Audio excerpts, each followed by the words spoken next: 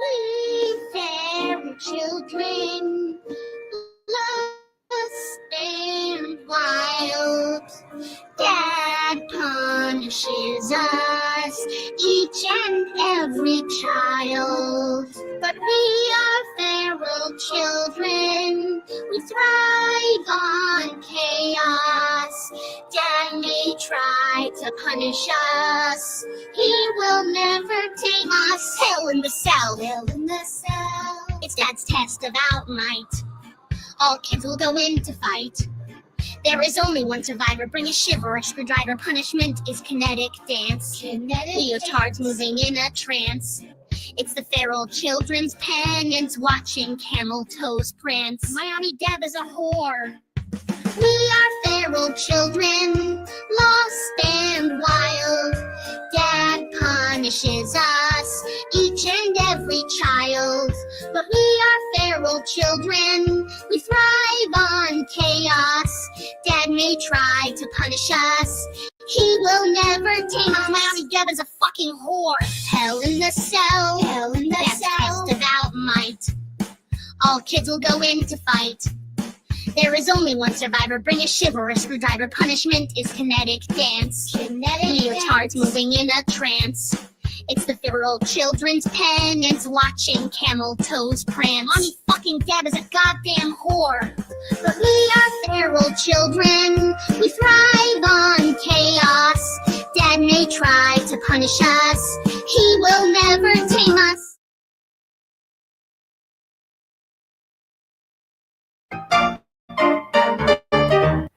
Slow down, you're moving too fast. That says a lot about life and about cat massage. Cat massage is the easiest way to produce a cat smile and is a reliable source for cat giggles. Hi, I'm Rue McClanahan, and I'm just about to host this video on the loving care of your cat. But first, somebody told me there's a cat over here I should see. Oh my gosh! Kitty cats everywhere! And make sure that you get the part that went over the fence last. Yeah, I know.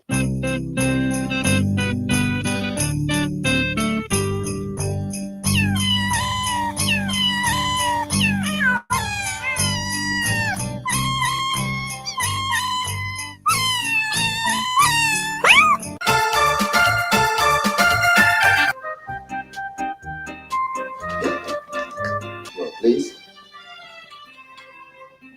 It's very, very good. Sometimes you make some. I want to know, is this guy a lessee? That is my first question. Is this a lessee back before he did lawyer things? And if it's not a lessee, is it your Aunt Deb? Because can I pet that cat? Can I pet that cat? Also, is this Aunt Deb with what's his name? Snowbird? Is this Aunt Deb with Sweetbread? Whatever his cat's name is? Papa Kitty? Is that who this is? And also, is this a lessee? Can we confirm? Is this a lessee? Because I think it is. I think it is, right? This is a lessee. Okay, good. As long as we clear that up, that's all I care. That is all I care about in this case, is finding out if this is a lessee. Okay. And you can take that how you want. You can put it on the internet. You could say, she's a fucking tyrant. I don't care. I need to know, is this a lessee with sweet potato, sweet dog, whatever its name is? Is that, or is this Aunt Deb? You decide. Okay. I'm not putting out conspiracies, but it is a lessee. Scratch, some noise on this side. Keep in the middle. Hold in the middle. And a little bit high. And by the way, when I said we have more important things to focus on than Twitter, this is what I'm talking about. Can this cat get through that hoop? That's all we need to focus on, is that. Can this cat get through this hoop? And we need to fold bologna. We're way behind on our charcutes. Okay? Because the charcunts got to us. They got to us. They annoyed us. They won. They annoyed us. And now we're annoyed. And they got hosed with jizz. And that's what happened. And now it's done. Okay? Now they need to go dry off because they're covered in jizz. And then they need to clean themselves. Okay? And as we saw earlier, the only way to clean someone awful on the internet who's been mean to you is this. Make sure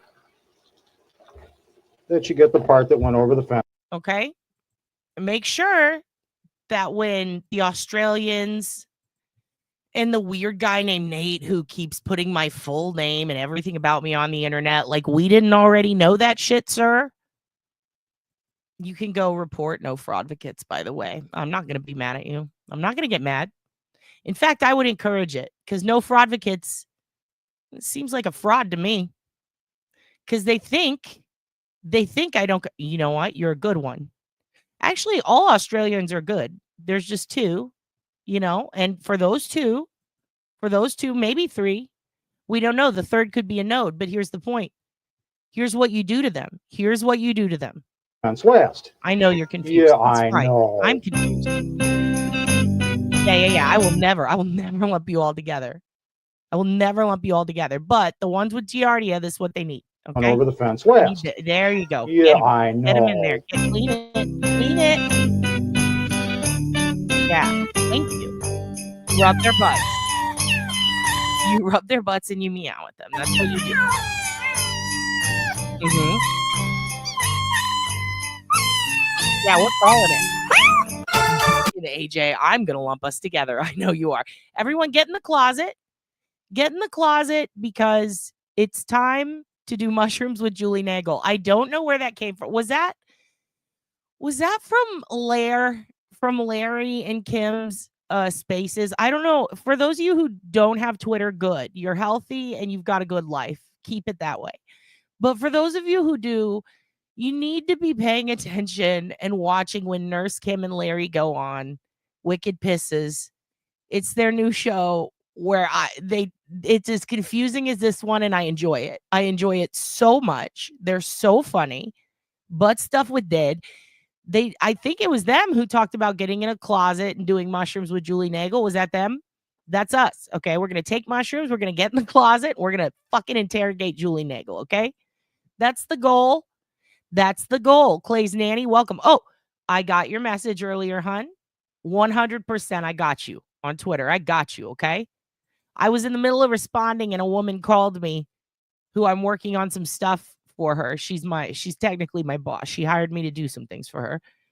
And I ended up getting distracted. I meant to write you back. I apologize. But I saw it and I got you. Yes. I can have yours? Thank you. My mushrooms? Your mushrooms? Thank you, Darlene. I will do those in the closet with Nagel, okay? Gretchen Voss and Krusty. I'm just starting to learn who they are.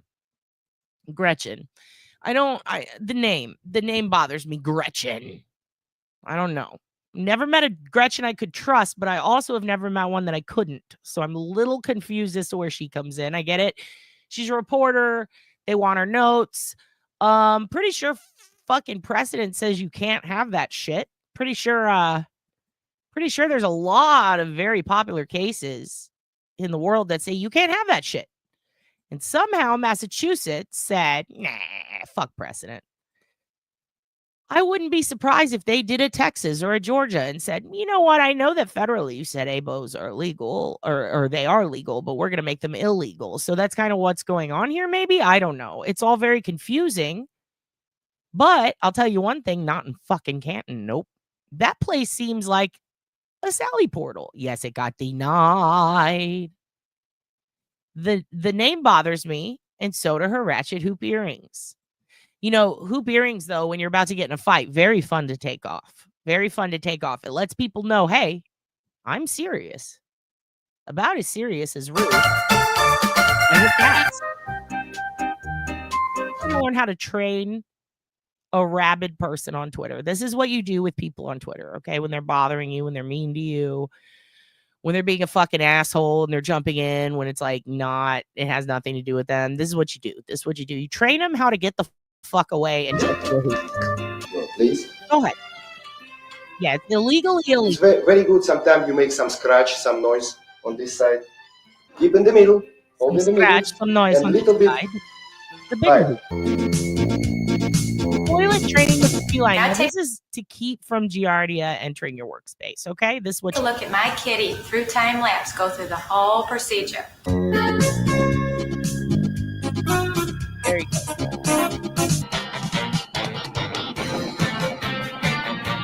Now, this is me yesterday.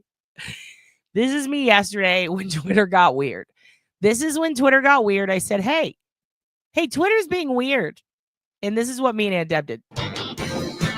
This is what we did. Okay? Yep, it does.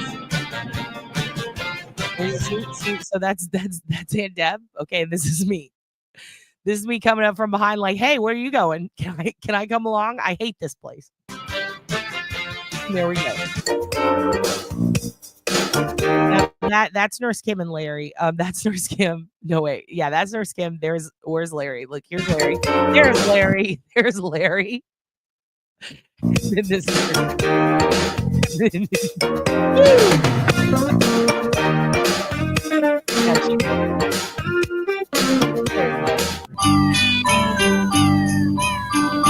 Abby. This is Abby working on videos to show you guys tomorrow. Abby's going to be back. And Abby's going to be teaching you about all kinds of things like XMP files. And we're going to touch on those, but I really want to wait for Abby. But I want to give you a brief rundown of why Hank's a fucking shit tard.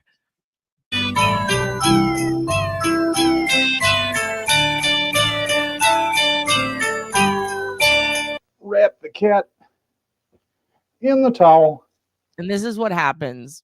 This is what happens when someone on the internet, they say, first of all, okay, I'm going to be petty for a second. I keep seeing a certain Australian or two going, she's a hacker. She's a 4channer. She goes on 4chan because they heard a let me get in the frame for this. I want them to see me smile. Listen, you dumb bitches sound about as stupid. I'm talking to these bitches on Twitter. If you have no idea what I'm talking about, it's fine. Just ignore this. Look at the cat. Okay, listen. To you dumb fucking hoes who are obviously watching this, wasting all your time, taking everything I say literal because you don't understand comedy. You have bad personalities and you don't get comedy. And that's fine, hun. That's fine. It's okay. You'll get help one day. You will one day realize how stupid you sound. And you're going to be embarrassed. And when that happens, forgiven, no problems. It's okay. You're very old and your brain's very rotted from the Giardia. So you don't understand that when you sit there and ridicule me and say, oh my God, she admitted to going on 4chan when she was a teenager. Therefore, she is a hacker who is currently a 4channer. You sound like Hank Brennan trying to say that XMP is a program. That's what you sound like. You sound like someone who thinks a hash value and a hashtag are the same thing. You are silly and you need a bath. Okay, you need a bath because you're unclean and you don't know what you're talking about. And now we're ready to dry. Oh my God, I'm dead. I'm anonymous. I am anonymous. It's me. It's Pudgy Wudgy and the Two-Headed Teenager coming to a newsstand near you in KD Country. I'm Dave Crawley. So funny. I showed them to friends of mine who are real no shit hackers and they laughed for hours. They said, is this real? Is this real? It's like going, oh my God, you go on Reddit. You must be against the government. That cat didn't want to wear that. Oh, you went on Reddit 5 years ago. You must be an elite hacker. Elite spelled with 3's. I'm Dave Crawley. That's me. This is me right there. After they made fun of me and called me a 4channer on the internet, this is me right here. That cat didn't want to wear that. No, it didn't. Who's the best cat in the United States? U.S. It's you, Champer Damper. Claudia. It's you. You are the best cat in the United States. We miss you, Claudia. Hash browns. Yes, hash values and hash browns, same thing. What's the difference, right? Right? What is fleet enemas? Darlene, explain.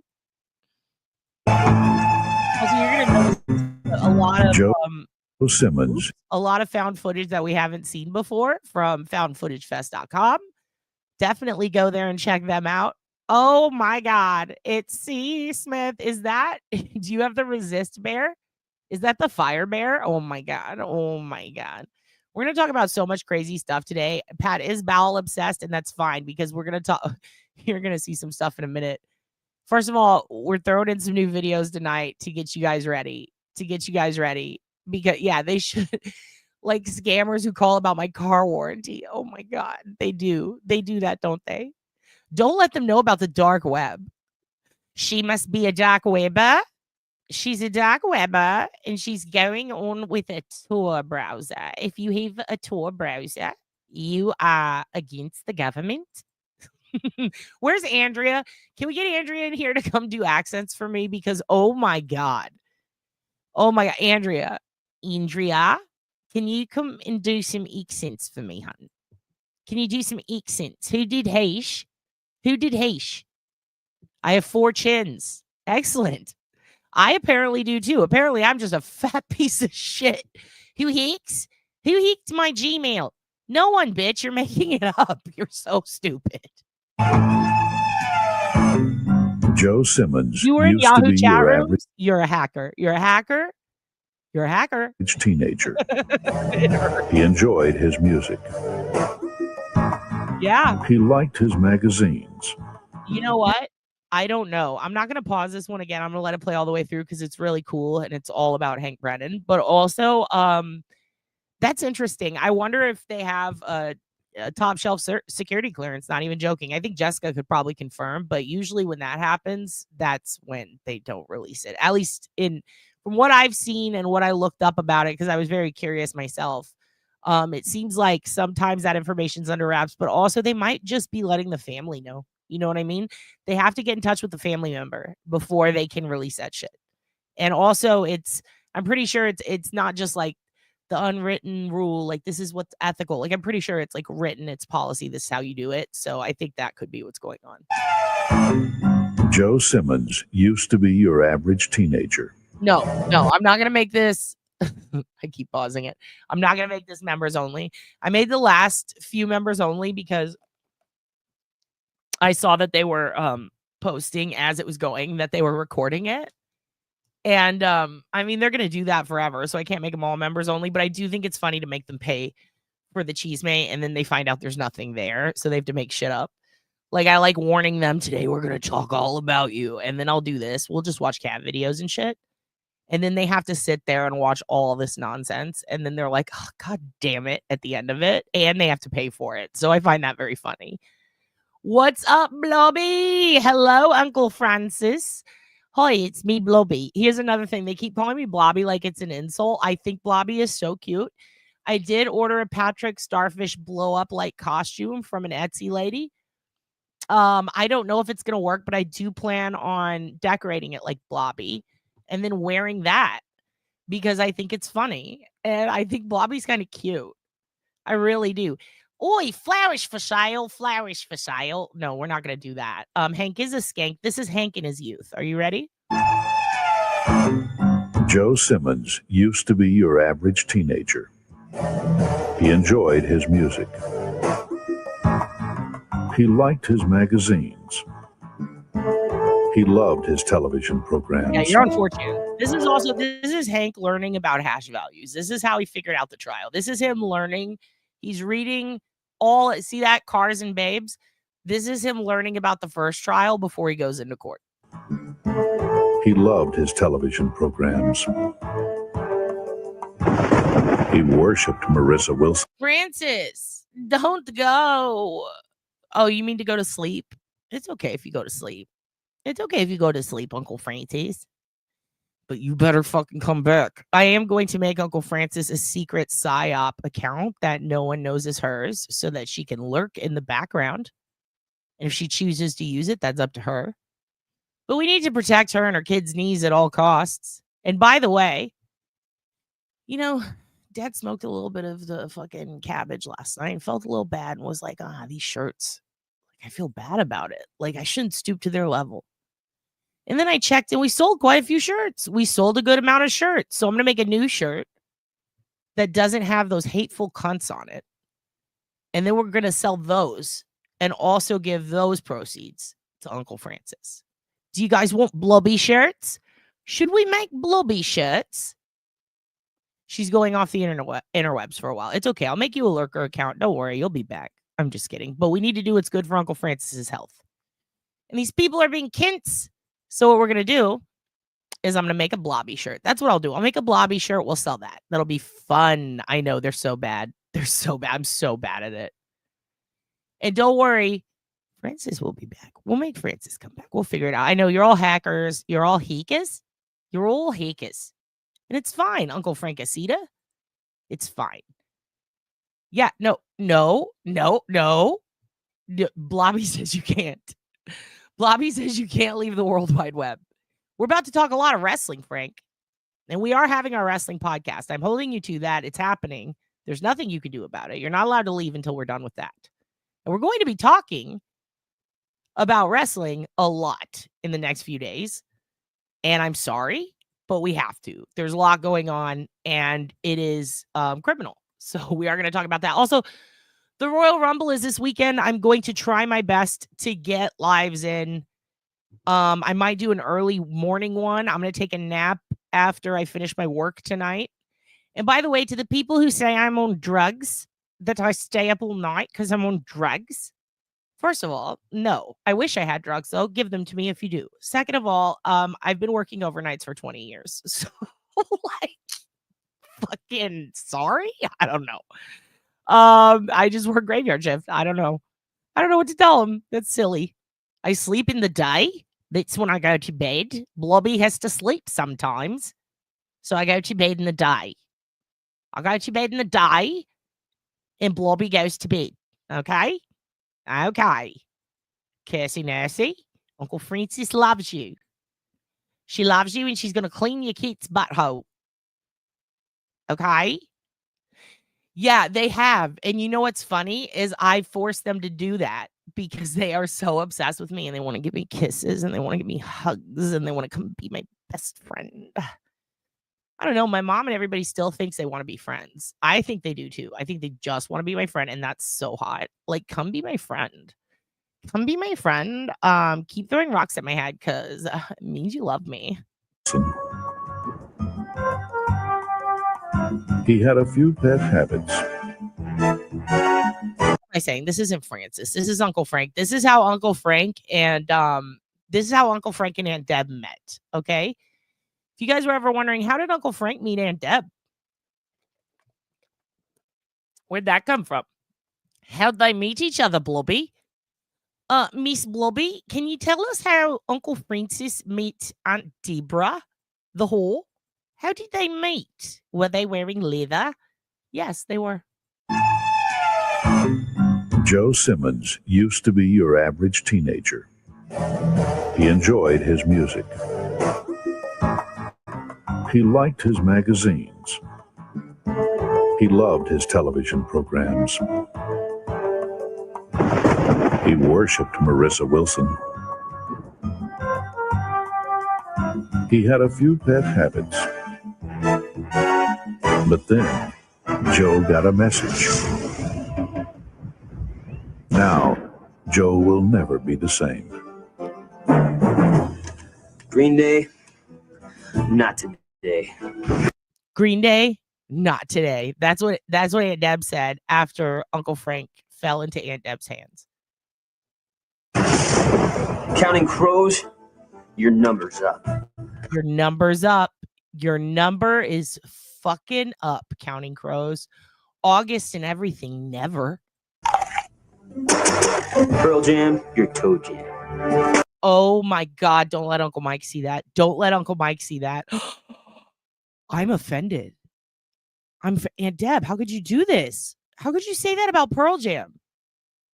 Also, I accidentally, I'm gonna let you guys know, so you might see some shit on the internet about me in the next few days. I don't want you to believe it. I don't want you to believe it. Is that James Jackson? I don't know. Listen, look at me.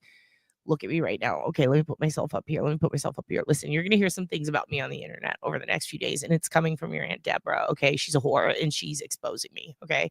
Here's what happened. I sent a picture of the Hugin to Aunt Deborah today. Did not realize my foot was in it. My foot, my bare foot, my naked foot, Blobby's nude foot was in the picture. Fuck, dude. I've been exposed. My toe was exposed, my big toe. And I tried to tell, I said, listen, I know I have feet on Blobby. I've got a fat fag hag foot. Okay. A fat fag hag foot. One of my feet is very fat. Both of them are. But my toe is disgusting. I like just all feet are disgusting. I hate feet. I don't go to Wiki Feet. It makes me gag. Never wanted to be on it. Didn't want my foot ever exposed. Never want anyone to see my feet. I don't like my feet. I don't like them. They're all fucking fat and weird and little.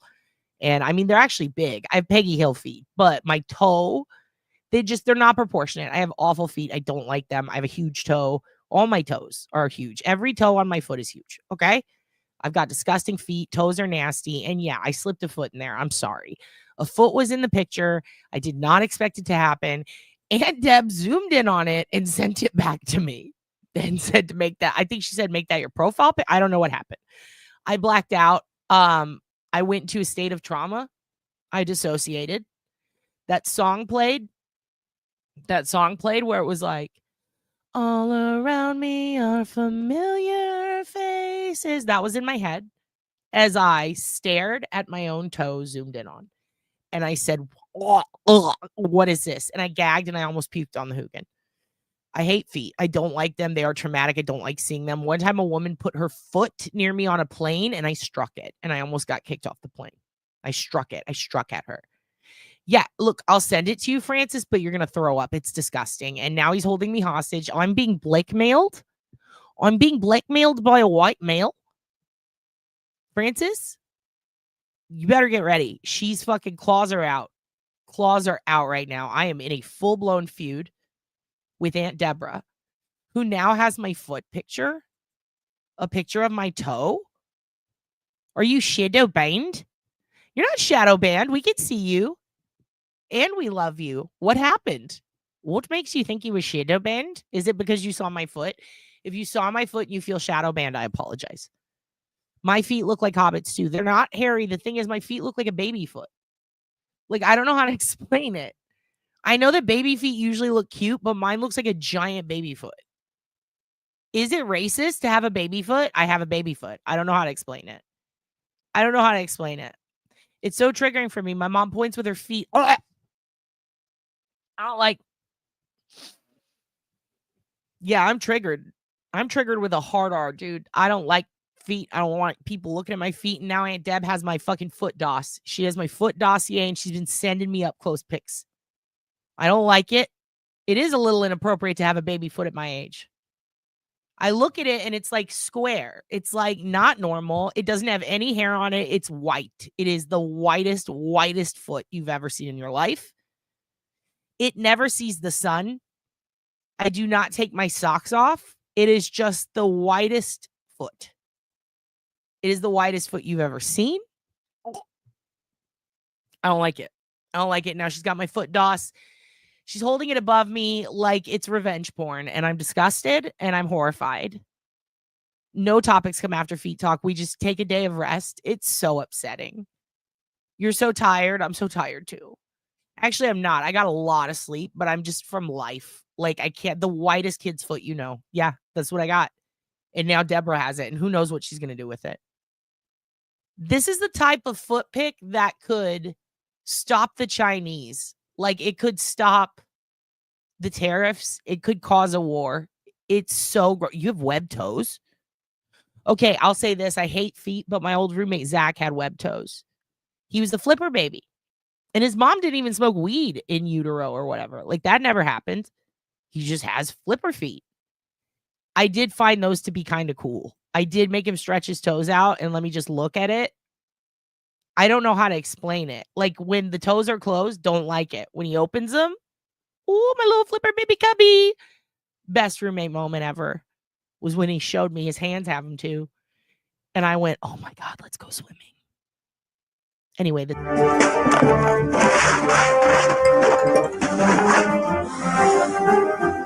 my foot is shaped like a crock. Consider yourself disconnected. Joe, hey, you got a light? Actually, here's what I'm going to do, because I trust Francis. I don't trust the rest of you kids. You're all fucking feral individuals, okay? You're feral. Also, oh my God, Rebbit's reading a book right now called Bad Gays, a Homosexual History, and I told her to just send it to Uncle Francis, no context. And I really hope she does. Oh my God, that's the foot. That's it. All right, here's what I'm going to do right now. Fuck. I'm going to send this right now to Uncle Francis. I'm going to send Uncle Francis the zoomed in foot pic. And then we're going to follow the chat. We're going to follow the chat. And I want to see Uncle Francis. I just sent it. Okay. I want you to comment on what has just been sent to you. Am I wrong? Does Blobby have a baby foot? Does Blobby have a baby foot? I can't say baby very well in that. It doesn't matter. Here you go. I'm gonna let it shine. What's up, Joe? Are you crazy? Crazy? Yo loco por Jesus. Yo loco por Jesus. I love that part. It's my favorite part. He dumps out Pearl Jam. How dare you? Fuck you, sir. And then yo loco por Jesus. Consider yourself disconnected. Joe, hey, you got a light? I'm gonna let it shine. What's up, Joe? Are you crazy? Crazy? Yo loco por Jesus.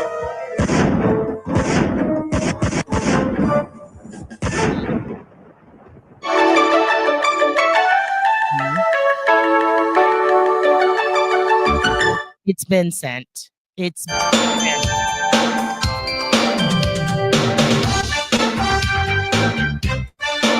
You just got it, didn't you? You just got it. See that laugh? Do you see that laugh, MIDI? That, be careful. They're going to make that into an AI song. I helped my cousin move in the freezing rain.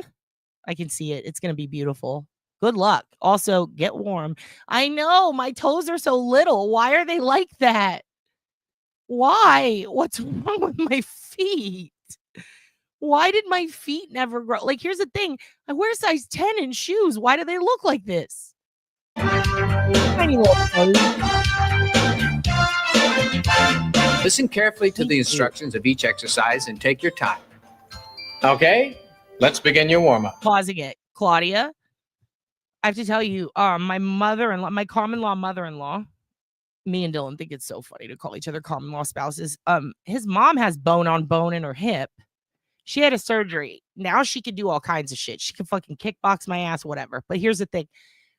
I saw a thing the other day. I'm going to have to look it up for you. Maybe I could send it to you, Claudia, when I find it. It's not a documentary. It's like a news piece. And it's about how they have now created an injectable that goes in between your joints when you have bone on bone for like hip, back, anything.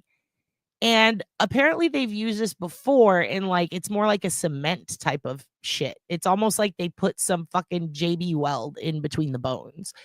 But now they've invented this new stuff and they inject it and it's like moist and sponge-like. And it's supposed to help you by both kind of keeping the bones separate, but also it's not like a grinding. There's no pain and it's not going to wear down over time.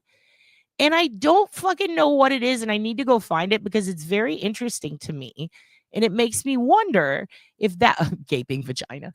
It makes me wonder if this is like the future of 3D printing, but instead of like a hard surfaced, like a poly type of binding agent, if they're going to be using like 3D imaging and mapping for our bones and for specific substances that can help like regrow the shit that we need to keep joints and bones from fucking grinding on each other. It's like, I don't know what it's called, but it's like a gel. And it's very interesting. Cartilage? Yeah, basically the stuff that's like the cartilage or whatever. Your dad got that injection? Yes, it's like spray foam insulation. It's supposed to be good. So they're stem cells and they came from your belly button. Oh, interesting. A peptide injection. So I have a friend who gets injections for her back. And it's basically like a pain and a steroid injection. But the grinding bone on bone, this is like an actual concentrated substance that can regrow what should be there. And yeah, it's foam bones. It's foam bones. It's stem cells. Yeah. Is that what it is? See, they said this is brand new. And I know they've been using stem cells for a while. That's what the doctor wanted to put on my vertebrae, but he described it kind of like cement. Yeah. So the stuff that I've heard about and that his mom got is like cement. But this shit's different looking. It's like a moist substance. I don't know. I hate that word. But it is. It's like foam. Very interesting. Very interesting. Not yet. You're scared, dude. You know what I mean? Don't everybody gets scared to death until after the surgery usually. I mean, it typically goes well, right? What is it? 0.01% go bad. But I just remember like my grandma, she was terrified of her back fucking shit. And now it's amazing. My dad, same thing. Everybody seems to be super scared and then they get it and they're like, oh, I should have done this a long time ago. My brother got a bone substance that's much like drywall mud in his femur when they removed his cancerous tumor and some infected bone. It's amazing. Okay, that's cool. Very fascinated with this. I would like to watch something on that with you guys and maybe get like a nurse in here. Maybe Nurse Kim will come and explain it to us, or maybe, I don't know, Uncle Francis one day. I'm very interested in that shit because it's weird. And I'm like, how does this work? I've compressed compound fractures in my vertebrae so it's smashed together. And he said he would put it in there and it would push them apart and keep them from grinding on each other. Yeah, it's that. It's that type of stuff. It was scary. I didn't do it yet, but I'm listening. Keep talking and maybe I will. So, okay. So his mom, the best part about it is his mom, when she got it, it was a full-blown surgery. So she passed out. They made her go under and then she woke up and it was fine. And it was weird because she said that even after the surgery pain itself, that apparently her back was hurting so bad in her hip because her back was fucked up because of her hip. So once the hip got fixed, she had noticeable differences in the pain in her back. And she literally said that like recovering from the surgery, even when the pain medication would wear off, hurt way less than the normal everyday pain she went through. So the surgery pain from the actual incisions and the surgery itself hurt less than the pain she had every fucking day. So it was like nothing to her. And within 2 or 3 days, she's just walking normal. And she used to walk like with a limp and it would make like a click sound. And I remember one time we had to climb a mountain or some shit. We went hiking like idiots with the boyfriend, my common law husband and his fucking sisters. And they were all at the top of the mountain, and me and his mom were just fucking sliding down it like fat Blobby's, just like, Jesus Christ, she's tiny, but I'm Blobby. So we're just sliding down. We can't fucking get up there. And also, Uncle Francis knows a lot about, dude, Francis, we got it. This is why we got to keep you on the internet, dude.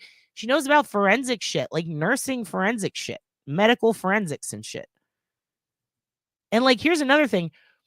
If you get that injection, like, so my friend got one and it's a steroid, right? And it helps her for a long time and then the pain comes back. Another friend of mine got this injection that's supposed to be like the concrete thing between your bones and like no issues. Immediately woke up and was like, this is fucking great. I feel great. My brother had ribs removed to use the bone to repair. I thought you were going to say this. Never mind. To repair his vertebrae after they removed a spinal tumor. Science is nuts. It is nuts. You've coded several times. You're not afraid of dying. Yo, Claudia, I'm not afraid of dying either, right? Because once you've almost died, it's like, well, there you go. I'd love to know more about that. I just had a CT on my lower back waiting to find out what the pain in my arse is. I'm going to go find, it should be in my YouTube history. It should be. Yeah, cortisone shots are a scam, but she got like, I don't know, is it the same as like a corticosteroid in the back? Because I think hers was a steroid and a pain thing, but like it just went away after a little while. It's hyaluronic acid. Oh, interesting. Yeah, they're not long term. I guess it's kind of like how like sometimes I have to take prednisone and shit randomly for my issues. Wonder if it's like that. I just did it and in Reddit it says invite leak, unable to accept invite. No. I wonder if you got booted by the nodes last time. I'll check. Don't worry about it. I'll check after. We'll figure it out. All right, here we go. We're gonna finish this, and then we're gonna get into the shit we're here to talk about today. For those of you who have trouble counting, you'll notice we've added these cute little numbers on my right. 5, if nothing else, you'll all know how to count at the end of this video. 7. The beauty of these exercises, of course, is you can do them in your closet. Groin stretch. We did a lot of this on the A-Team, television series I did a couple of years ago. For those of you who have 2 left feet, you're in trouble. Remember, a thing of beauty is a joy forever. Yeah, but Laura, when the dog fucked my nose up when I was 8 and ripped it half off, they took skin from my asshole, not really from my ass, and they put it on there. Like, it's like a skin graft, right? But in this case, it's a cartilage graft. I don't see why that's bad. I mean, I know it sounds scary. If you've ever broken a rib, it hurts like a son of a bitch. It hurts to laugh. It hurts to breathe. But I don't think it's like a broken rib. I want to be sedated. Did you guys also see the Ramones?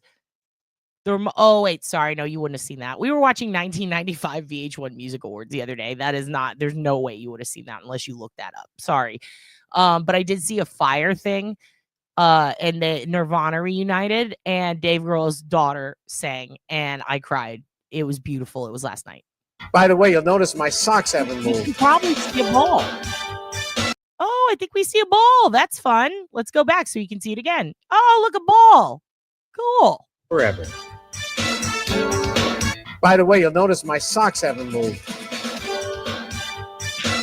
A round of sedation, your treat. By the way, if the glare off of my hair is blinding anybody, I apologize. My wife makes me do this every morning in front of her before I start my day. Isn't this fun?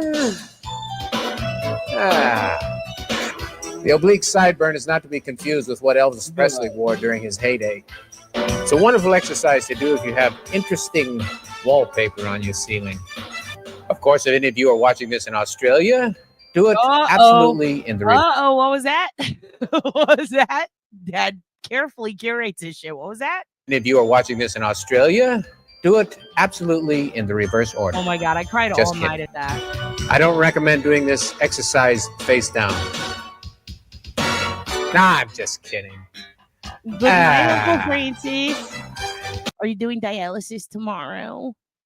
Text me and let me know what you think of my foot. I'm proud of you. I knew we could do it. Put me back in the little case, put it on the shelf. Tomorrow, I'll see you again. Wait, Francis, don't leave yet. You have to watch this one and then you can leave. Hi, I'm Linda Blair, welcoming you to How to Get Revenge. Have you ever tried to change lanes on the freeway, but the idiot in the other lane won't let you? Don't get me started. Well, when he tries to merge into your lane, you block him out. Now you've had your revenge. I'll give you a situation, and then I'd like you to respond with a method of male revenge that you would recommend. Okay, shoot. What can you do to disrupt the entire family as opposed to just the mark? Put them on offensive mailing lists. Put them on the Communist Party's mailing list. My former boss fired me for no damn reason whatsoever. So I put his name in the obituary column of the newspaper. And making sure that he received it, I mailed it to him with a note saying, someone out there is watching you. Then every time that phone rang, I can just see how paranoid he really was. Then I put an ad in one of those gay magazines and put his name and number, and that worked in several levels. Everybody has a mailbox, and everybody reaches for their mail.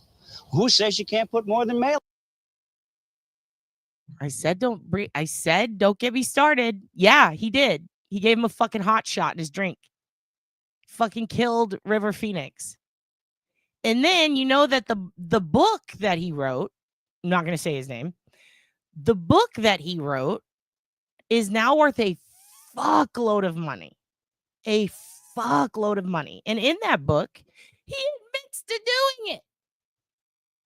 Oh my God, dude. Justice for River, dude. Justice for River.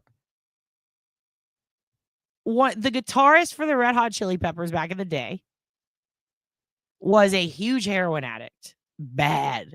Not just heroin. It was heroin, meth, like everything. He did everything. And he was the dealer. No, not Flea. Nope. Guy who already died. He's dead. Died a long time ago. So that guy used to be a heroin dealer, and he would give it to fucking everybody. Not Anthony Kiedis. Nope. Dead guitarist, ex-guitarist. They kicked him out. Yeah. He is what they call a dumpster junkie. Yes. Yes. The guitarist that died of a heroin overdose himself. Yes. And so what he did was yep, there you go. I'm not going to say it. You say it.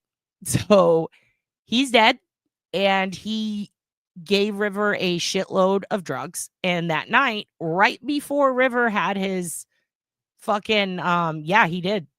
I believe he did. And right before River was in the bathroom puking and literally dying, that guy had put a drink in front of him, I believe, right? No, it's not him. I thought it was the one who died. I thought he died. Wait, was he there last night? No fucking way. I thought he died. I'm going to have to look this up again. If there was one who died, it was that one, because he mentions it in the fucking book. And then everybody was doing a whole, R.I.P. I'll go double check. That was him? That son of a bitch. I need to go back and check. I actually have the book. I'll go pull it up. I'll go check. But anyway, they gave him a drink. And I believe that there was, that's why he had the brown liquid in his stomach, and they couldn't determine what it was. And it was, it's so fucking sad. We'll do a River Phoenix rundown one day. And the whole thing is, he was fucking depressed because he wanted to play music. Yeah, there were a few documentaries saying it was John F., but I thought he died, or it was the guy before him. Fuck. Maybe he just coded. I don't know. But yeah, either way, it was Johnny Depp's club, and it was Flea and what's his name? Billy Corgan, right? And a couple of other people. And they were like, hey, we're going to go play on stage tonight. And Johnny Depp was there. All these people were there. And they said, we're going to go play on stage tonight. And he wanted to go at the Viper Room. Yep. And he wanted to go, and he wanted to, so it was the guy before John F., I believe, who got him the heroin. I believe he was also giving it to John F. I think that people say it was John F., but it was really the guy before him. I need to go check. But in the book, everybody remembered it as that guy. But either way, it doesn't matter. One of them killed him. Well, I guess it does matter, but you know what I mean? Like, one of those dudes killed him. We'll figure it out. We'll find it out. Maybe it was that he introduced him to that guy. I don't remember. But this dude was in and out of the band for being a junkie, basically. And it's that one. And River wanted to play that night. He was told that he was going to get to take the stage that night with his music. And he was tired of being pigeonholed into parts where he was working on something with the guy who made Elephant. The director. And we'll do the OSENT. We'll figure it out. But the director who made Elephant, the Columbine movie, stuff like that, he was working on a movie with him where he was playing a gay teen that was prostituting. And Johnny Depp owned the Viper Room at the time.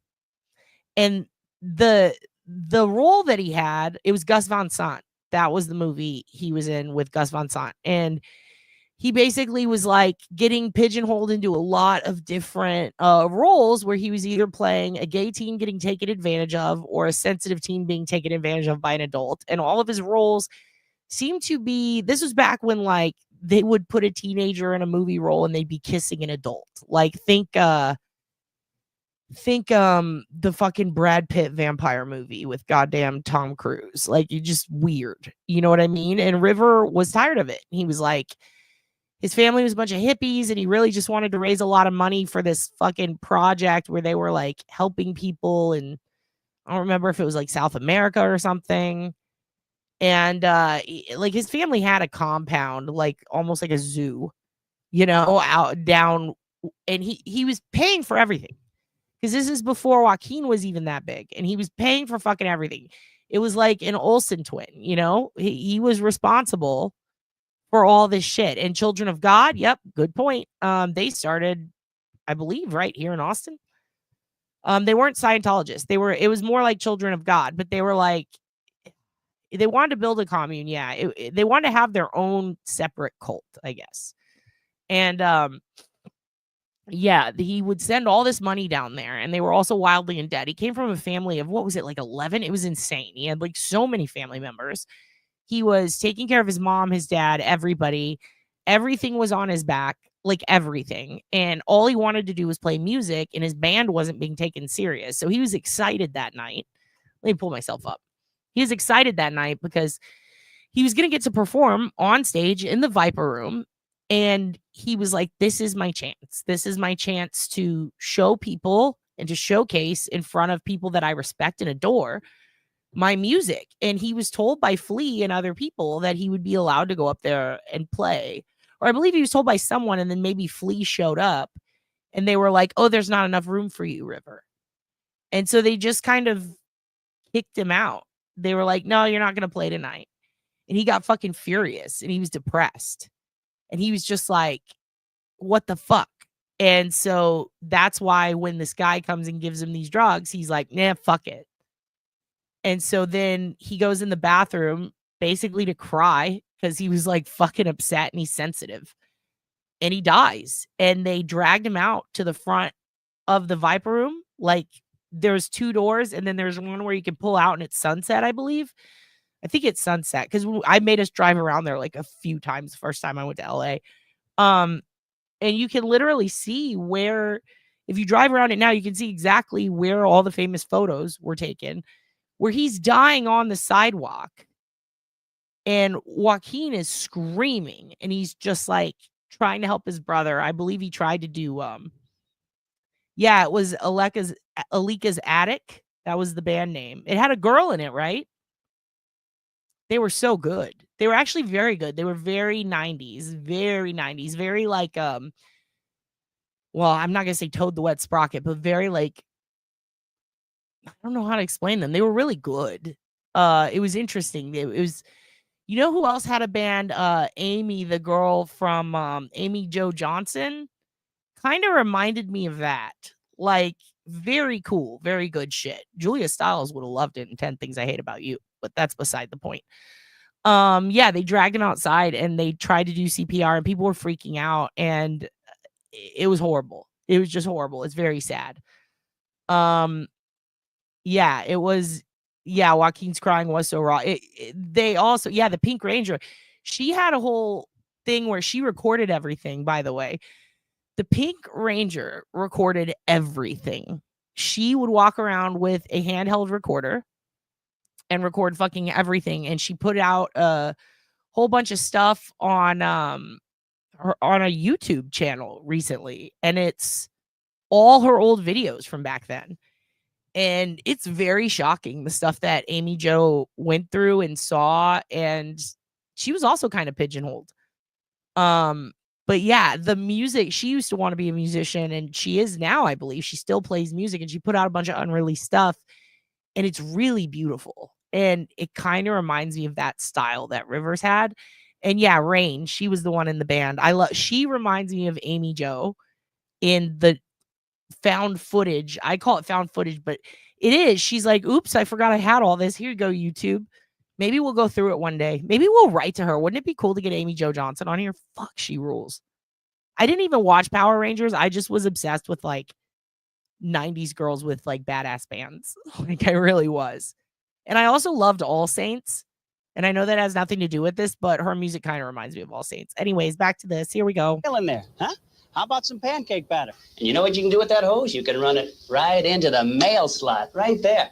You turn it on, you split the scene, Captain Happy comes home, and he can paddle his way to the telephone. If he has a pool, and you can get access to it without anybody seeing you, whew, what a gallon of cooking oil wouldn't do for that pool. Hello? Yeah, it's Linda Blair. Yes? Yeah, Linda, my name is Rick. Listen, I was driving down the street past your house a few minutes ago, and I saw some smoke coming from your house. Oh my gosh. Oh, well, thank you for calling. Ladies and gentlemen, I'm sorry. I have to go. I hope you had fun. Bye.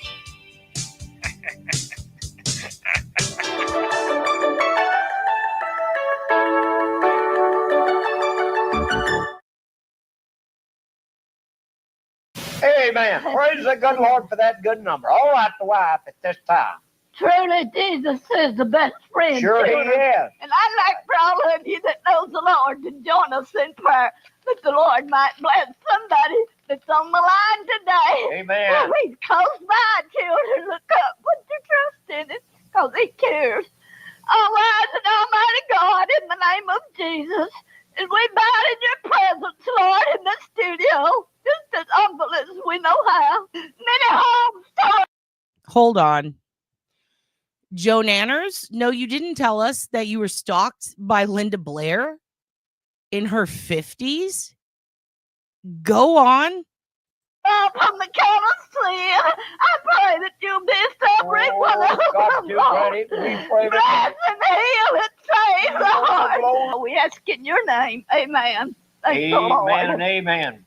Bless the Lord. Lord. And God bless it to your heart as the good singers come back around at this time.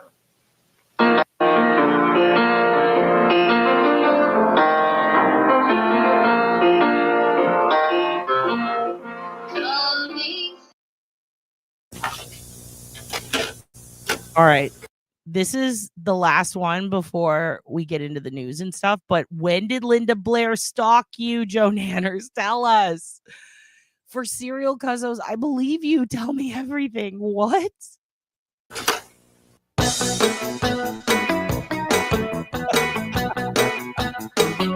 Yep, me too. I'm her.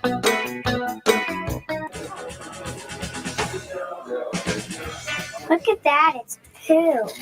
Really? Okay, stop it. Stop it right now. I was a female magician's assistant. I already have questions. Which female magician? You don't have to tell us, but was it Tanya? Was it? Lived across the street in Burbank from Linda Blair. She had a pit bull rescue right after Katrina. Can confirm. I remember this. I know, right? The Aussies could learn a thing or two. What? Here we go. I said hi to her now and then, but I was a poor circus performer. Oh my God. I have so many. I'm starring this. I will be reaching out to you immediately, Joe Nanners. Do you know the Willindas? Do you know Ariel? We might be 3 degrees from each other. But I was a poor circus performer at the time and mentioned that someday I would love to adopt a pit bull.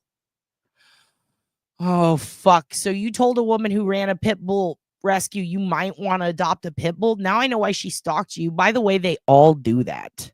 They all do that. She called and emailed and texted for months. She had 22 pit bulls that she was taking care of by herself. I wish I could have taken one, but she is aggressive, feral. Oh, why doesn't this surprise me at all? I'm going to slide in here. I'll give you guys a little nugget.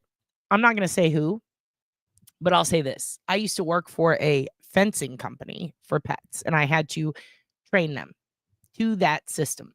And then I realized this system is not good for the pets, and I quit after raising a big ruckus. All right. And legally, I don't even know if I'm allowed to say their name, but regardless, I worked for this company, and one of our jobs was to go out and set up this system, right?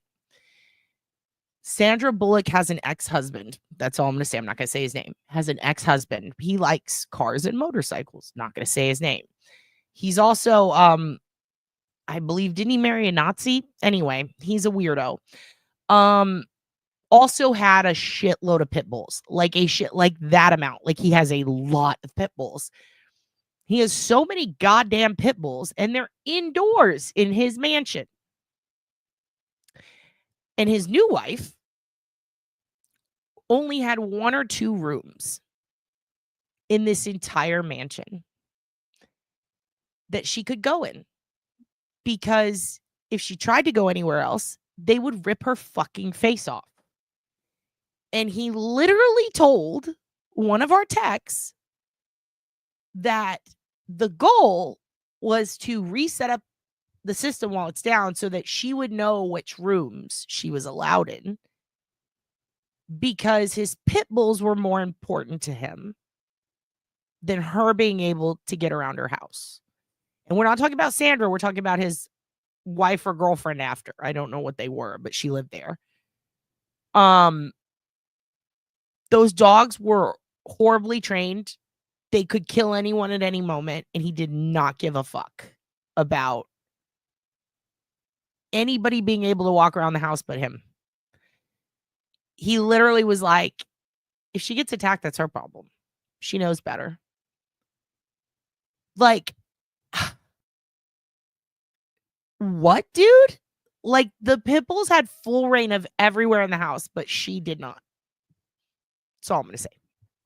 Very crazy. No, it wasn't the makeup one. It was a different one. She's actually she pretty nice and kind of a hippie, but I found out later that she held some fucked up beliefs. But yeah, fucking, he's like, I don't give a fuck about her. I just want my dogs to be happy, which, you know, can relate on so many levels. But then when you consider it's her house and she has to live there, god damn, what a prick. Oh, are you serious? Doesn't surprise me at all. They were, and here's another thing. He would, I don't know. I heard, I shouldn't even say this. It's a rumor, but I heard a rumor that he adopted a lot of them from fighting rings, and that's why everyone was like, "Oh." But then I didn't want to go there. I was so scared. Like, fuck this, you know. And luckily, I got to sit back at home, well, at work. But yeah, pretty fucking crazy. Dude, Stevie Irwin, baby Stevie's here. Much love to you all, beautiful troublemakers. Hi, Stevie. Hello, Steven. Stay classy. Remember, if you're going to stir the pot, never hold the spoon when the lid blows off, allegedly. I will keep that. I don't know what that means, but I like it. I like it. I'm going to get it on a bumper sticker. Who's he? Girl, just a guy who likes a motorcycle who used to be married to Sandy Bullock. That's all I'm going to say. That's all I'm going to say. Wait, what? Star Z? Wait, hold on. Okay, I'm not going to say anything. I'm not going to put this on the screen. I don't want to delete it, though. But if she filed a lawsuit, it's public. But I thought that was his wife or girlfriend. That might have been the lady. That sounds familiar. I'm not going to say why, but it has to do with the name. Interesting. Interesting. Really? This is recent? What? Wow. Yep. Listen, those dogs were out of control. Those dogs were on the loose, dude. Those dogs were looser than my fucking toes. Okay. Oh, Jesus. I put it up. Never mind. Fuck. Anyway. Yeah, that guy. Fucking nuts, dude. Fucking nuts. All right. We're going to finish this video and then we're going to watch the news stuff. Is that poop?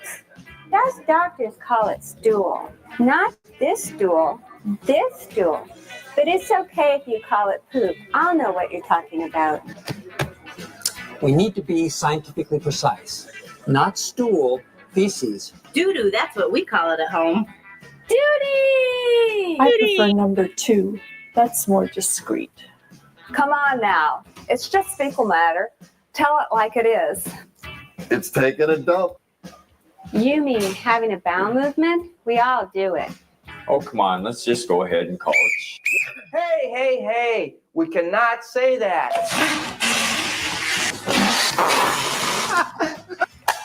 One thing I'm Also, I just want to say that my experience with that was like 8 or 9 years ago. Wait, 2016 around then? I want to say 2016, 2015, 2016. So however long ago that was, like 10 years ago, maybe. Whew, yeah, shit is like a fart. You're right. definitely You're should right. have. Accidents really stink.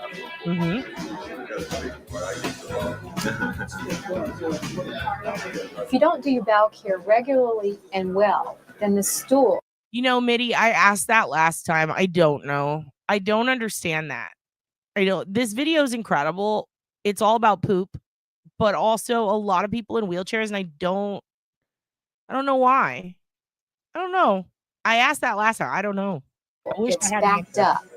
And then we have to use strong medicines. And you got to make it happen. Okay, pausing it again. I told you guys about, or he told you, right, about my date's boyfriend. He got a ticket for farting. You guys know this? He had to go to court.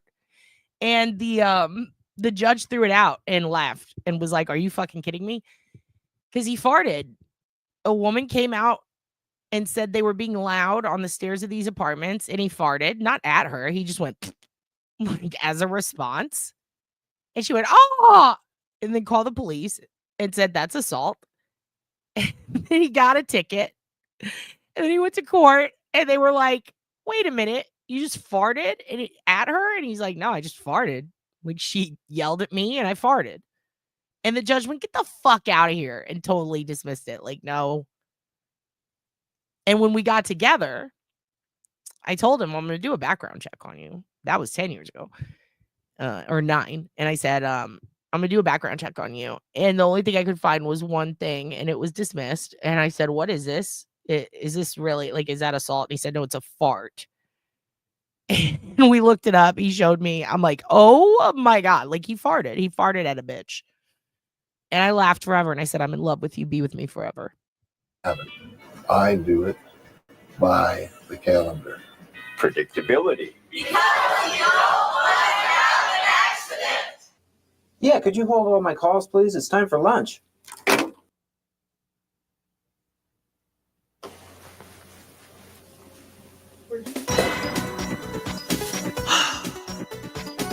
Yep, that's what I knew. You who up there, Mr. Brain? Guess who? It's Bowl down here. Who is this? Which one of you is this? Which one of you is dressed like fucking Bob the Builder with a fucking fart chart for Joe's bowel? Which one of you is it?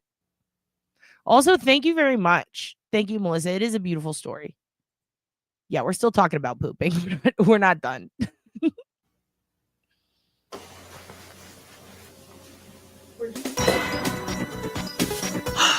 Which one of you is it? Pat? It's Pat. Ugh. Do you guys remember It's Pat from SNL? Oh, I love it. Who up there, Mr. Brain? Guess who? It's Bowl down here. It's way at Bowl. the bottom of the food chain, doing what I do best, disposing of refuse. Stand by on that, Bow. We're pretty busy up here. You don't get the big picture, Mr. Brain. You should know what bean burritos do down here. I need some attention, and I need it now, or we're all going to be embarrassed, if you catch my drift. 10-4 to that last God, I love message, Julie Bow. Sweeney. Brown alert. Brown alert. Let's put it into manual override. All systems.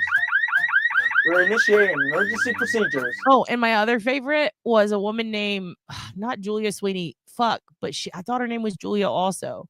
She played mandolin and she was blonde, and she did so many sketches with Phil Hartman. What's racist? I can't remember her name right now though, but I met her once at a comedy thing and she was batshit crazy and scared the fuck out of me. If you guys know who I'm talking about, is it Jules Jackson or something? Not Baby James, not James Jackson. I think her last name was Jackson. Anyway, she was blonde. She had curly hair. Victoria, that one. Oh my God, she scares the shit out of me, dude. That woman, ooh, something happened. Something happened to her. She went full blown, what was it, QAnon or something? She was nuttier than a fucking bat turd. Oh my God. This is not a drill. I repeat, this is not a drill. But I loved her on SNL. All systems, we have touchdown. All right. Now let's get to the point. Well, let me see. Did I put another one in here? I might have put one more. I don't know. There was a weird one I threw in. Yeah. Leroy. Okay, this is Leroy Bornhop, his Super Bowl supercut. I don't know anything about this guy or what or why or where or when, but I just love this so much. And I did throw it in there. I threw it in there for all my Ohio kids and all my Budweiser drinkers and everybody who loves the Super Bowl, which I don't, unless it's bowl, Super Bowler, right? That's fun. Look at the wordplay. I fucking love this so much. The $150,000 Budweiser Classic. Leroy Bornhop goes for his first PBA title. He'll go up against Leroy Bornhop. Bornhop. Here's Bornhop. Leroy Bornhop. Leroy Bornhop. Here's Bornhop. Leroy. This is like when Ken Bone came out. Do you guys remember Ken Bone? He was the guy who stood up and asked a question at one of the town halls, and he was in like a big Christmas sweater, and it said Ken Bone. He said, "My name's Ken Bone." I got obsessed with that guy. I don't recall what side of the political spectrum he's on or anything. I blacked out. I blacked the fuck out. I said, "Is your name Ken Bone?" And I became obsessed with him. I became so obsessed with him. And anytime he went on TV and it said Ken Bone, I would clip it. I made a Ken Bone supercut once. I will try to find it. It's on an old computer. God, I love it so much. I don't know who I love more, Ken Bone or Leroy Bornhop. Leroy Bornhop. Leroy from St. Charles, Missouri, burgeoning suburb of St. Louis. Bornhop. Bornhop's going to be tough today. Here's Leroy Bornhop. Bornhop. Leroy Bornhop. Very good spare shooting for Bornhop under pressure. And it's not that easy today. Well, it is now. Wow, what a shot. Bornhop. Leroy Bornhop is the champion here in Columbus, Ohio. And Look at him Jerry go. Lane of Budweiser. Look at this badass motherfucker. And yeah, he does fuck. Who said that? Was that you, Jess? Bornhop fucks. Burn hip, burn flop. He's the berm, dude. He's the Is berm. here to present the trophy.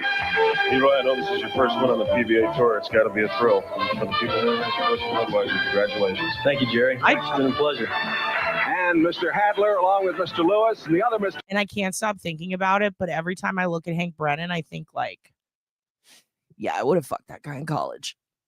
He's such a nerd and he's so off base and he's just so out of fucking control and I can't stand him. And I'm like, I totally would have accidentally fucked that guy. Think about it all the time. Every time I see Hank, I'm like, dude, he's my type of nerd and I hate him. Mr. Hadler, thanks so much for a wonderful week. $27,000. It was a toughie, but you got it. He's like, Yes, good. I don't know. This is great. All right. That says it, I think. It was great. And there is our champion, Bornhop. All right. Oh, shit. One more. Hi, I'm Jackie Patterson, and I've danced in such Broadway shows as Sophisticated Ladies, Tap Dance Kid, and A Chorus Line, just to name a few. But you probably know me best from the music video, I Want to Dance with Somebody, where I had the opportunity to perform with Miss Whitney Houston. Now, boxing is Mike Tyson. I want to see your feet with somebody. I don't know his last name. And Mike Tyson is boxing. So if you have a step called the Mike Tyson, you know it's going to look like boxing. Dude, did you just reference When Harry Met Sally, the white man's overbite? It's the white man's overbite. And then he does a little move where he puts his fucking teeth over his bottom lip. Yeah. Oh, that's how I dance.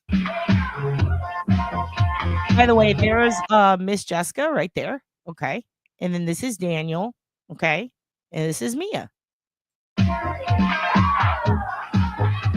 And Mike Tyson. Step to the side and bring the opposite leg so that it crosses in back. You bite at the ear. As it crosses in back, you swing your arm across. Oh, like shit. The you're throwing hookah a just punch. woke up. Oh, shit. A hook to be exact. Oh, fuck. Oh, shit. The hookah's up. If you just work with this video and use your imagination, it'll be no time before you're teaching your friends how to hip hop. He heard us say barn hop, and now he's awake. Great. Okay.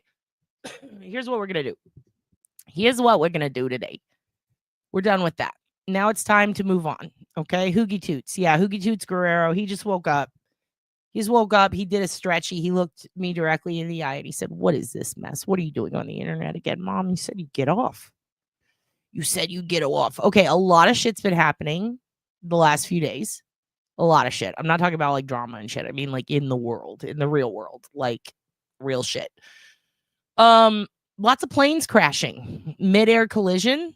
while we were live the other day, you guys told me about it. It was it was really sad. I wanted to come back and talk about it, but I'm gonna be honest with you, I'm a little sensitive little bitch, and I was kind of crying. I was kind of crying a lot because I was like, damn, I'm a big figure skating fan from back in the day. My favorite was Oksana Bayul, big fan of hers. Loved Christy Yamaguchi, big fan of hers. Ekaterina Witt, who I was named after, no big deal. Was pretty obsessed with skating, and to see that the U.S. figure skating team, right, a whole bunch of people were in a mid-air collision was so fucking sad. Then one of you guys sent me, I'm not gonna say who, but one of you guys, I feel like maybe we need to get a 23andMe and figure out what's going on there, because when I was at my saddest, all of a sudden I look and I have a DM from someone who's like, did you see who's on Twitter? And I went, what? And then I clicked it. Tanya Harding. Tanya Harding's on Twitter. When did she decide to announce that? Can you guess? Can you guess when she decided to announce that one? And here's the thing. I know I'm going to get a lot of hate for this, but Tanya Harding, kind of my bae. There are people who like awful people. Okay? We all like someone awful, whether we like it or not. We do. We do. We all have someone that we go, I feel like they were done wrong, even though everybody else knows they're fucking guilty and they're pieces of shit, right? I related to Tanya heavily as a child because I was poor as fuck, although my mom treated me very well and I love her. I was poor as fuck. I got ripped on a lot as a kid. And I wanted to ice skate, but I'm in Texas. And there's no ice skating in Texas. And I just remember like hearing her backstory and being like, that's not fair. That's not right.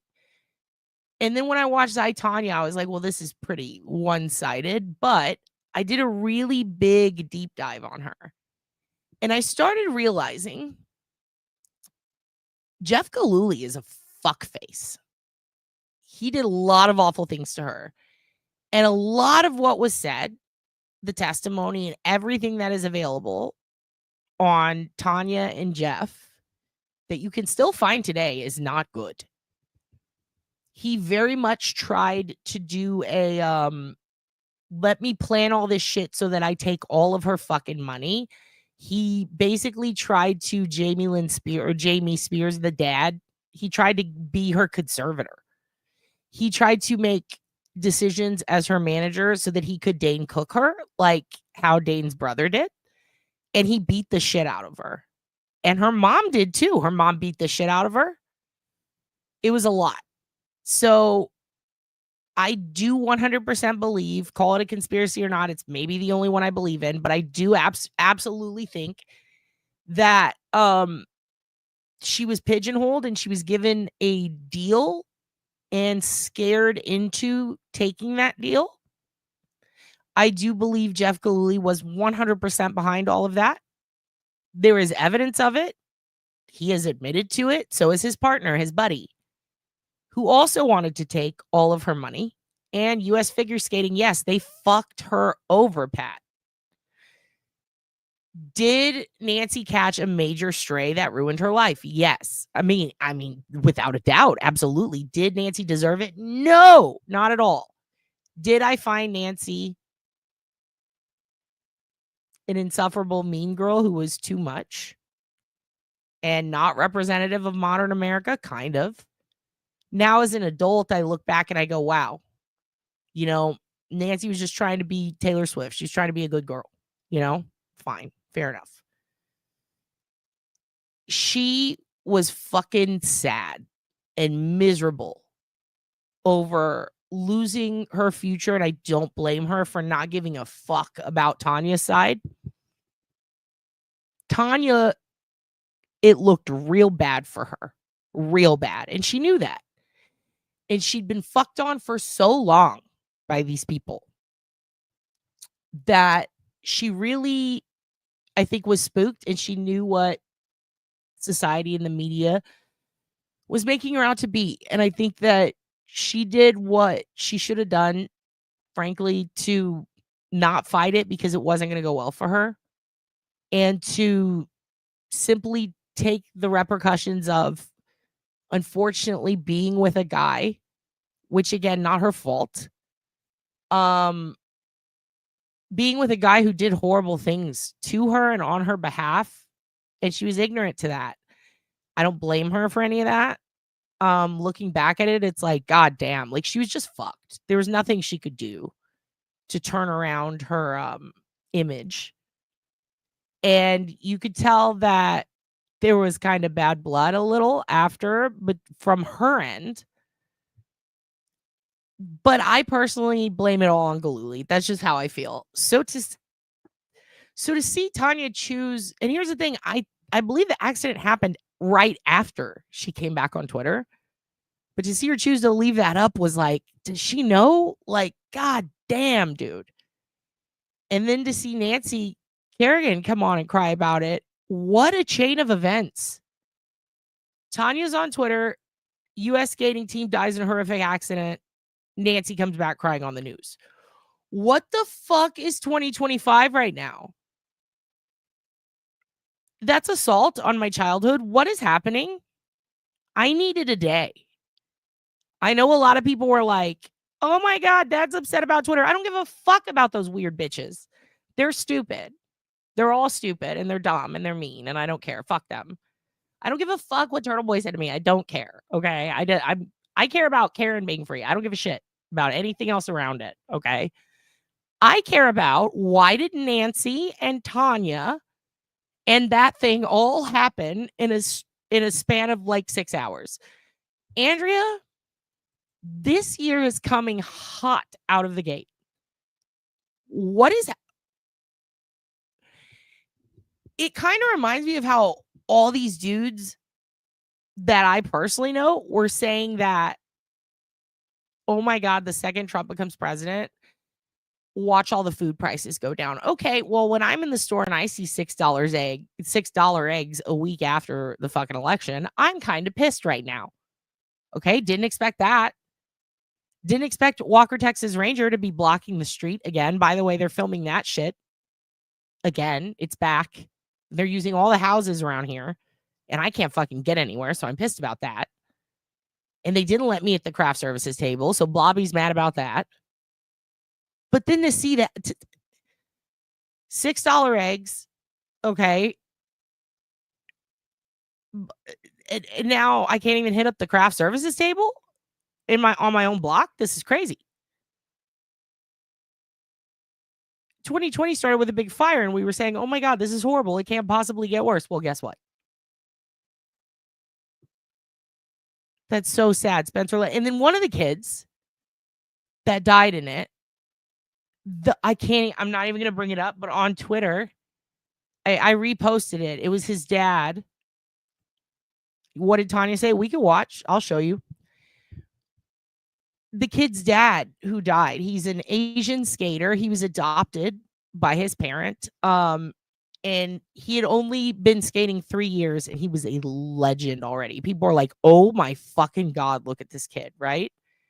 And his dad puts a video up of him in his off time, like practicing. And then right before, like literally right before the plane crash, he made a video.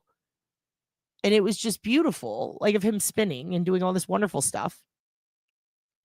Daniel, just 44 minutes ago, Daniel, our son, your brother, tweeted, give me huevos or give me death with an egg. God damn it. I love him so much. Okay. So let's pull up Tanya. Jesus, I can't believe the timing is insane. 2025, what are you doing? Oh my God, Tanya, don't. Oh my gosh. Okay, here you go. Here you go.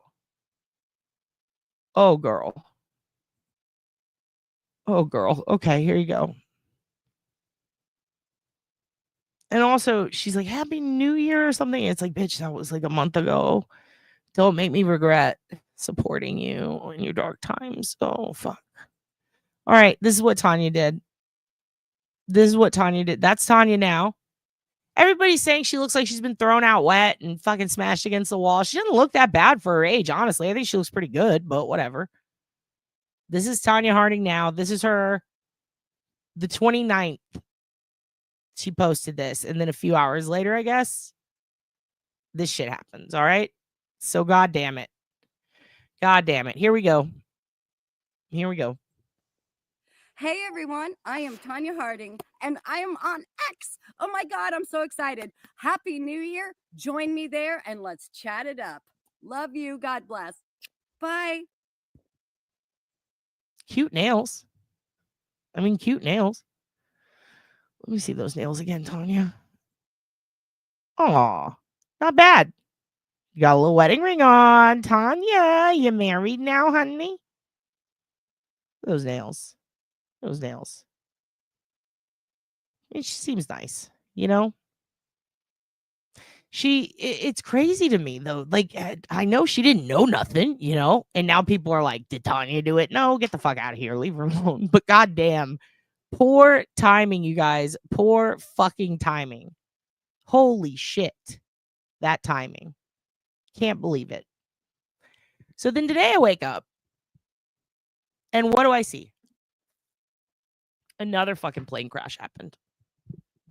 What the fuck? And this is in, was this Philly? This happened. And I have to say, the response on Twitter to Tanya has been fucking cruel, mean, crazy, rude, whatever. Then there's the midair collision. Holy fuck. Wild. And I thought it was some Kobe shit. Like, I thought it had to do with, like, the weather. But it turns out the planes, like, it's just really hard to see. Like, it's a rare thing that happens. But when it does happen, like, when one's, like, right under, it can fuck shit up in the air. And it's not, NORAD and all that shit, apparently not as accurate. I don't know. Something to do. I don't know anything about that. We have some people in here who used to be air traffic control. Very curious what you think about that. Not NORAD. What's it called? I can't remember. But anyway, it's supposedly, I thought it had to do with the weather. I don't know. Then I see this on Twitter earlier and I go, what the fuck? This is crazy. This is a solo plane, I believe. Not a passenger plane, but one where, like a small plane, a private plane. I believe it was like a medical plane or something. So this happened. Yeah, it looked like Israel. It looked like an IDF thing. It was fucking crazy. So this is, somebody posted this, a Learjet. What's a Learjet? Let me look that up. I don't know that much about planes. I want to look up Learjet. What is that? Okay, it's an aircraft company by Bill Lear from Wichita, Kansas. Okay. What does that plane look like? Oh, okay. Let me show you guys this, actually. I will show you guys this. Share this tab instead. This is a Learjet. Oh, wow. So it's not that big, right? Doesn't sit a lot of people. Magellan Jets. Also, you know, you could just like rent these. That's fucking crazy. But yeah, this is what it looked like. Okay. So let me show you the actual crash that happened.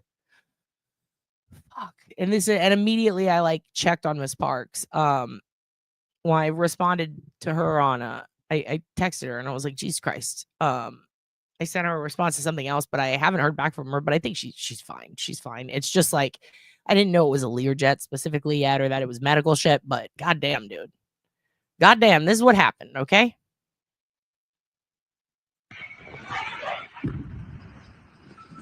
Allahu Akbar. Allahu Akbar. What the And of course, there's all the fuckers on Twitter going, Allahu Akbar. What is it? This fucking is just terror. No, dude. No, dude. In other people's religions and in other people's languages, it's how you say, like, oh my God, or God, help God. Like, you know what I mean? It's just another language. Calm down. Allahu Akbar. Allahu Akbar. What the hell? And this is a guy who lives there and sees it, right? It does look like IDF forces, doesn't it? Oh I mean, I'm not saying it is at all. Obviously, we know what it is. But it's What a crazy. There's a plane, bro. Yeah, it did, right? I can't believe, like, I kept looking at this, like, is this fucking not Photoshop, but is this like, it bothered me watching this because I'm like, is this some sort of and you could kind of see right there. Is this fucking AI? Like, did someone create that? Like, I didn't think it was, I was like, there's no way this is real because of the sky and the way it lit up. I was like, this has to be fake. No, 100% real. Holy fuck, dude. It was a child, a parent, 2 doctors, and 2 pilots. Yeah, it was a medical thing. What the fuck, dude? It was full of jet fuel. That's probably why, huh? It's insane. Look at the sky light up right before. That is tripping me out. Does anyone who knows about planes know why that happened? Like that. Why did that happen? See how it gets like, what is that? Allahu Akbar. Allahu Akbar. What the hell? I know it has something to do with entering. It's jet fuel and oxygen. Okay. I was gonna say entering like the crash zone when you're right about to crash, like something about like you kind of see or you hear and see it after it actually happens. It's something about how we view things with our eyes. Don't say Jewish lasers.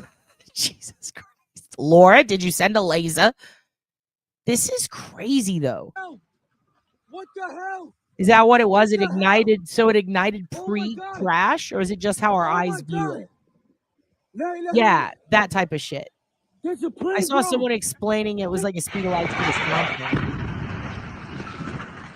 Oh my God. Yeah, we hear it before we see it. What the hell? What the Yeah.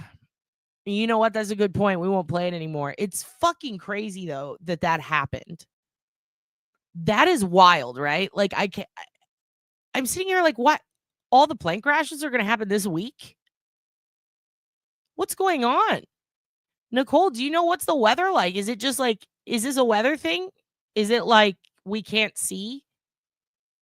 The clouds are reflecting the light from the fire. Yeah, that makes sense. Okay. It's crazy to me. Look, Laura, you think Jewish lasers are funny, do you? Uh-oh. Don't get me. I'll get you with a Polish laser. It's just a laser that doesn't work. A Polish laser doesn't work. It doesn't.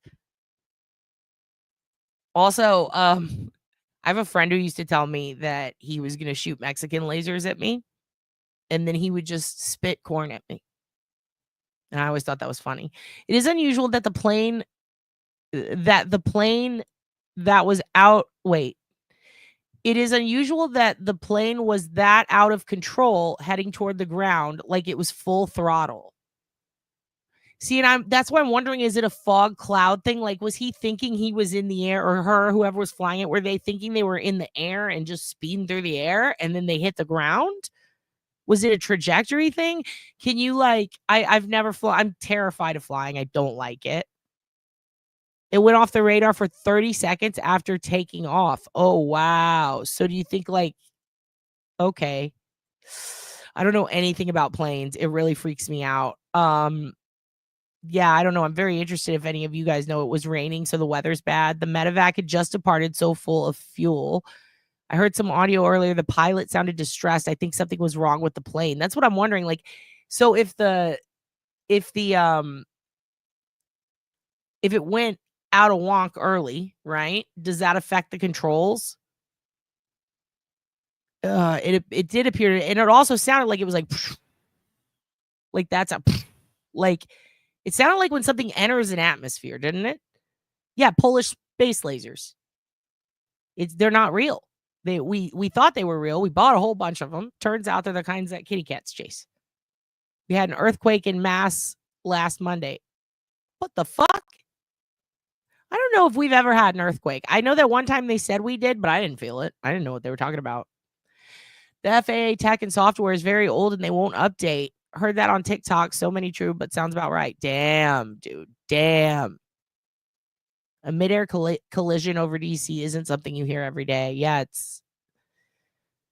This stuff is nuts. And that's why I'm like, is it the weather? Is there a weather thing going on? Also, it's all happening in the Northeast, kind of. That's pretty weird. There was 2 pilots. Okay, so one had, and usually you have 2 because of the backup, right? I wonder if overriding the controls was an issue. I don't know. Computer issue. Fuck. Problems 30 seconds after takeoff. Jesus. They found debris en route 6,000 feet. Very different than 60. Yep. Something affected it right after takeoff. Bird strike computer. Yeah. This is so wild that this is all happening at once. It looked pretty lit up while it was going down. Like a JFK Jr. The jet was flying home a little girl who was a medical. Oh, wait. I just realized you're talking about. Oh, damn. Sorry. I was thinking JFK James Jr. I was like, oh. The jet was flying home a little girl who was a medical patient. Jesus. That's so fucking sad. So basically you can't explain it in chat, but you know a lot about planes. Laura, does it look like a malfunction to you? Like, why do you think, here's my question. Anybody who knows anything about planes, is it possible that if the controls go out temporarily and then they kick back on, right? That you could be going in the wrong direction? Like, instead of going this way, you're going that way? Like, not directly, but like at an angle. Is that possible? Does that happen? I just don't know. You think it exploded in the air? That's kind of what I'm wondering. But I also want to be very careful because, like, you know, people with their 9/11 theories and shit, that was out of control. Elon's in charge of the, oh, fuck. The sound is why I thought it might be an asteroid. If you don't have navigation, altitude readings, then you can't fly. Okay. So that kicked in 30 seconds after, and they're like, fuck. Should be just as possible at this point. Polish space lasers work as well as screen doors and Polish submarines. Absolutely. And a Polish oven, which is just a barbecue grill. I'm not aware of any earthquakes where I'm at in Texas. Yeah, they said a while back we had one, Clam, and I didn't feel it. I was like, I don't remember that. Future Stady. Hell yeah. The earthquake was just Morrissey's flight landing. Jesus Christ. You guys are good at roasting. You could feel them and you were sick for 2 days. An earthquake, it's like, just pretend you're on a bus, you know, and you got to stand up, right? I'm curious about the patient and where they were heading for treatment, why it was so urgent, like a transplant or something. I mean, I'd imagine it's a kid, right? So maybe going from a children's hospital, having to go to another one because it had to be quick. Might have been a life-saving. Okay, she received a life-saving treatment and was being transported back home. Okay. Only other explanation, throttling up, trying to gain altitude, but flight control services failed. Loss of hydraulics. Oh, fuck. Yeah, this is all fucking happening. Elon was mad the FAA had fined SpaceX for safety infractions. Jesus Christ. Elon's such a piece of shit. DC and Philly aren't that far apart. Looked intentional. Yeah, I don't know. I want to be careful with that because we don't know yet. You know, without warmer temperatures, you don't create lift and can go into a quick nosedive, sending everything haywire. So it's cold and rainy. Laura, we might have to have Laura on if she'd be willing to talk about some of this plane stuff. You know what I mean? There is something going on. Aunt and uncle work in that industry and know more than me. Yeah, something's going on because planes are crashing a lot lately, and it's a little weird. You experienced one in Dallas because of fracking. I'll yell at my grandpa. My grandpa used to work for Halliburton, and they gave out a fracking shirt for Christmas. And we used to get in all kinds of fights about it. But yeah, oh, fuck, dude. I believe it, dude. I believe it. She had a doctor and a paramedic on board. They were escorting her to Missouri and then ultimately to Tijuana International. Oh, it must have been bad. Like Maya. Remember the Maya trial? She had to go to a kid's hospital, another kid's hospital, and then Mexico for her pain treatment. Jesus, dude. Yeah, I wonder. Cancer if it's Tijuana. Fuck. It's always Tijuana or Houston, huh? Looks like the plane hit at a very high speed, loaded with fuels, instant explosion, would look like a bomb. See 9/11 jets hitting world. Yep. We were just talking about that too. 9/11. Yep. That makes sense. Okay. He was a greaser and used to sing Shooby-Doo-Ah songs in the alley and eat penny candy. What are you talking about? The greasers and the Socias? I was making references to that the other day. Fucking love The Outsiders. I don't know what Jason's talking about, but he's talking about greasers and Socias. Yeah, I don't know. It could be because of a kid specialist type of thing. Or it could be, Mexico is where a lot of people go when you need treatment that's available outside of the US, but not yet approved by the FDA. So I do wonder if there was something that worked. I don't know. I know nothing about this. You know what I mean? I just think it's very interesting that all this plane shit's happening like around the same time. Fucking wild. Anyway, okay, next thing we're going to talk about is this. And actually, I need to go to the bathroom before I launch into this. I really need to go pee. Sorry, guys. A Blobby has to pee. I'm gonna put another. I'll put another video on for you. I'll come right back, and we're going to This is good. Okay, we'll put this on. I'll come back, and then we're gonna launch into. We're gonna talk about some of the new stuff going on with Brock Lesnar, and then we're going to talk about Brennan, and that hearing today. But before I go off, let me put this on for you. And I'm going to go tinkle. And I'll be right back. And I love you. Here we go. Modeling montage.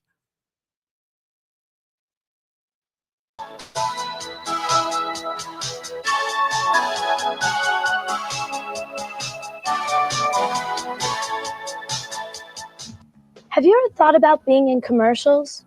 Or being a model in ads and catalogs?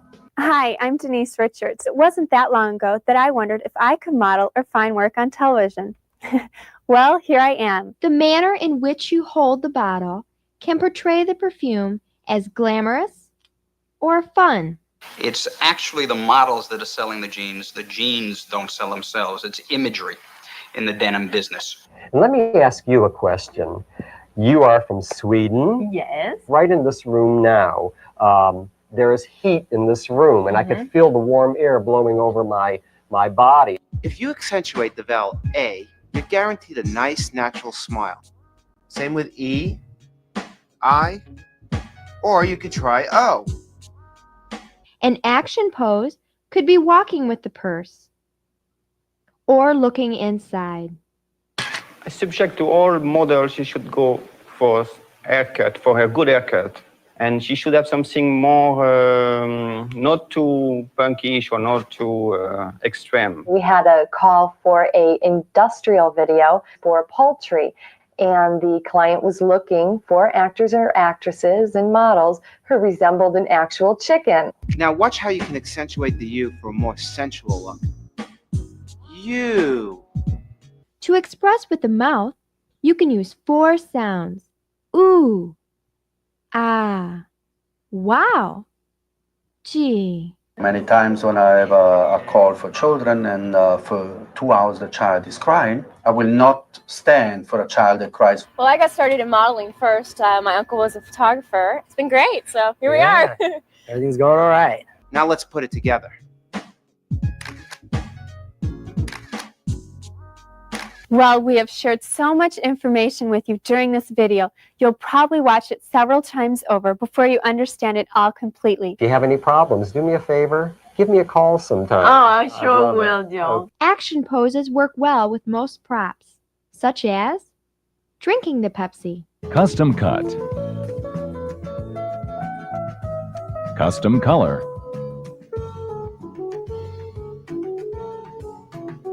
And individual look. So, do send me pictures. Like this.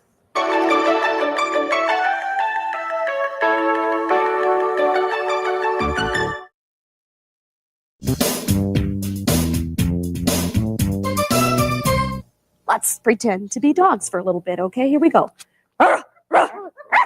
Whatever. You're a dog. You're hungry. How would we do that? Or let me hear it. Okay. So I want you to take the word AWK and I just want you to squawk. Squawk any way that seems comfortable. Just give me some squawks. Ready? Again. Keep going. Put it up here. Here's the bird. Hello. Again. Very nice. I was creating an Italian character when the melodic type voice quality was born for me. That's so good. That's so good. That's so good. My mama makes a pizza. Yep.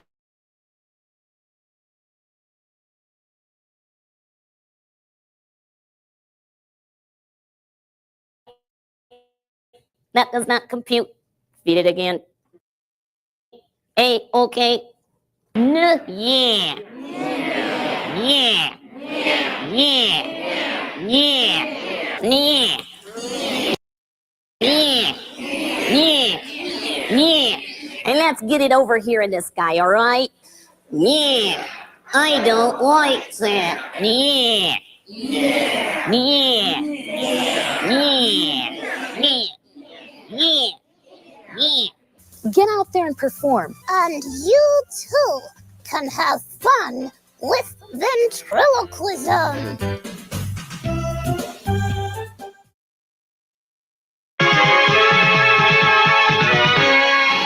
What began as a small group of World War II veterans who decided to get together on weekends just to have fun and ride motorcycles has evolved into a criminal organization that has profits of over $1 billion a year. By the way, what you're watching right here, kids, okay, what you're about to watch right here, you may be saying, oh, I thought we were going to talk about Brock Lesnar, Vince McMahon, and Hank Brennan. Listen, guys, this is the Commonwealth, okay? What I'm showing you right now is how Canton Police became Canton Police. This is a documentary about Canton Police and the Stadies, okay? This is about Boston cops. This is how it got so bad. This is how Canton became Canton. Yep, and that's official, and I'm not fucking around. It's not a metaphor. That's Poopa Tractor right there, okay? So you heard it here. Here we go. Talking about outlaw.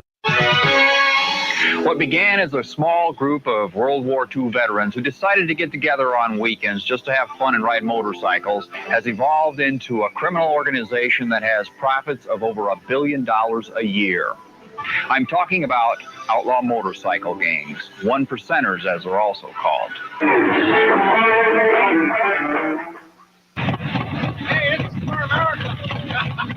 Outlaw bikers have a terminology that is uniquely their own. The 1% symbol is derived from a statement by the American Motorcycle Association that 99% of the country's motorcyclists belong to the AMA and are law-abiding individuals. The 1% symbol has thus become the mark of the outlaw bike rider. Wings are emblems worn by 1%ers. Golden wings means that the wearer performs sexual relations with a woman during a... By the way, a gang bash of 15 persons or more I think they mean gang bang. This is the part in the documentary where it goes into Officer Bukkake. Okay, so get ready. Here we Wings go. are emblems worn by 1%ers.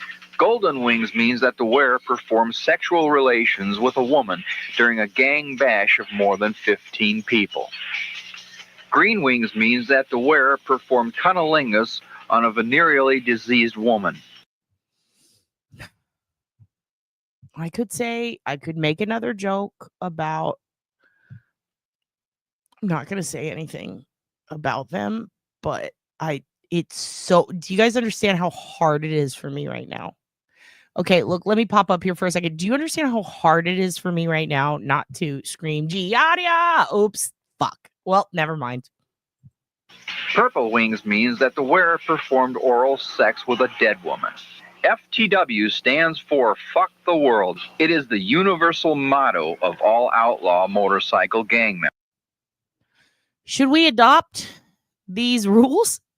Should we really go full cult? Should we do it? members. AFFA stands for Angels Forever, Forever Angels. BTBF, Bikers Together, Bikers Forever. PPDSPEMFOBB. I'm gonna be honest. I thought that meant big turd butt fucks. I'm so sorry. I'm so sorry. Turd, I apologize. I'm sorry, turd. That I meant to say clam because I remember what you put in chat that time. I didn't mean to mislead. I'm so sorry. PPDSPEMFOBBT stands for pill popping, dope smoking, pussy eating, motherfucking outlaw brothers biking. Listen to me right now. If I catch you kids using these words in public, I am going to go back so you can learn them very carefully. But if I catch you using them out in public, I'm going to get mad. I'm not going to get mad at all. I think it's very funny. Terminology that is uniquely their own. The 1% symbol is derived from a statement by the American Motorcycle Association that 99% of the country's motorcyclists belong to the AMA and are law-abiding individuals. The 1% symbol has thus become the mark of the outlaw bike rider. Wings are emblems worn by 1%ers. Golden wings means that the wearer performs sexual relations with a woman during a gang bash of more than 15 people. Green wings means that the wearer performed cunnilingus on a venereally diseased woman. Purple wings means that the wearer performed oral sex with a dead woman.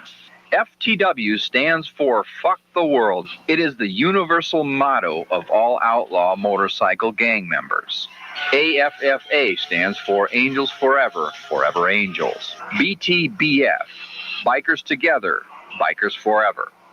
PPDSPEMFOBBT stands for pill popping, dope smoking, pussy eating, motherfucking outlaw brothers biking together, and is usually found on tattoos, colors, and even on business cards. For additional terminology, consult the source book that comes with this video. Volume 2 of this video training series discusses the use of biker women for intelligence gathering.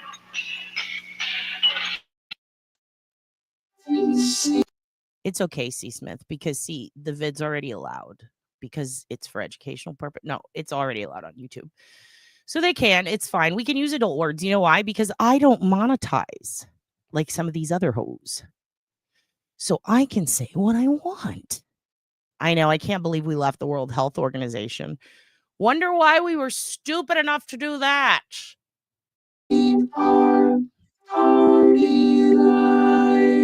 Okay. Okay. Every day, 14 children die by I gunfire. just got to remind you. The average age of the children being killed is 11 to 17. The average age of their killers is also 11 to 17. Most of these kids have yet to go to their first prom, and yet they say they need to carry guns for protection and that all their friends have them too. These kids say it is the It's just a only little way to throwback. survive. Meet S-Dog and T-Bird. They both run with a gang in their hometown. Turd and S-Dog Ernie. says you need a gun. This is Turd. That's Ernie. This is when they were younger. We already did the OSINT. We know who they are. This is your sister's Turd and Ernie. They, you know, they used to live the gang life, and this is real footage of them. So, you know, treat them with respect because they have guns. So that the others know who is boss. S-Dog is 13 years old. T-Bird has been carrying a gun since she was 10. She says you got to bust them before they bust you. T-Bird is only 14 years old. Also meet Michael. Michael says fighting with fists is old-fashioned. Either you have a gun or you're going to lose your life. Michael is 17 years old. And LaShonda. LaShonda says you always have to be prepared, so she even takes her gun to parties. LaShonda is 18 years old. 18, 16? 16. Now, S-Dog, I'm going to start with you. Why do you feel like you need a gun? Well, everybody else has them, and if you don't have one, then, I mean, it's either shot or shoot someone. I mean, they're going to shoot you, but if they shoot you, you're just going to shoot them before die. I mean... So you're saying that every one of your friends has a gun? Just about, yeah. Just about. So how do you go about getting a gun? Shit. Well, my homeboys give them to me. Bucky's. I went to Bucky's. So they just give them to you? Do you have to pay money? Do you? Yeah, well, see, they No. have the money, so they Just can give it buy to you. them. So they buy them so you can protect yourself. Yeah. Okay. T-Bird, what about you? Why do you feel like you need to carry a gun? Because it's kill or be killed. That's how I see it. It's like, if I don't have a gun, then somebody with a gun who's mad at me will shoot me before I can shoot them. So what would it take for someone to be mad enough at you? I mean, you're laughing, but in their neighborhood, this is the way it is. What would it? I bet. Where you're asking where are they from? Where are you from? We're from Denver. From Denver. Ooh, shit. Denver? Wait a minute. Excuse me. Have all of you been to Denver? Yes. Now, what would it take? I mean, you say if someone's mad at you, they can take out a gun and kill you. What would somebody get mad at you enough? What would you do that would make them mad enough to want to kill you? We're in a gang. You're in a gang. Yeah.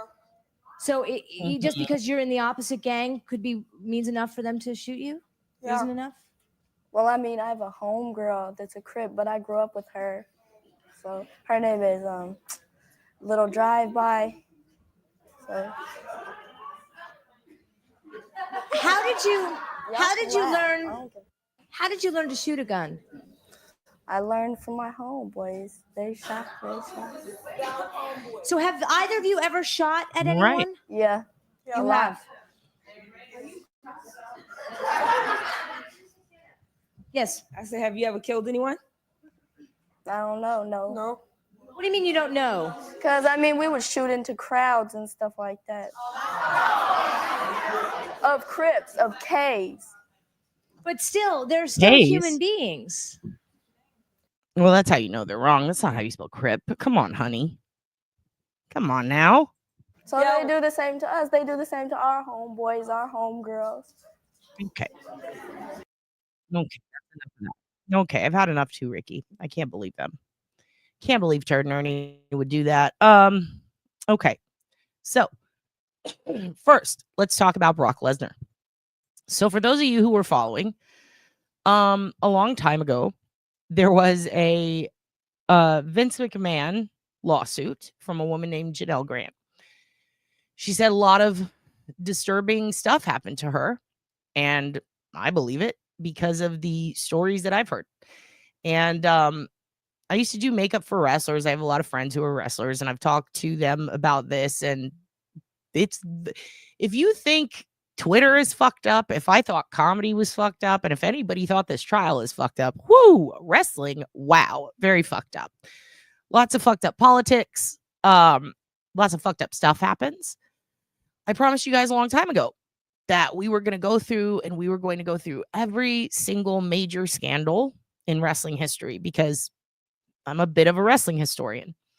And I actually am pretty proud of that. And I used to have a wrestling history podcast on women's wrestling. And I trade a lot with conventioners and people who, they write books on wrestling. And I'm pretty obsessed with the Von Erichs. I love it to death. It's my everything. And I noticed that there's a lot of stuff that gets left out of things like Dark Side of the Ring, things like, the Vince McMahon documentary that came out on Netflix. There's just so much, and there's so many layers that that don't really get touched on. And one of the reasons is because WWE will sue the fuck out of you so fast for so many different things. But now it's a little different because Vince is out of TKO Holdings. He's out of wrestling. He's, by all accounts, got no power anymore. And it's because he made some mistakes. I've seen all of wrestling Twitter, which, again, way crazier than FKR Twitter. You think, they will fucking drag you. It is bad. You ain't seen shit yet until you see that. It is insane. It really is. I was interviewed for a true crime documentary involving wrestling, and one of my dear friends was a victim, and then a couple of other friends' sister was a potential victim of a situation there, and we're going to have them on to talk about that way later. But I've been under the thumb in a way of WWE at one or two points in my life where I had to sign contracts without realizing that they were a part of it. And when I realized, I was like, fuck, because NDAs are a big thing there. And in 2020, I believe, or 2022, I think it was 2020, NDAs got lifted. It was the Biden administration who lifted them. They said if you were ever held under an NDA because someone did something illegal, fucked up, or sexual to you, you no longer have to abide by that NDA. And when that happened, no, Vince is very much not dead. He's very alive, hun. Star. He is alive, and he works out at the gym every single night at about 1 a.m. for about 3 hours in his 70s. Like he's still on something that makes him look jacked, but he will never die. You're absolutely right, Jason. He does not die. He can't. I don't think he can. I think he's been injected with something. I don't know. With stem cells, I don't know what the fuck he's on, but that guy's never going away. The thing is, no one ever believed Chief J Strongbow. Are you kidding me? He rules. So does Andre. So did George the Animal Steel. Oh my God. Him and Miss Elizabeth were the first. That was the first big, when he tried to steal Miss Elizabeth. That was the thing that made Macho Man who he is or was. So yeah, the non-disclosure agreements got lifted. And when that happened, the floodgates opened. The floodgates opened from Rita Tangretti's family. Not Rita Tangretti. Fuck. That was a Lisk victim. What am I saying? Fucking. I always get her confused, her name confused with why can't I think of her name right now? I'm blanking. Tamina Snooker, fucking Jimmy the Superfly Snooker's girlfriend. Fuck. Nancy Argentino. That's her name. It didn't even pop up yet. It just says Jimmy Snuka. Let me see what. Yeah, it's Nancy Argentino. I'm positive. I'm 100% positive on that now. As soon as I sometimes I have to look at the wrestler and then I can remember everything about them. I know that doesn't make sense to most people, but if I can look at him and see his face, then all of it floods back. Okay, Nancy Argentino. That was his ex. He left her on the side of the road with a head injury. He beat the shit out of her in a hotel room. She died. Vince McMahon walks into a place with a suitcase full of money, walks out, and all of a sudden no charges are happening. So there is an age-old thing where if you see Vince with a briefcase, it is full of money, and you're never going to see that lawsuit see the light of day. It's never going to happen. He tried to make that happen with the Gawker lawsuit with Hulk Hogan. He made it happen with the CTE lawsuit. And that got so bad that Chris Nowitzki, who was a wrestler who developed the CTE Institute, ended up working for Vince in his favor. A shitload of wrestlers, at first it was a dozen and then it was damn near 100, filed a lawsuit together that was for CTE and head injuries and all of the shit that happened to them when they were wrestlers, the risk that they were put under. Owen Hart, what happened to him when he fucking died because of neglect, because of a terrible, terrible decision when they basically got pissed off at Brett because of Montreal screwjob shit, him punching Vince. And because Brett left the company, went to WCW, they decided, let's punish Owen, one of the greatest wrestlers of all time. Let's punish him. And by punishing him, they made him become a guy named the Blue Blazer. And the Blue Blazer was essentially a wrestling character that was like sparkly blue, big fucking wings, flew into the crowd like Shawn Michaels, like fucking on a zip line into the crowd. And the thing about that sucked is that Owen was terrified of heights. Like crippling terrified, and they knew that. And the clip that they used to suspend him was so shitty. It looked almost plasticky. What they did to China was fucking horrible. What they did, Miss Elizabeth and Lex Luger, like there are so many things that happen to wrestlers after the fact that can all be led down to one moment. It can all be traced down to one moment that happened in the wrestling ring or during their wrestling time. Yeah, China was the best. Goldust also, and I just was backstage talking to him a few weeks ago, and he told me, I think he was joking, but he's like, shit, I have to wear a fucking diaper every time because they'll just, like, people will get pushed into a corner and just shit their pants. Like, X-Pac shit his pants in the ring, got a pink sock because of getting fucking bashed in the stomach all those years. And now every time he does that one move, it's like, am I going to shit myself? And their boss, Vince, a CEO, put some shit on a stick once and chased them around backstage with it. Like, there's a lot of stuff that people might not know about eccentric fucking Vince McMahon. His biggest rivals historically have been the guy, a guy who he started the XFL just to fuck with. Ted Turner, just to fuck with. Trump. Oh my God. And then they turned that into making money. And then they fucked on each other. They got mad because Trump took away his Madison Square Garden parking spot. So Vince said, we're never going to do Madison Square Garden again for a while because he was so pissed off that his parking spot got taken. He like changed contracts and went to the Saudis. When Khashoggi got bone sawed, Vince was in the middle of a deal. And he was like, fuck this deal. Like, fuck this deal. Like, during a pay-per-view while the wrestlers were there in Saudi Arabia. And he also didn't abide by the Saudi code when it came to he showed a woman, he showed Carmella, a wrestler. He showed an old promo for her on the big screen, the Jumbotron, during a live event. Like their version of like the Royal Rumble, I guess. Or it was before that. It was the whatever crown. That one. And he showed Carmella and she was in her regular wrestling gear, which is like, it looks like a bra. You know what I mean? It's like a fucking bathing suit style. And the Saudis were so fucking pissed because they're not allowed to dress like that. If the women go there, they have to wear neck to bottom, like fucking no way you can see their skin. So for them to put her up there in a promo where she's just singing for a second into a microphone, and for them to see her body, any skin at all, you could hear people in the crowd go, oh, like it was a huge deal. So that night, when it was time for the wrestlers to leave, it was Crown Jewel. Guess what happens? Guess what happens? The Saudi government stops the planes and basically holds them hostage while they're in the middle of a big money deal. They can't get out of Saudi. Guess who did get out of Saudi, though? Vince, his kids, and I believe Brock might have been with him. So the three big guys are already out of the country, but all the wrestlers are stuck there, and they are freaking the fuck out, and they are on Twitter, and they're like, what the fuck? Hi, can someone help? They had to do Monday Night Raw the next night. Well, guess what? They don't appear at Monday Night Raw, and all the fans go, what the fuck?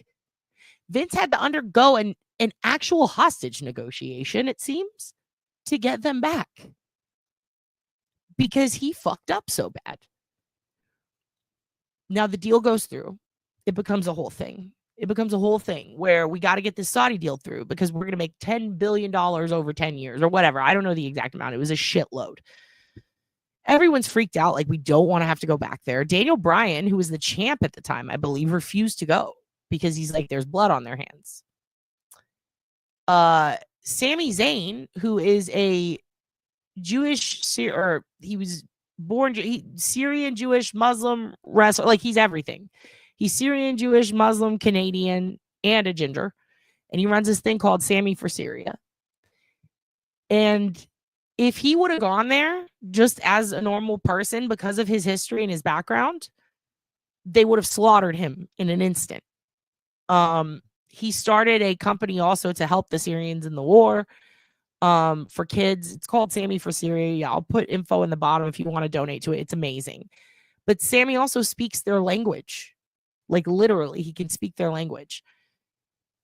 Sammy is so beloved as a wrestler that the Saudis were pissed that Vince didn't bring him, that he didn't come. Like, this guy that they would normally kill in the street, they're like, no, but we love him. Sammy's fine. So now Sami Zayn goes and they cheer for him. So, yes, it's fucked up. It's all fucked up. Like, the whole Saudi thing and doing a deal with them at all, in my opinion, was fucked up. However, to be fair, it was such a big deal that in Riyadh, the new prince, who is besties with The Rock, by the way, said, you know what? Women can go. Women can go. Little girls can go. That's a huge deal. Not only were women allowed in the building with men who were not their husbands and stuff, little kids were allowed to go. And they wanted the little girls to see the adult female wrestlers and to know that one day that could be you. That was never allowed before. Like, never would a sporting event with women fighting and in a costume as a character portrayed as a hero, never would that ever happen in the history of Saudi Arabia. And the prince, who, in my opinion, is a piece of fucking shit. I mean, yeah, he said women can drive. Yeah, he said, we're going to be more progressive. But at the same time, he fucking bonesawed a journalist and went, ha, ha, ha, ha, ha. But at the same time, The Rock once tweeted his Terramana. This is some big chisme. The Rock tweeted about Terramana, his tequila, and made a comment about how he offered some to the prince while he was there. And within 20 seconds, that shit got murked from Instagram and Twitter and all over the internet because the Saudi prince was like, what the fuck are you doing, dude? I'm not allowed to be in a room with alcohol. And you just said that we had a party and you offered me booze. Like, you could get me murdered. What is wrong with you? No. And The Rock went, I'm so sorry. I'm so sorry. I fucked up. I'm so sorry. Like, that's how much they love The Rock, that The Rock got away with almost murking the prince. And the prince was like, it's cool, dude. Just take it down. Like, this is some real shit. Not only, yeah, I'm surprised he didn't get thrown out either. Not only did Sammy not get thrown out, they fucking cheered and he cut his whole promo mid-ring in their language. And people got tingles. They were like, we love him. And then the prince started talking about reform and making nice with people that previously would have got murked themselves. MBS is terrifying. So in a way, yeah, he's a total piece of shit. But in a way, he is doing a lot of progressive things for the girls there. So a lot of people have mixed feelings about this. They're like, it is nice that little girls get to go see this sporting event. It's wonderful that women can drive again. And it's incredible that someone who's merely a wrestler who started a Syrian organization, it's incredible that somehow him just appearing at an event may have actually caused some peace in parts of the Middle East. Like, that's crazy, but it's true. So regardless of how you feel on it, there are so many things that happened that led up to where we are today. And as crazy as it sounds, the Janelle Grant lawsuit might be as big, if not a bigger deal than that plane incident that day, than all of the Saudi Arabia shit, because we find out that while this is all happening, Vince is moving around money, right? He's moving around money because it turns out he wants to do a big TV deal. In order to do this TV deal, there's a lot at play. He wants to sell the whole company. He wants to take his money and fucking run, and no one knows why, because everyone thought Vince would die doing this. He's fought so hard. He's done so much to keep himself in it. Why is he doing this all of a sudden? And then all of a sudden, board members start to change. Why are your board members changing? Where are they going? It did look like laundering, Darlene, but it also looked a little shifty. Like, is Vince setting everything up to get the company out of his kids' hands? Because everybody thought, and hold on, let me pick, my chair is still floating down to the bottom. Hold on, okay. So everybody thought that Vince, okay, how do I do this without making it a 20-minute story? Okay, so in kayfabe, in storyline, which, by the way, the lessies have been using kayfabe all fucking wrong. That pisses me off, too. They have no idea what they're talking about. So anyways, in kayfabe, aka in the storyline, the way Stephanie and Triple H, her husband now, got together many years ago was there was a storyline where she was supposed to marry her real life fiance, a man named Test, who ended up dying from a drug overdose. She was engaged to this guy in real life. And then Vince said, you're going to play a character and you're going to date Triple H in the storyline. She was going to have a fake wedding with Test on air and then get married to him in real life, Macho Man style, but backwards. So They end up doing this. They arrange it. But in the middle of the fake wedding with her real fiance, Triple H comes in, crashes it, and then announces, you can't marry her. That's bigamy. I married Stephanie last night. And I wish I could show it to you, but WWE would totally sue my ass. But essentially what happened was he played a video for the crowd, and it was him kidnapping Stephanie while she was knocked out in a car, in a convertible, and him and Stephanie McMahon, Coco Beware, don't you dare. I love him so much with his little parrot. They end up going to a wedding chapel in Vegas, which I actually went to and took pictures in front of because of this moment. Yeah, it was through a Las Vegas drive-through chapel. Yes, Vinny. And then he announces to the crowd that it was a legal thing because he consummated the marriage while she was passed out. This was the 90s. No one had a problem with that. Yikes. In the storyline, they now have to be together all the time. And she's going, no. And Vince is like, what? Not my daughter. Okay. So that's what's going on. In real life, Test has a drug problem. He is getting a little roided out all the time. Triple H is with China in real life. They are dating. They are together. They had been together. And they were having issues at home. And fights, according to her, were getting physical. But it was her, according to her, attacking him. And then he pushed her back, according to her. And then she found out that he cheated with Stephanie during their storyline. Now, at this point, if you're a wrestling fan, it was very Kevin Sullivan and Benoit. But that's what happened. And then all of a sudden, Steph and, Vince bring them into a room and say, hey, China, you're fired. And then Test dies. And basically, that's how Steph and Triple H met. And then they ended up getting married in real life. So her dad, his company, would eventually, everyone thought, end up in the hands of Triple H, Hunter Hearst Helmsley, who actually is a pretty good guy. He was in a fucked up situation, to be fair, but he's a pretty decent dude. He made promises for many years. Fabulous moolah, not amazing moolah, but you're right, Jason. And she was also a pimp, an actual pimp. But anyway, Triple H ends up getting gifted by his father-in-law a company called NXT. It was a small feeder branch into WWE. It's where they train wrestlers to one day become wrestling superstars, right? So that's his project. It goes well. It produces the best superstars since the 90s. Everyone loves it. They love it more in some instances than SmackDown and Raw, which is Vince's brand. He had creative control. So, yeah, and then China died of an OD when she was trying to get back into the U.S. circuit after going to Japan and being Kurt Angle's tag partner in NJPW, where they never allowed women. So she was she broke boundaries in other countries and in Canada. So now they got kids together. They're both corporate. Triple H isn't wrestling that much anymore. They go in and out for some storylines with The Rock and with Ronda Rousey.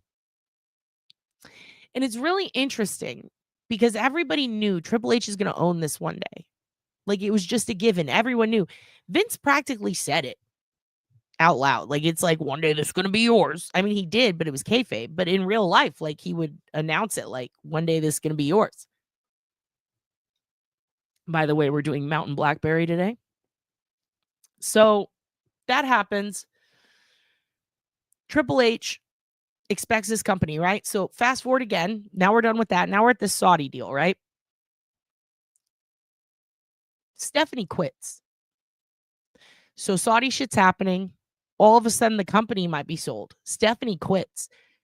Shane was supposed to. He was supposed to, the other son. He had left wrestling for 10 years because he was so pissed at his dad in real life. And then he comes back. He's told he might run everything now that Stephanie's gone. They put him in the Royal Rumble. He fucks everything up. He does the number one major bad you don't do in wrestling, and that is go against the storyline. He broke kayfabe, and he just went in. They call it going into business for yourself. It's when you disregard what you're supposed to do to make yourself look better at the Royal Rumble, and that is when Chris Jericho had to step in and give him what in wrestling is called a receipt. And what that is it's when you do something wrong, any of the wrestlers who are wronged by what you've done, they actually beat the shit out of you. So as Shane's getting up, about to do his coast to coast, which is a great finisher, to be honest. Shane is an amazing wrestler. Again, just like his dad, he doesn't have to do that, but he does. He's getting up, and Chris Jericho kicks him in the fucking face with a flying fucking, not even a knee, just a flying foot, just fucking gets him. And you could see him say something to him. Turns out he was saying, what the fuck are you doing, man? Get your shit together. That's a receipt. And that lets you know you need to get back on storyline, you little fuck. Because you're supposed to throw someone out three fucking guys ago, and you're supposed to be doing a coast to coast right now, and you're fucking showing off. So that happens. Then everybody goes, oh, fuck, Shane fucked up. Vince was pissed. Vince takes that away. Says, you know what, Shane, you're not ready. You're still fucking up. So now Shane's out, Steph's out. It's just Triple H. Vince shifts everything around in the boardroom. Stephanie makes a big letter that's like, my time has come to an end here. Everyone's like, what the fuck is going on? All of a sudden, after a couple of weeks, we start hearing about a lawsuit, about something going on. Something weird happened. Vince did something. No one knows what. And then I noticed something that I never saw wrestling Twitter touch on. But I noticed that one of the board members that got taken out and got replaced by a guy who I'd never heard of. And believe it or not, I actually follow that shit pretty closely. And I go, this guy's kind of weird. Like, he doesn't have a background in the type of media you'd expect. And he's not Saudi, and he's not Nick Khan, and he's not related to Vince in any way. Why is this guy here? And I start looking into this guy, and he has a weird background. He used to be the vice president, I believe, of, I don't remember if it was ads or sales. I'll pull it up later. We're going to do a whole episode on this. But basically, the guy was VP of some pretty high shit at a place called the Wall Street Journal. Now, it's interesting because when you ever go to the WWE stocks and SEC page, they're required by law to tell you anything that changes, whether it's with the board. Think of it like our select board, right? Imagine they just kick Bob out one day. And then they kick out the little guy with the weird mustache and they go, hey, come here. And then they bring in Gretchen Voss and fucking Turtle Boy, right? That's what they did. The thing is, imagine if you didn't know that Gretchen Voss or Turtle Boy were reporters ever or worked for any news organizations. That's what they did. They take a guy who has a pretty deep background working with some types of media, but the one that was the most interesting to me was the Wall Street Journal thing. And here's why. Because around that time, shortly after, a lawsuit comes out. The NDA law is lifted and a lawsuit comes out. And it accuses Vince of all kinds of shit. Pooping in a lady's hair. Using her as a human fucking doll to just toss around. Pawning her off to John Laurinaitis, father-in-law of the Bellas, who cheated on his wife Kathy while she had a fucking brain tumor. Puts sexual stuff with this woman in a contract of another wrestler, a promise. Basically, sex traffics her because she doesn't have family anymore. She's an adult woman, but she lives in his condo. And he knows her parents, and they're very rich people. This is in Florida and Connecticut. And she needs a job because her full-time job was taking care of her sick parents who were rich for many years, like over a decade. And she can't get a job. And Vince says, I'm going to give you a job. And he takes this woman and he gives her a job, but she's not qualified for anything. So he says, okay, I'm going to put you in this position with creative, which is wild because she doesn't know anything about wrestling. And this kind of explains why a lot of shit was fucked up for a while. He would take his mistresses, allegedly, and give them jobs in pretty big positions, make them things like vice president of blah, blah, blah. You just make up some shit, right? So he hired this woman. He put her in PR, marketing, this, that, the other, all this different shit. Head of creative, head of this, head of that. You're going to work under this guy. Now, there was one person who had a huge problem with that, who came back to the company, and that was Vince's daughter, Stephanie. And word on the street is she would glare at her and be like, why are you here? Because her mom and dad, Linda McMahon, heard of her? She was on the Small Business Administration under Trump. Yeah. She dipped out, ironically, right before that impeachment shit. But anyway, Linda and Vince still together, still married, but sleeping in different beds, living in different houses for many years. But Steph didn't like the optics of it. So she starts treating Janelle like shit. And this is all in the lawsuit. I will link it below if you want to hear the read through of, I think it was like 64 pages. I did a whole read through of the entire lawsuit. I'll put it below. You could go back and hear it. It accuses them of some horrible shit. Janelle's lawyer says, like, not only that, we have text messages because Vince starts to use coercive control. He starts to hold over her head that he's her boss. He threatens to fire her, leave her destitute. He does a lot of things that put her in a position where she has to do what he says. One of those things is, I'm going to fly you cross country to be molested at 6 a.m. by this guy, John Laurinaitis. And then I'm going to fly you to Florida where you're going to be forced to perform sex with me and this other guy. And then you're going to be forced to go back to Connecticut and wait in my bedroom so I can come shit in your hair. Stuff like that. Disgusting. Disgusting. Horrific. This woman went through hell. But not only were there extreme descriptions, there were text messages from Vince to back it up. There are text messages from people explaining exactly what happened, and there is proof. Holy fucking shit. Vince can't spell at all. It is concerning, and he talks like a 14-year-old boy. So with that said, one of the things in there was that there was a former champion that Vince really wanted to come back to wrestling. And that former champion had been told, if you come back to wrestling, I will put it in your contract that you can have sex with this woman. And he said, sure. And then another time she showed up and he didn't want anything to do with her. And everybody said, who could that former champion be? Well, it was pretty obvious it was fucking Brock Lesnar based on the time and the date mentioned. Everybody knew that because he came back right after with Paul Heyman. Okay, fair enough. But it hadn't been set in stone yet. I believe they needed a little more evidence to back that up. They got it, and that's what came out today. Turns out, yep, Brock Lesnar, 100%. Husband of Sable. Someone who was fired shortly after this shit came out, or he quit. I don't know, resigned. I don't know what happened with him. He just disappeared. Okay. Contract up miraculously. I don't know. Also, I just realized I missed some stars. So let me say, thank you, Clamp. Oh, please explain where Ted Turner fits in this and how he owns 4 states worth of land. The Beefalo? Okay.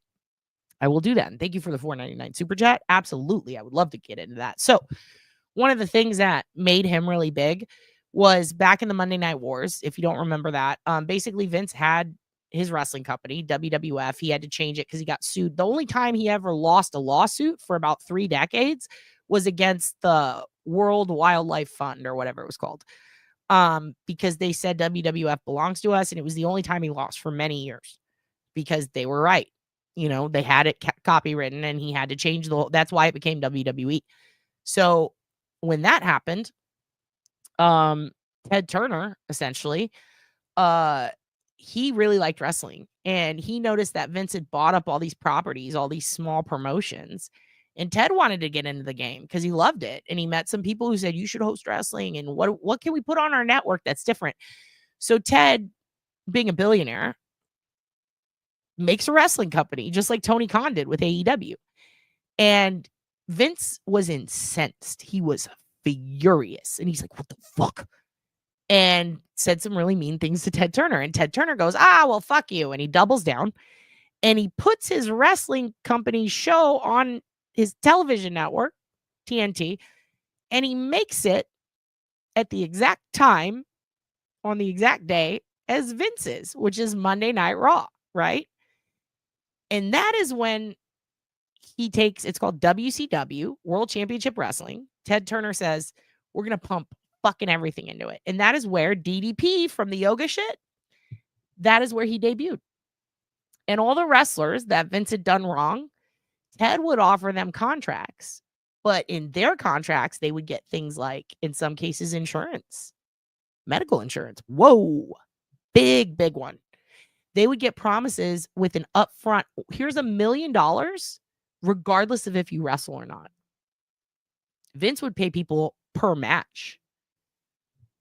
People were paid such a significantly lower amount for the amount of work that they did. But in WCW, you would get paid a shitload no matter what. So big time wrestlers like Scott Hall, Kevin Nash, aka the NWO, hey Chico, Razor Ramon, they said, oh, what? Well, our contracts are up soon. We'll come over. And then they show up and they're the NWO now. And they're talking shit. And they're doing all kinds of crazy shit. They're stun gunning each other, for fuck's sake. DDP shows up. He's a badass. Nobody cares about his age. They're like, DDP rules. People are excited. It gets better and better because then Rowdy Roddy's over there. Fucking Miss Elizabeth went back there. Mang was there. Fucking Lex Luger. They murdered. They killed it. People loved it. Then Hollywood Hulk Hogan comes along. Macho Man is back. But then they get the biggest of them all. Who do they get? Fucking Bret the Hitman Hart. Uncle Frank's husband. Let's just say that. Her favorite person ever. Bret says, you killed my brother Owen and you're a bunch of fucking pricks. And he leaves. Ted Turner put a guy in charge at the time who was fucking awful. I mean, just terrible. Not good at writing for wrestling. Just a piece of shit. Eric Bischoff. Puts him over there. Eric Bischoff, he's the one who ripped his face off at Billy and Chuck's wedding. Fucking prick, dude. He is the worst. But he did something pretty cool with NWO. And then he made himself a part of it, which is always weird. It's weird. It's like this guy who used to own a club here. And he'd be like, yeah, you can do comedy here if I can open for you. And then it's like, yikes. And he'd just sit on a stool and make everyone sad. And then you have to go up and everyone's bummed like it wasn't good. So Ted Turner starts to see his ship sinking. And he's like, nope, we got to zazz it up. We got to spice it up. And he starts trying to fix it himself, but he doesn't know what he's doing either. And at this time, it gets to a point where the Monday Night Wars are big. And there is a... Hold on, let me open the door because it's getting kind of warm in here. I get excited when I talk wrestling. It gets warm. So around this time, there's a big pay-per-view going on in WWE, right? And it's going to be Mick Foley as Mankind, right? I think he was Mankind at the time. Might have just been Mick Foley. Anyway, might have even been Cactus Jack. Why am I blanking? I think it was Mankind. Anyways, it's Mick Foley versus he's basically fighting for the title that night. And The Rock comes out and helps him. And during that time, because they were live and there was a delay, WCW people saw it and said, oh, shit, Mankind is beating someone right now for the title. I can't really even remember who was fighting, actually. That's kind of weird. I usually remember that. But I remember The Rock comes in and helps. And he just won the title. And then Tony Schiavone, who is currently a commentator on AEW and who fucking rocks, is told by the higher-ups, you need to announce on commentary at WCW, Ted Turner shit, that Mick Foley just won a title so that you can spoil it for the West Coast viewers so that instead of watching that, they'll come watch us because they already know what happened. There was no internet back then. So he did it. He said live on air, he spoiled it for the viewers who were not seeing it yet. And it had the exact opposite effect because people went, what? Mick Foley fucking won because everybody wanted that. Yeah. And they charged $100 for pay-per-view. So they spoiled that for everyone. And instead of people going, oh, fuck, well, I guess I'll just watch WCW. Nope. They tuned the fuck in. It had the highest ratings ever. And before that, WCW had been beating WWE in the ratings war. And WWE was pissed. Vince was pissed. So in order to somehow finalize one more time that we're the best, they said, we'll spoil it for the others, and it backfired.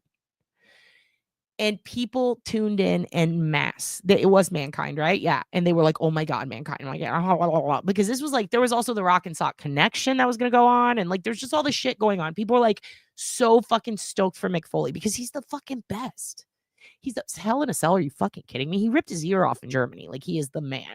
And he's an incredible author, and he loves Santa Claus. Like, who fucking hates him? He's dude love. Anyway. This was a moment that was supposed to fuck over WWE, and it ended up helping them like a lot, because it felt like ever since that moment, poor Tony Schiavone, ever since that moment, they started losing in the Monday Night Wars. The ratings tanked for WCW, and WWE started winning again. And Ted Turner said, I give up. He said, I want to go buy a bunch of fucking land, and I want to own buffalo, and I want to harvest it for meat and call it beefalo. So I'm going to go buy up a quarter of America, and I'm going to sell this company. And that's what he did. But what blew everyone away is that it was WCW. Was it Monday Night Nitro? Or was it Bash at the Beach? I don't know. There was a pay-per-view, and it was supposed to be announced that essentially something's going on with the company. You know, what happened? Did Bischoff get fired? What happened? Something's going to happen. And at this fucking event, they air a promo, and guess who fucking pops his head up? Vince McMahon's son, Shane McMahon, where he announces, we just bought you, to the crowd. So you just bought tickets to come see a WCW event. You get there hoping to see Diamond Dallas Page, hoping to see all your favorite wrestlers. And what do you see? You see the son of a billionaire telling you, I just bought yo shit, bitch. And then going through the whole backstage area going, you're fired. You're fired. You come with me. Come on. We're going to go. Vince McMahon going, ha, ha, ha, ha, ha. What? Like, because at first Vince is laughing. Because remember, they're on at the same time, right? So Vince on his end is like, oh, this is going to be good. And then all of a sudden, Vince, in the storyline he writes, sees his son and goes, oh, like Vince is acting like this is a shock to him. The entire world went, wait, what the fuck is going on? Did he know or didn't he? Wait, is this going to be son against father? And people in the back, wrestlers, were fucking pissed. Because imagine you just quit your job with your psychotic boss and you took more money at a better paying job. And then all of a sudden your psychotic boss's son shows up and says, I just bought you. Now you have to go work for the guy again? Or even worse, you get fired and you don't get to know anything. So that happened. And what Vince did was he took the first wrestling monopoly and he said, I now own both brands and people think I still hate the other. So let's continue the feud. I'm going to write for both of them. Let's make it bigger. And people are going to think it's real. And no matter whose side they're on, I'm going to make the money.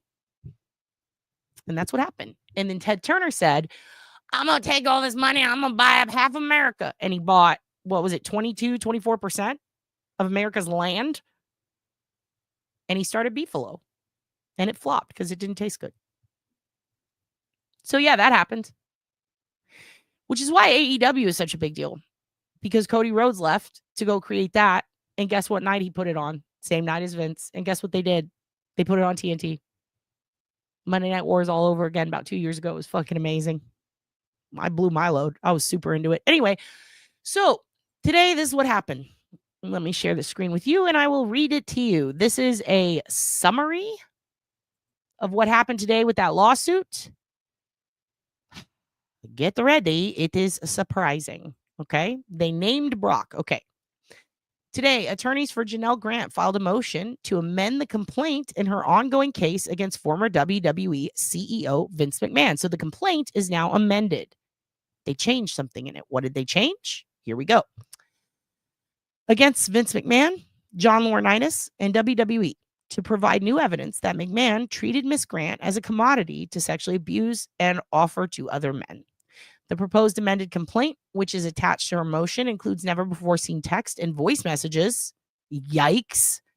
from McMahon and provides new details about how McMahon coerced Miss Grant into sexual acts through her employment at the WWE. The amended complaint provides new evidence about the sexual abuse carried out by McMahon, Laurinaitis, and WWE, including McMahon offered Miss Grant to WWE superstar Brock Lesnar. They actually put his name in it. Oh my God. Fuck. For a sexual encounter during his formal negotiation of a new contract with WWE. And McMahon ordered Miss Grant to send Lesnar sexually explicit content of herself. McMahon sent a text message to Miss Grant where he fantasizes in graphic detail about watching as a group of men are surrounding her and leaving. I don't know what happened to that one. Oh, they cut it off. McMahon has the power to arrange Miss Grant's sexual encounters. Wait, did I miss something? Oh, yes, I did. Never mind. Here we go. Go back. Sorry about that. Can you guys hear me still? Sorry, can you guys hear me? It just said that my browser lost screen share audio. Let me see just in case.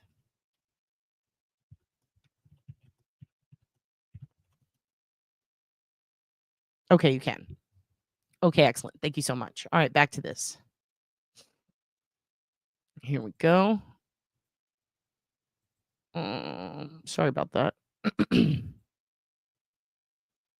Okay. Here's where we are. McMahon sent a text message to Miss Grant where he fantasizes in graphic detail about watching as a group of men are surrounding her and leaving her physically wrecked, underscoring how he viewed her as a commodity to offer to others. A text message from McMahon to Miss Grant where he makes clear that only Miss Grant has the power to arrange McMahon has the power to arrange, in quotes, Miss Grant's sexual encounters. An occasion where McMahon video recorded Miss Grant while nude for Laurinaitis without Miss Grant's knowledge or consent. So that happened. Okay, now moving on. Here it is. Sorry, guys. I have to share it one at a time or it cuts off the audio. Okay, here we go.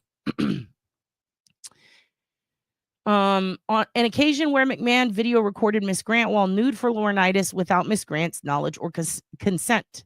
Details about the sham investigation WWE proclaimed to conduct in 2022 after it became public that McMahon signed NDAs with multiple women in which investigators refused to interview Miss Grant. Let me explain that. So earlier, when I brought up Wall Street Journal guy, this is why. Okay? So when that guy came around, that was when he was on the board maybe a couple months. And then all of a sudden the story broke about this. And it was right after that guy left. I believe it was right after he left, or he left shortly after the story dropped. But here's the deal. Guy who has a history in power at the Wall Street Journal goes on the board of WWE, becomes a board member. NDA is no longer valid. Lawsuit shows up. It is printed out in the Wall Street Journal. That is how it was reported. Wall Street Journal. The day that dropped was the day. Oh, he's home. Hey, I'm live for a little bit longer. The day that dropped with the Wall Street Journal was basically the day that all hell broke loose. Okay. And all the shit came out. And then that guy leaves. And no one ever mentioned it again. And I thought it was weird that a guy who has control over what is reported in the Wall Street Journal, or did at one point, is on the board, and then this happens, and then he's off the board. Makes me think that is the node who leaked it. Found that fascinating. Here's another thing. When this happened, WWE, trying to get ahead of it, said there have been allegations. We're going to investigate them. And if there's any fruit to them, we will fire Mr. McMahon. Well, guess who got to investigate them? His daughter and his besties, who he gave a job to. Naturally, they said he didn't do anything. And then that's when Wall Street Journal guy leaves. And then all of a sudden it comes out, here's what he did. Whoopsie, should have told the truth. Anyway, they fake investigated. And then that's when The Rock and TKO Holdings eventually took over, and they were like, okay, enough. And they bought everything, and they put Triple H back in charge. That's the long story short of that. So now let's finish this up because I have to go soon. The transcript of a voice message from McMahon to Miss Grant where he attempts to coerce her into signing an NDA really fucking fast, in quotes, so he doesn't get kicked out of his own fucking company. Wow. The initial complaint filed in January 2024 includes a text message from McMahon to Miss Grant where McMahon admits, "I'm the only one who owns you and controls you, who I want to fuck you." So again, he talks like a teenage boy with a personality disorder, and that's fun for everyone. So that came out today, and it was quite shocking. It was quite shocking. Don't know what to say. Really glad that Vince is not in charge anymore and that The Rock bought everything, but goddamn. Doesn't look good for him. Looks pretty bad. So, with that said, we're going to be covering more of that as it comes out. But if you didn't watch what happened, now we're transitioning because I got to go.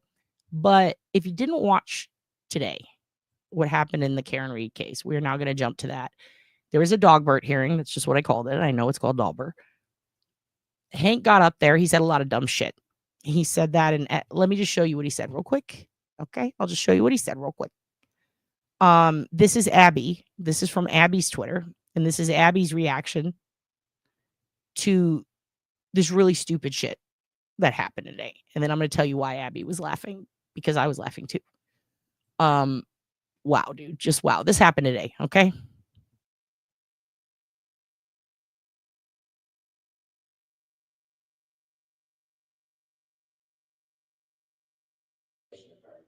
There's a program called XMP that a real forensic examiner can look at the PDF.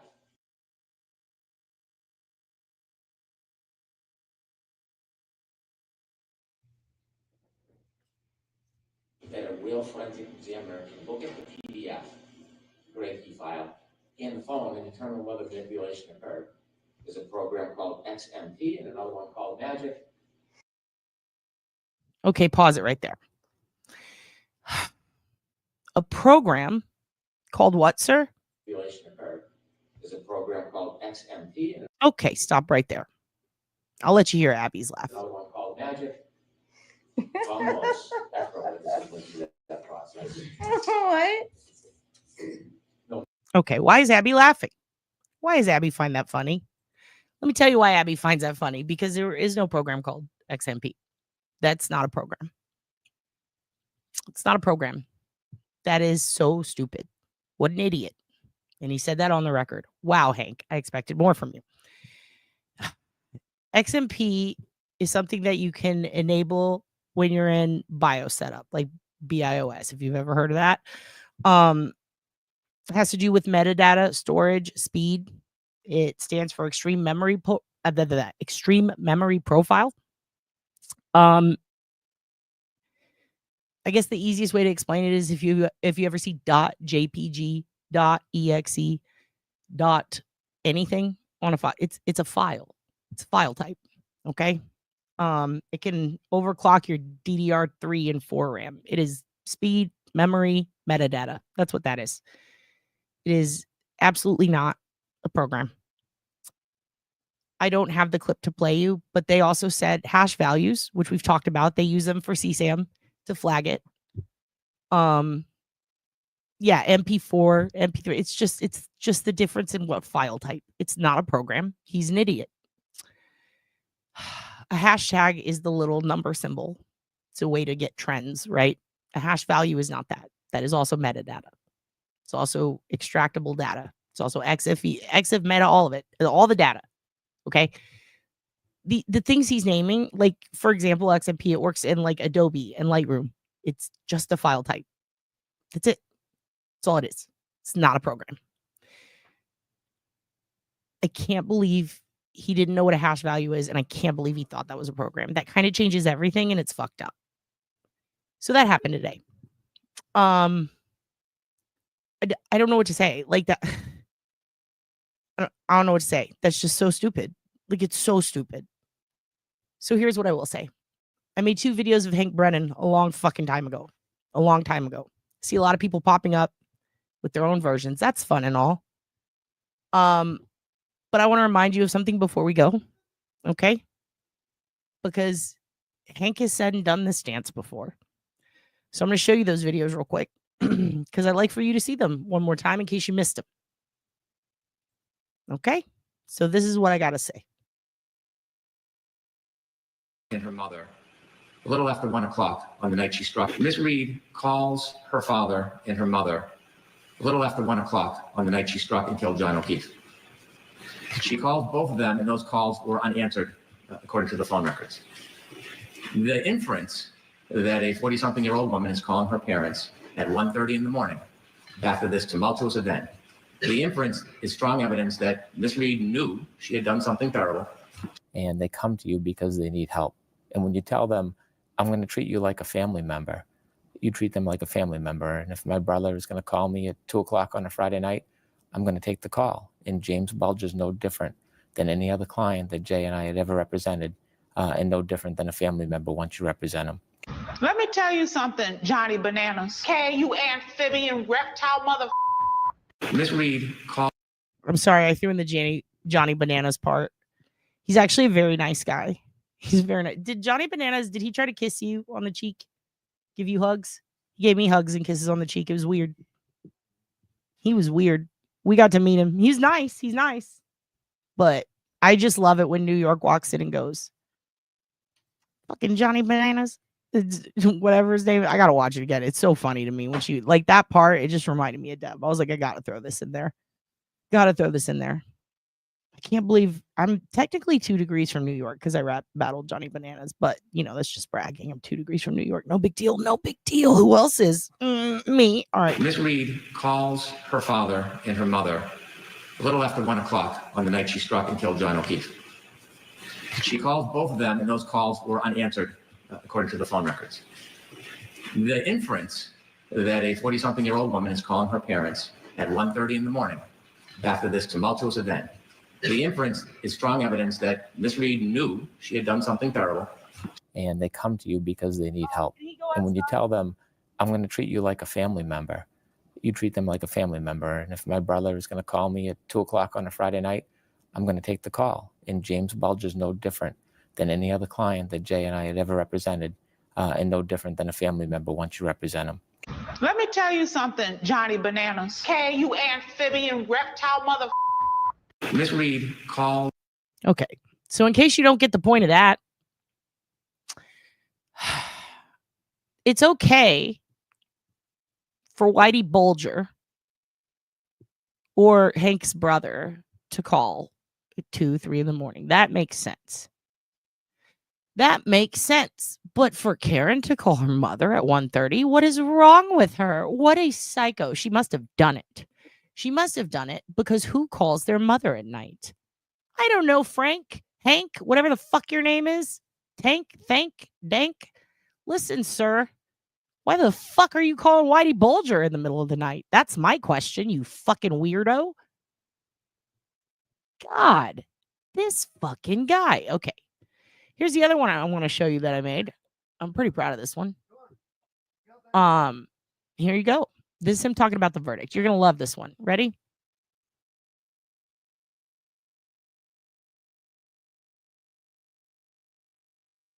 Family member. And if my brother is going to call me at 2 o'clock on a Friday night, I'm going to take the call. And James Bulger is no different than any other client that Jay and I had ever represented, and no different than a family member once you represent him. He's 83. Yeah, but Scott, before I go, Scott, did you hear what he just said? Karen can't. Look, Scott, you're in this. Scott, did you hear what he just said? Karen can't take a call from her mom at 1 or 2 or 3. It's weird. She's 40, Scott. How dare she? But listen to what this fucking meat job does. Member. You treat them like a family member. And if my brother is going to call me at 2 o'clock on a Friday night, I'm going to take the call. You treat them like a family member. And if my brother is going to call me. My brother's going to call me. I take the call. Just like I would take his. That's what he says. That's what he says. Jesus Christ, Hank. Get your shit together, bruv. Get your shit together. What the fuck, dude? What's wrong with Hank? Can he read? I told you guys he wasn't caught up. He's not caught up. There's no way. I tried to get caught up. I couldn't get caught up. Fucking 12 hours a day of reading this shit. Can't get caught up. How did pendejo Hank with a J. How did old Hankarito Supreme. How did old Hankarito Supreme over here get caught up? He didn't. There's no fucking way. Because if he did, the fuck is this Dogbert hearing? Why are we even having it? Are you serious, sir? Hanchalada Supreme? What is wrong with him? What is wrong with him? Stuffed clam jank? By the way, Walker was filming up the road. Yeah. And there were a cop said I'm not allowed to go down my street, so we both got popped today. Cops came back. Trump's back. Now the police are back in town, pulling us over for our fucking car tags, pieces of shit. And here, oh, you can leave that open. The DMV here, in case you guys don't know, at least in Austin, it's backed up, 6 months is what they told me last time? It's like a 6-month wait. So if it's your birthday and you need to get a new ID so you can fly, good luck. You got to wait. It's worse than passports. And there's no way to streamline it. Went up to Pflugerville, tried to do it there once. Didn't work. They make you do everything online. That's how bad it is because too many people come in. There's no walk-ins now. I might have to drive to Houston or Galveston. I don't know. Hope I don't get pulled over along the way. But now the cops are back, the state troopies, and they're just pulling everyone the fuck over. Yeah, it's so bad. It's so bad, dude. Your DMV takes appointment. Ours does too, but the appointments are backed up. And they're backed up so bad there's no more calendar on it to click on. So they're like, check back. And then they changed the voter ID law. This all happened right before voting, conveniently, which flooded the DMV, and a lot of people couldn't get their IDs updated to vote. A lot of Democrats couldn't. Just saying, that's one way that they fucking, it's bad here. They picked up all the little blue fucking mail drop-offs a week before mail-in voting was supposed to end. And then they redraw the district lines. And then they decide, you know what? We're going to forgive all these people who, need an ID or a driver's license for their inspection. And so now we're going to get rid of this one law we had that kept people's licenses suspended. And now all these people want their licenses back. So they'll flood the DMV right around the time the voter ID law changes, which was also a week before. So then it clogged and people going to get their fucking IDs updated so that they could vote. Nope. Fuck you. And now old Stanky Leg is back in office, torturing us. Thanks, Abbott, you piece of shit. Anyway, that's what Hank did today. That's what Hank, well, not today. That's what Hank did a while back. But today he did the hash value thing. It was so dumb. And the XMP file thing, it's so dumb. Oh my God, it's a memory setting, dude. It's a memory setting. It's for storage and speed. It has nothing to do with the program. I cannot believe he said that. That really is a huge deal. So here's what I'm going to do. I'm going to put this hearing on a little bit for you. And I'll be right back. I'm just going to let it play for those of you who missed it, because I missed it.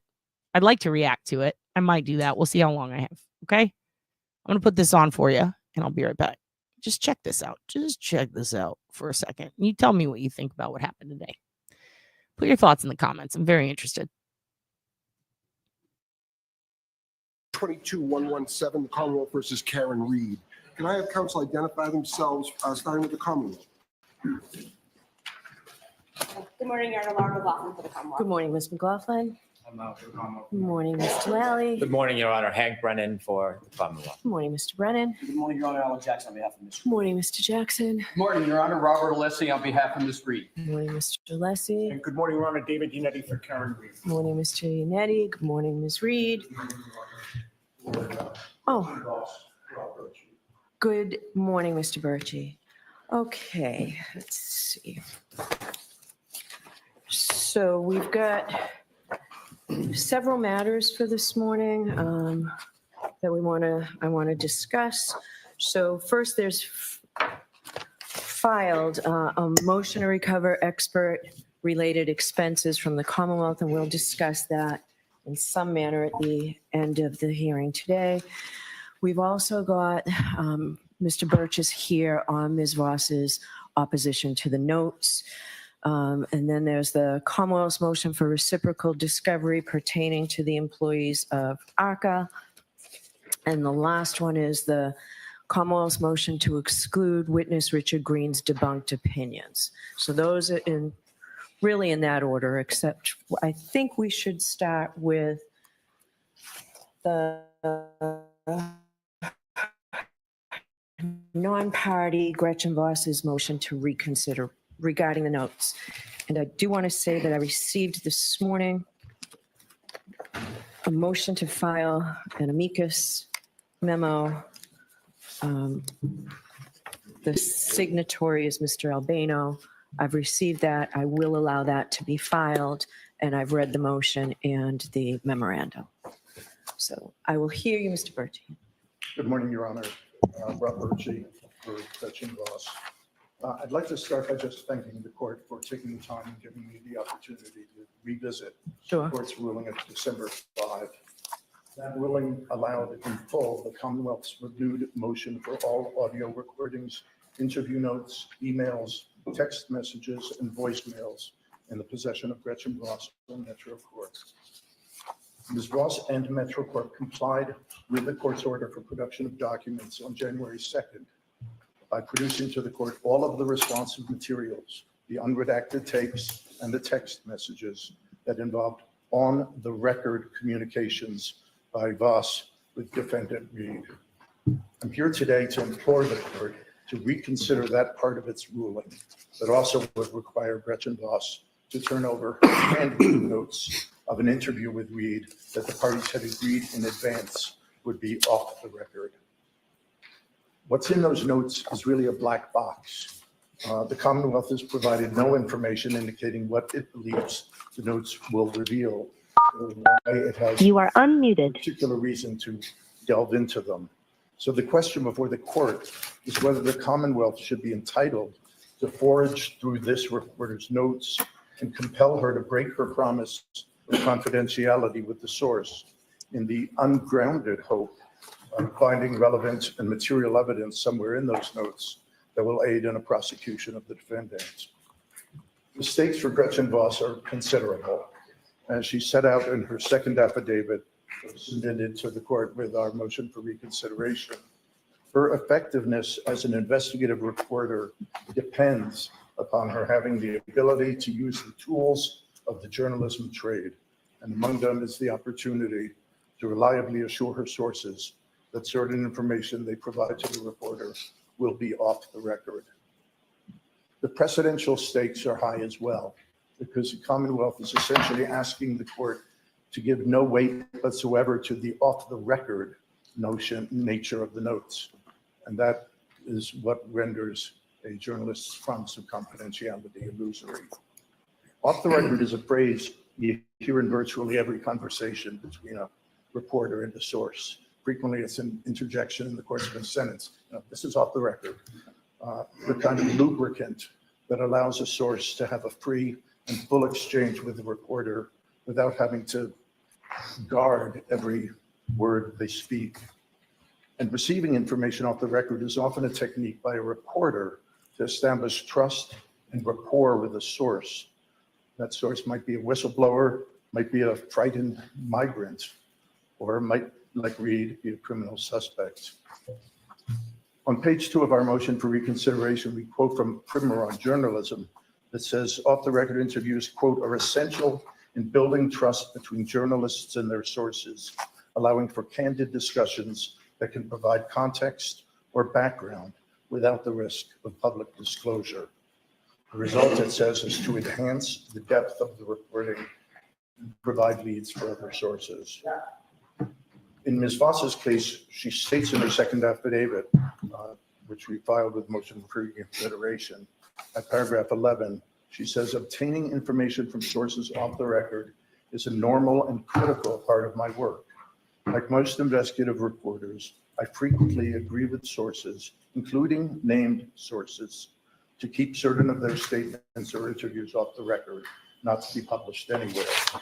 Keeping my word on this is critical to maintaining credibility and trust, and thus maintain source relationships while not interfering with the flow of important information to the public. The court's December 5 order forces Gretchen Voss to choose between either keeping her word to her source and thereby violating the court's command, or else obeying the court's order and establishing herself as a reporter whose word cannot be trusted. It's an unnecessary choice to present to her, at least on the facts of this case. The court chose on publication of the off-the-record notes because the Commonwealth has failed to meet its burden under Rule 17 to show that mandated production of the records on the facts of this case would not be unreasonable or oppressive. And also because requiring Voss to turn over these confidential notes would damage First Amendment interests more than it would benefit the public in achieving justice. I have to say, I agree with him completely. Doesn't help. I mean, honestly, like, whatever Gretchen wrote doesn't fucking matter, you know? Because here's the thing about Gretchen. And here's the thing about the media. Let me pop in and say this real quick. The media used to be, and I've bitched about this before, Walter Cronkite shit. It used to be, here I am reporting the news with no thoughts, no opinions, and who cares? It's just the news. This is just it. Here's the news. Now, different entities and interests purchase the news. So Huffington Post is run by, oh, good burp, babe.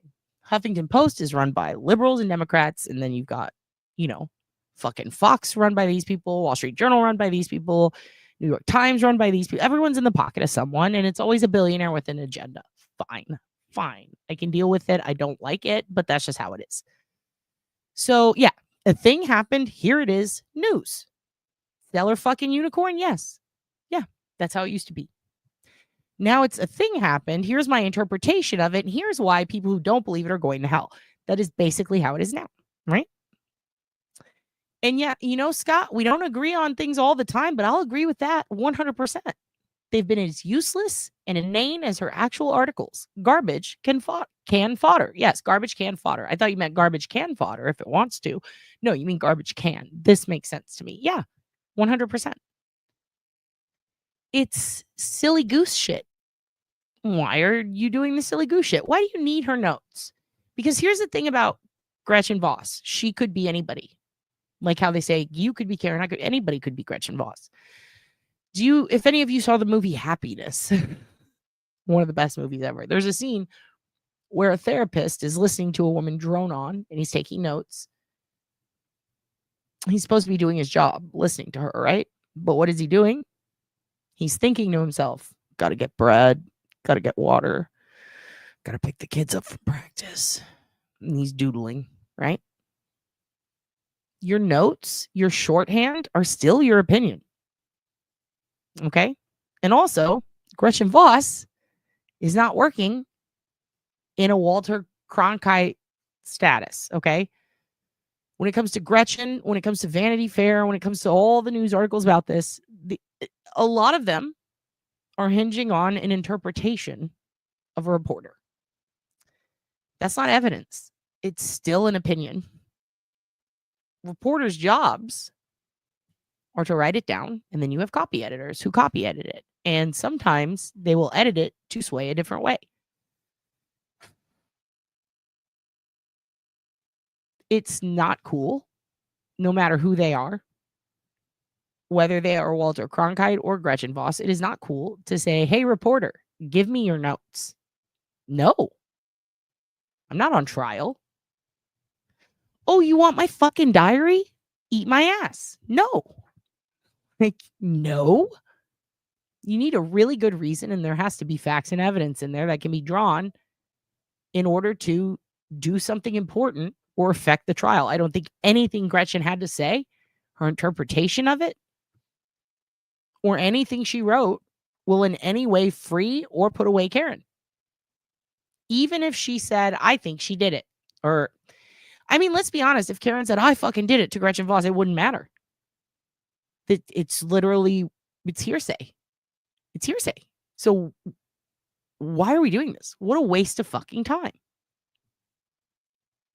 He's got a very boring voice, but I sped it up for you guys. Anyway, have to say, agree. This criminal defendant. And I keep saying on these facts, it's very clear that the inquiry is a fact-sensitive one. The First Circuit wrote the Bruno and Stillman case that under Massachusetts law, the task is one that demands sensitivity, invites flexibility, and defies formula. While obviously the discretion of the trial judge has wide scope, it's a discretion informed by an awareness of First Amendment values and the precedential effect which decision in any one case would be likely to have. And I mean, here's the thing. They don't have jurisdiction over it regardless. There have been countless court cases on this. I mean, fucking look at Deep Throat, dude. And also, you know, Janet Cook. Was that her name? Cook? She was the one who made up the whole fake fucking bullshit.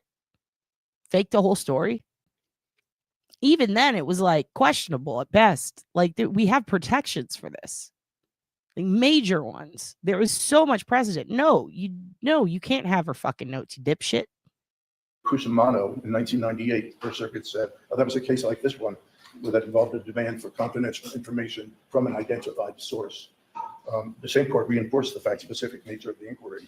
In Cusimano, they said, when a subpoena seeks divulgement of confidential information compiled by a journalist in anticipation of publication. Yeah, this is the type of shit that happens in Russia. This is like state-funded bullshit, Scott. It's true. It is 100. We're gonna start calling it Massachusetts. This is really crazy. Like, no, you can't have my fucking notes. You can't have my notes. You can't have my tampon. You can't have the magnet off my fridge. You can't have my phone number. Leave me alone. Like, that's what I would say if I were Gretchen. Courts must apply a balancing test. This test contemplates consideration of a myriad of factors, often uniquely drawn out from factual circumstances of the particular case.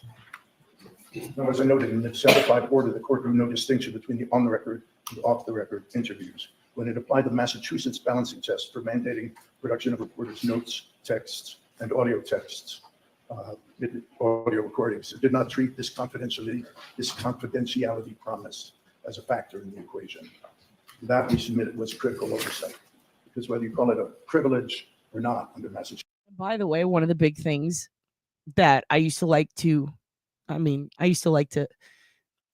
debate. I like to get in arguments with people, but not like mean ones. Like, I just like to have a good, healthy debate or discussion about policies and fucking procedures, all sorts of things, especially with journalist people, like be it a student or journalist major, or, you know, a journalist. And met a guy named Peter a while back, who is a dear friend of mine now. And he wrote some really great articles in true crime, and he used to work for WAPO. And I met him during a pretty bad tragedy. Anyway, met that dude. Love his writing. Think he's great. And we've talked about this quite a bit. But one of the things that is important is that if you're going to make a claim, right? If you're going to make a claim about somebody that is illegal. Like, let me put it this way. We've discussed this quite a bit in relation to a true crime case that's like 30 years old. If you're going to make a claim that implicates someone, you better damn well be sure that you have the proof to back it up, right? If you claim that somebody is abusing a child, like the Cook story, right? This child was abused. This child was mistreated. This child did something small and their parent reacted this way. They were missing school. Like, I believe in her report, it was like a lot of shit about a kid. And one of the reasons that she was compelled to give up her sources is because a child was getting hurt, right? And when compelled, we found out that child didn't exist. She made it up. And that was a turning point in journalism. It scared a lot of journalists because it's like, well, shit, we shouldn't be punished because of what this bitch did, right? So then we fast forward to things like public tragedies, things that happen. Let's say like a mass shooting or something. There's a lot of conspiracy theorists that are out there, and they'll say, this happened, this happened, this happened. And a reporter might have been there and seen things happen and heard directly from people involved, but that person doesn't want to be quoted by their name, right? And let's say they make a claim that, no, this didn't happen, but the news is reporting it did. And let's say like a journalist or a politician says it did. And the public says, we'll prove it. Otherwise, it's a conspiracy, right? So that reporter is now put in a position where they're like, well, I was there. I saw it. I spoke to people who were in it. They all said it. And everybody else is lying about it. But I can't give you this person's name, because if I give you this person's name, it will put them in harm's way. So at that point, what do you do? What do you do if somebody tries to sue you and say, you lied about this, but it's true and you have the proof, but in order to give it, you have to reveal your source? That's a problem. And it's a conundrum. And that's why closed door chambers exist, right? That's also why it's important to try to compel your source in lieu of revealing them against their will. It's also about journalistic ethics. So this has layers to it, but what's happening here, make no fucking mistake, what is happening here is a wild goose chase that doesn't matter. It's a red fucking herring, okay? Because regardless of what Gretchen Voss heard or reported or thought, unless there is solid unless she has the fucking Sallyport vid that they lost, I don't know why they're doing this to her. I don't. It's very, very stupid. There's no reason to seek this shit. And unless a child is being harmed or someone, I know people are like, well, an officer was killed. Yes, but think about it. What could she possibly have at all that somehow implicates or exonerates anyone? She's a reporter who is not there at this. Again, this is just like the Aruba shit, okay? They weren't there. They didn't see shit. They just know a guy. That's hearsay. Why are we fucking doing this? Anyway, let's keep going. Massachusetts law. Massachusetts does recognize that there is some degree of deference to be given to a promise of confidentiality.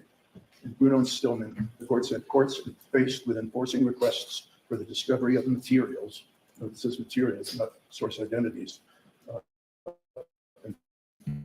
courts faced with enforcing requests for the discovery of materials used in the preparation of journalistic reports should be aware of the possibility that the unlimited or unthinking allowance of such requests will impinge upon First Amendment rights. In determining what, if any, limits should accordingly be placed upon the granting of such requests, courts must balance the potential harm to the free flow of information that might result against the asserted need for the requested information. So, what are the factors that the court should look at when conducting an analysis under Rule 17 and under the balancing test? Taking Rule 17 first, set out in the LaRouche case, they say the Nixon case, where the Supreme Court ruled that in order to require production prior to trial, the Oh, I'm sorry. What was that? The Nixon case? moving party has to show, number one, that the documents are evidentiary and relevant. Number two, that they're not otherwise procurable reasonably in advance of trial by the exercise of due diligence.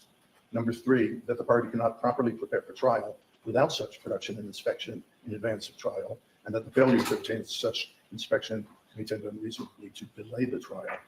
And number four, that the application is made in good faith and, critically, is not intended as a general. By the way, Miss Jessica, I am putting him on because I see that a couple of you guys are going to sleep. You're going to night-night. Laura's starting to go night-night. Everybody's ready to go night-night. Those of you who are not night owls, you're going night-night. Okay? This little guy right here in his cute little tie, he's going to tell you a story, okay? Also, does anybody know, is Gretchen Voss's attorney paid for by her or provided by her media outlet? Because the media outlet traditionally pays for the lawyers. Very curious. He looks a bit disheveled, not being mean. He looks like a disheveled grandpa. Woke up a little late, ate a fucking quick Pop-Tart, ran out the door. But I kind of love him in that suit. Man, he leveled up in that suit. What a great dude. I really like this guy. I do. I don't know which one is Gretchen. I thought she had shorter hair, but maybe she's the blonde one looking a little angry in the corner. I don't know. She was out to eat with Krusty. KP said, we did mushrooms. Ooh, you guys want to get in the closet? You guys want to get in the closet, do mushrooms with the Nagel? Ooh. She did. She moved to be in the camera frame. Oh my God, Queen. Wow. You just had to slide in there. I see little Miss SD right there looking gorgeous, looking like a fucking model. How much you want to bet Gretchen just moved so she could look at SD and be like, oh my God, she's so pretty. That's SD right there. And Gretchen staring at her, going, she could be on the cover of Vanity Fair. Yeah, we don't know. Okay. I'm wondering if this is, I'm hoping her media entity paid for this guy because he fucking kind of rules. Fishing expedition. In short, the court was explaining that the special prosecutor in Nixon was required to clear 3 hurdles: relevancy, admissibility, and specificity.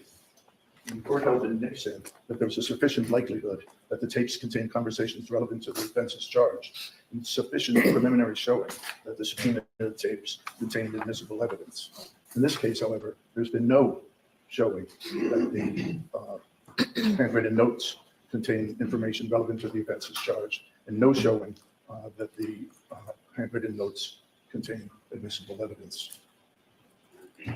When you apply it to the facts of this case, there is uncertain relevancy of the information. He needs to move his fucking hand in his paper, though, so we can look at SD also. She's so lovely. The record notes. Not seeing them, it's hard to know whether they're relevant or not. Dude, that's who. Scott. Oh, Scott, you're dead ass. Yeah, that's who he looks like. David Crosby, 100%. I was trying to figure it out. I was this dude, babe. Come look. This attorney looks like David Crosby. No, not you. You look like the Aliens guy. Yeah, you do, the guy with his hair. Aliens. Specificity whatsoever in the form of a preliminary showing by the Commonwealth that the notes contained admissible evidence. Compare that to the materials the court ordered disclosed.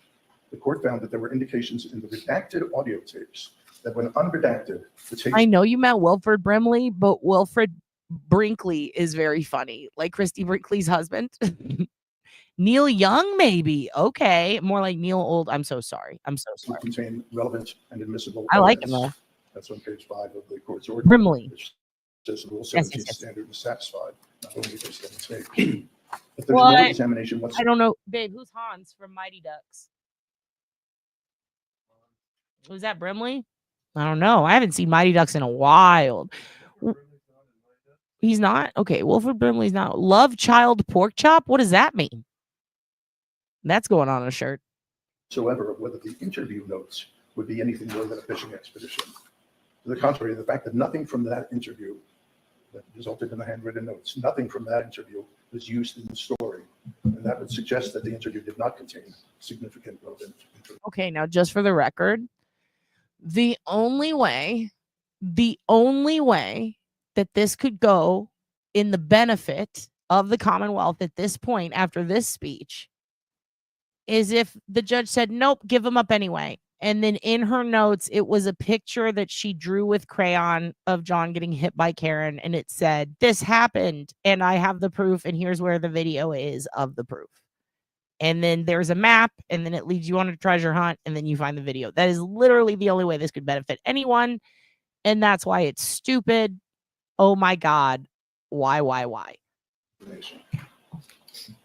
As to the balancing test in the First Amendment interests, here too, the December 5 order ignores the on-the-record, off-the-record distinction. That distinction matters. Confidential information has extra protection because, as stated in LaRouche, disclosure of such confidential material would clearly jeopardize the ability of journalists and the media to gather information and therefore would have a chilling effect on speech. The in LaRouche identified First Amendment interests that militate against disclosure of confidential information. One was the threat of judicial intrusion into the news gathering process. Another was the disadvantage of a journalist appearing to be a research tool for the government. Number 3 was the resulting disincentive to keep outtakes, or in our case, keep notes. And number 4, the burden on journalists' time and records and resources in responding to subpoenas. And if you look, Your Honor, at the affidavit of Chris Vogel that was submitted with our original opposition, he talks about You know each what's of those kind of factors. fucked up? Geocaching for geofence data is very funny. Like you're talking about, yeah, like an actual treasure hunt, a real map. Speaking of geofence data, I mean, for fuck's sake, they can't even get like the 227. Oh my God. And the amount of people talking about Cellbrite who don't know what the fuck they're talking about and trying to explain it, even though they're trying to do it in Karen's favor, they're still doing it wrong. It's like that. No, that's not how it works. Oh, fuck. We're going to have to do maybe we'll do an episode on Cellbrite.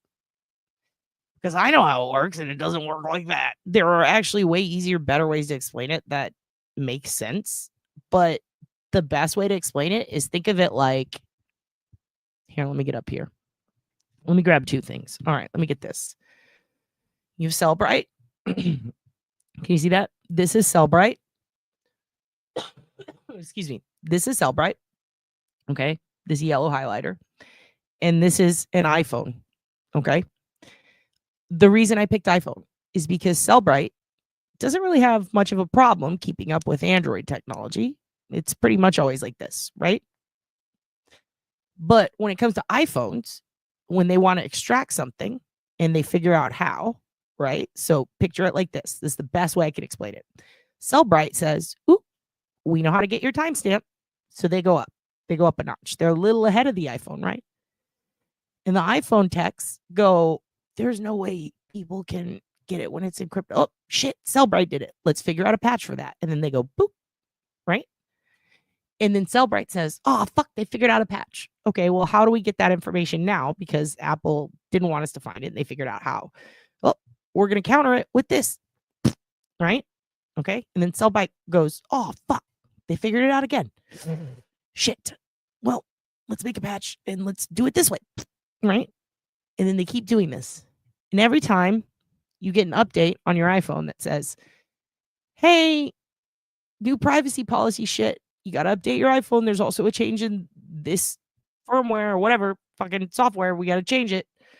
Every time you get that, that is because of one of these. And it's not just Cellbrite. It's all kinds of things. Like if, a hacker makes a fucking thing that now I can get into this part of your phone. They go, oh, this has become a problem with users. So we're going to fix it. We're going to fix it. It's auto included in every update. So when they get a whole bunch of those, they're like, time to do updates. And then they fix it. Right. And Cellbrite is basically in a permanent race with the latest cell phone technology to get something they're not supposed to have. Okay. And the phone companies, Apple, let's be real, are constantly in a race with Cellbrite to go, how do we fucking protect our users so that we can give them the most important thing to them, which is privacy? The reason that this is even an issue at all is because the more our shit gets out there and the more our metadata is sold and the more we are required to give up to every single app we get. When you go get your TikTok, okay, that's the most data you're probably ever going to give anyone. Like for real, they take it all. That's why there was the whole like, yikes. It's really not safe. It does give a lot of information. It sells a lot of info. You might notice that once you get TikTok or a couple of other apps, all of a sudden you get a ton of robocalls, just like when you sign up for universal healthcare. That was a big deal. Robocalls out the fucking ass, right? So Cellbrite, their job is to figure out how to extract data that is constantly being restricted, protected, or hidden. And Apple's job is to give the user what is most important to them and to constantly be updating their technology to be the best. So phone companies, and this is just my opinion, this next part, but phone companies, like, they have to think every day, what do our people want? They want, remember there used to be rollover minutes? And then they said, people hate that. Let's just give them unlimited everything. But before that, it was you had to pay per minute. People hate that. Let's make it into rollover. Like, you're always progressing, right? So with cell phones, it's like, well, people want to take better pictures, so we're going to put better cameras in it. Well, people want more space, so we're going to create this chip that makes it more space, and we're going to give them a better processor, and we're going to more this, that, and the other. And this phone's going to be able to make fucking waffle fries. This phone you can jam inside your asshole and have a good time. Like, you can take your weed pictures and we'll make it, so nobody can ever see your weed pictures. And drug dealers, you can now use this app that works with us. And in that app, no one's ever going to see you drug dealing. And, the company itself, again, my opinion, doesn't say those exact words, but that's what people want. People are like, I wish I could get away with this, that, and the other, but now I wish I could listen to my music, but they updated the phone and now it doesn't have a cell phone jack. Well, what do we do to make the earbuds more popular and make people not care about the cell phone jack? Well, we're going to make the earbuds make fucking waffle fries, and we're going to make it so you can sync up with all this stuff, and it's going to solve this problem that's a bigger deal to them. No matter what it is, I am of the opinion that the number one thing, and I've heard this from people who work for cell phone companies, the number one thing people are the most concerned about today are their privacy. It's their privacy because they're tired of fucking robocalls. They're tired of all this shit. So Apple makes privacy a big priority. So anytime a company technically legally hacks, one of you guys did say that earlier. Yeah, I mean, pretty much that's what Cellbrite is. It's let me figure out how to legally get in here and get this information. Or maybe not even legal. Maybe you need a subpoena for it. And that's kind of why. If we have permission, we can get this out. But otherwise, it's illegal. Okay, here you go. Here, a judge says do it. So you can't make promises for something you can't do, right? So obviously, they're going to call it operational security or something like that. But it's like when people go to hacking conventions to hack a drone, and then they're like, okay, this is how, if you took this drone into war, this is what the opposition could do to take it down. You need to fix that. So that's essentially what's going on here. You've got Cellbrite and you've got Apple. And Apple's saying, well, we're going to put this patch so Cellbrite can't see date and timestamps. And then Cellbrite's like, ha ha ha, we found a way around that. Here's a user update for everyone across the board. And now you're protected from that. And then Cellbrite's like, blah, blah, blah, and it's just that back and forth. So the thing that bothers me is when Jessica Hyde goes up there and she's talking about what they have and what they know. And they knew that it was out of date, right? Because of that, she obviously had to or chose to, I don't know why she did it, use other software. But then when Ian testified, he used this specific software, which is Cellbrite, right? And it had changed. And when it changed, what happened? Apple said, oh, you wanted to get that 227 timestamp? And it's not just in relation to their case. It's not about the case. It had nothing to do with that. It was literally, we have this vulnerability where now companies like Cellbrite and other extraction methods have become available so that private or public entities or law enforcement, anybody, can now figure out how to get this that we promised that you couldn't get. So it had nothing to do with just the trial or anything like that. This is a company just adjusting and fixing it, responding to a new patch on iPhone. So now it's one of those things where, we have to update it. And in this version, you can do this other thing, like a workaround, to get XYZ information that is important. But in order to do that, it kind of takes away the capability of finding this information. Just because they already found the 227 timestamp and then in the new update, that timestamp goes away, that doesn't mean that it was improved and that timestamp's wrong. That's not what it means. It means that when they did the update, updating it in this way compromised this other thing it used to could do. So yeah, we get more capabilities. We can see more shit on this calendar, and we can maybe now get into their voice messages better, and we can download this faster, but we had to compromise this. Just because you can no longer do a kickflip doesn't mean you never did a kickflip. Does that make sense? You're just getting older and things are changing in your body. That's basically what happened. is Cellbrite said, we're updating it. And in this updated version, you can't see this thing. Okay. So every time you take a step forward and progress, there's another part that kind of takes a step back. That's what happened. It has nothing to do with it being wrong in the past. Just because you can't see it doesn't mean it didn't happen. Fair. We know that there was a tree, right? And then 2 weeks later, the tree is gone and there's a stump. Because you didn't see the tree get cut down, does that mean it never happened? No, obviously someone cut this shit down, right? We saw the 227 timestamp. Ian Whiffen said, we upgraded. We have a new version out.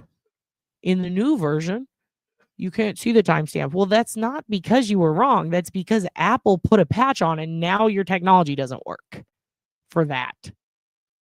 So you improved it in other ways. Well, good for you, but that changes nothing. What the fuck? To see people explain it otherwise bothers me. But does this make sense? It's just a rat race. It's just a race. Oh, you got this on this week? Well, fuck you. Now you can't get it this week. Okay, well, then we're going to fucking do an improvement. Fuck, we still can't get it. But you know what? We can get these things. Well, fuck you. I'm going to fuck it. Like, that's all it is. That's it. Here's another thing. It's not just Cellbrite. It's like everything. Think about the millions of apps, all of the software out there. That's who Apple's fucking competing with. And each one of them, I mean, real ass fucking, you can all download this to little ass 14-year-olds in their home fucking trying to fuck shit up with hacking. Yeah, all of it. They're competing against all of that.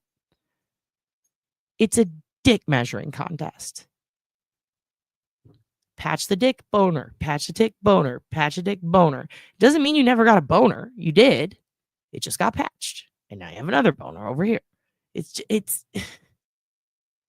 227 is still what time it was and when it happened. Just because the updated version can't do what it used to doesn't mean it's wrong. It means your ass got caught and they patched it, fuckers. Yeah, and then add a layer of API in there. Thank you, Whiffen. If I figure out how you're stealing from me, so I put a fence up and you can no longer steal from me, does that mean you never stole? Does that mean what you stole didn't exist? No. Makes no sense. I don't know why they're doing this. This is so dumb. It's so dumb. Okay, back to this. Sorry. Affidavit in paragraphs 13 through 18. He says he worries that compelled disclosure may lead to a public perception that Mrs. Voss is taking sides in this case or is acting as an investigative arm for the judiciary. Trust in the news media is already fragile because reporters compile information for a living. They will always be attractive targets of discovery for one side or the other. The unrestrained use of subpoenas to compel testimony or documents from reporters will create or reinforce the impression that objective journalists are working as agents of the government or the defense. The fourth estate can only serve its role as a pillar of democracy if it has the public's trust. Second concern that editor Chris Vogel pointed out in his affidavit is that another risk of compelled disclosure is that if it becomes easy or routine to subpoena journalists to hand over their interview notes, the legal and administrative costs of battling or complying will chip away at the precarious resources of much of the media. A third factor that was concerning him was that easy allowance of media subpoenas also risks leading to a decline in investigative journalism altogether. This is the most expensive kind of journalism. Reporting, writing, editing, and fact-checking investigative pieces take significant time and resources. Magazines like Boston Magazine will not be able to risk becoming enmeshed in situations such as this one, with the result that they shy away from controversial topics and the flow of vigorous reporting will suffer. We'll feel we have no choice but to select tamer, less controversial topics for our coverage. Another concern expressed by Editor Vogel is that reporters will be incentivized to destroy notes and interview tapes after a story is published, and that could harm the news outlet if it later needs to follow up on that piece. A fifth consequence is that reporters may tend to be circumspect in the way they gather information, in the way that they conduct their interviews, and not be so vigorous in their questioning of sources and their documenting of interview notes, aware as they will be that their work may become the subject of public and judicial oversight. And finally, one factor that separates this case from many other cases out there is that Gretchen Voss has been the subject of invasive vitriol simply for writing about this controversial and very public matter. Public disclosure of their interview notes in this case risks putting her again in the limelight and triggering a new round of harassment.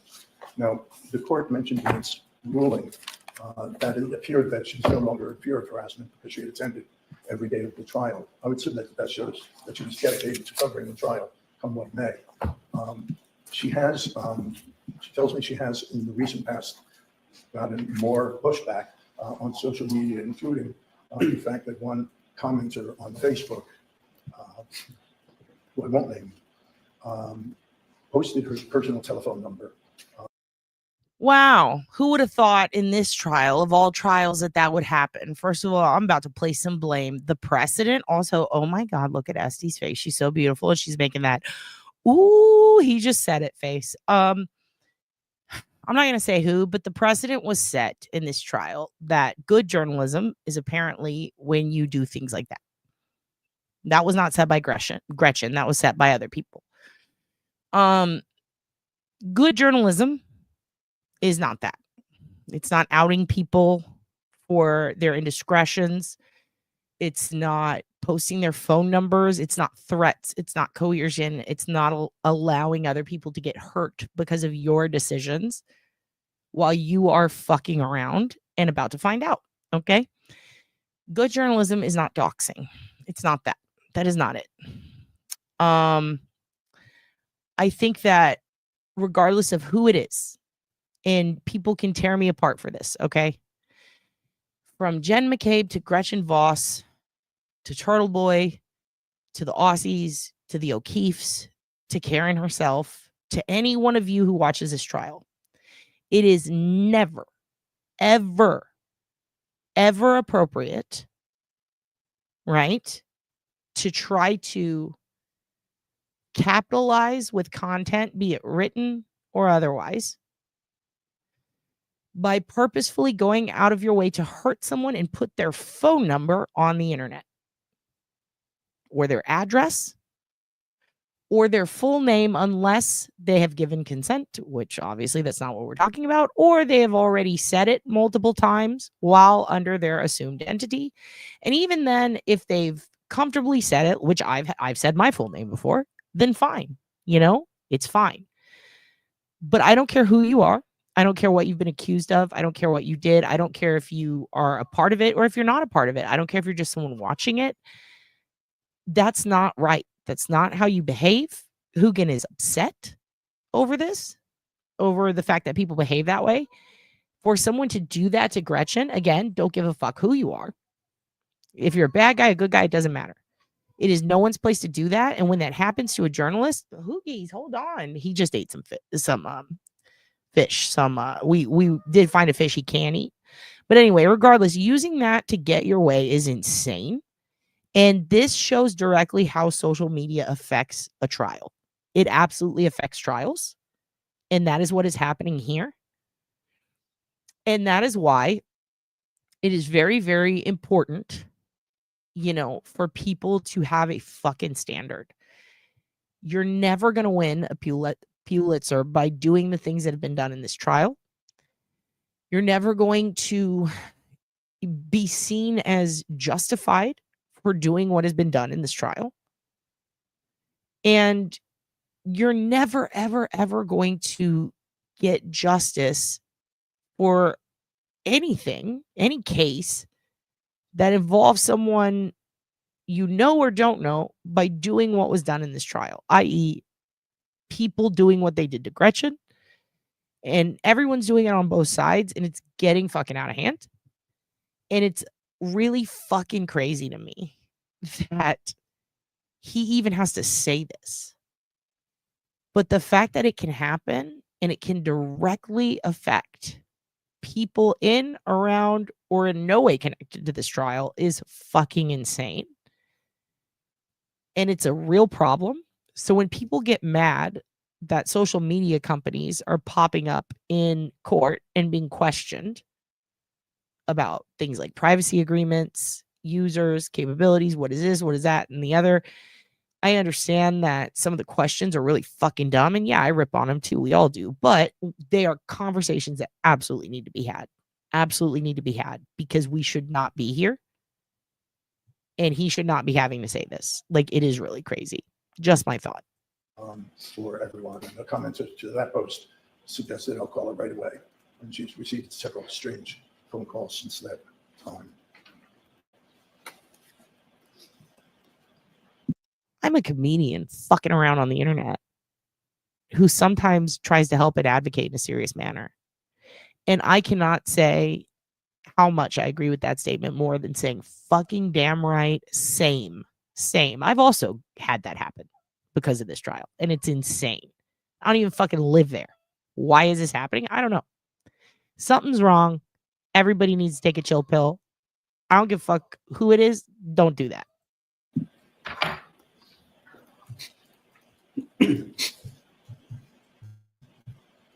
Also, if Tanya Harding had kept up with her skin, I'm so sorry. I didn't mean that. Because of the disproportionate harm to First Amendment and Article 16 interests caused by production of the confidential interview notes, we ask this court to consider its December 5 ruling and deny that part of the Commonwealth's motion that seeks those notes. All right. Thank you very much. Thank you, Your Honor. I do have one point to make to you, Mr. Birch. In the amicus brief, or the memo that was filed. Also, is it amicus or amicus? Because I've heard it pronounced both ways by lawyers, judges, everybody. What the fuck? How do we say that word? Out this morning. I just want to be clear that I am not looking for Ms. Voss's own interpretations as well as her likely impressions and thoughts about the interview and overall story to be. Yeah, no shit, Judge Bev, but that's all you're going to get from Ms. Voss, okay? She's not an investigator. You should ask Trooper Paul, you stupid bitch. Provided, but it makes sense to me, and I'm going to hear from the Commonwealth, and if you want to respond first, that any information that reflects or relates to conversations with the defendant must be turned over. I'm not sure what the question is. So I'm not looking, the amicus brief and your argument suggests that if I order these notes to be provided, and just to be clear, I do appreciate that they were provided to me to review in camera. So I can see a distinction between what I'm being told that generally all notes reflect. Pause. Not a fan. I know that okay, look, I always cut myself off and say it's a joke, right? Like I'm not going to say that when I start to say like this is it's a joke. I don't like commenting typically on people's looks in the trial, but goddamn, Bev, goddamn, did somebody get their hair straightened on? I don't hate it. I kind of like it. Kind of like her hair. I'm not gonna hate it. Also, what are these glasses? I agree. Why are we pulling them down to the edge of our nose? What point are we trying to make here, Bev? Come on, quit trying to be smarter than the lawyer. We see it. We see your new glasses. They're fancy. The author's interpretations as well as her likely impressions and thoughts about the interview and overall story. That's not what I'm considering releasing. But I think in this criminal case, the Commonwealth has proven that any material that reflects or relates to communication with the defendant must be turned over. So what I'm going to propose is that I do believe that there's some material in these notes that I don't need to provide to the Commonwealth, that I don't need to order be provided to the Commonwealth, that are just sort of observations. It's the communication between the defendant that's critical here.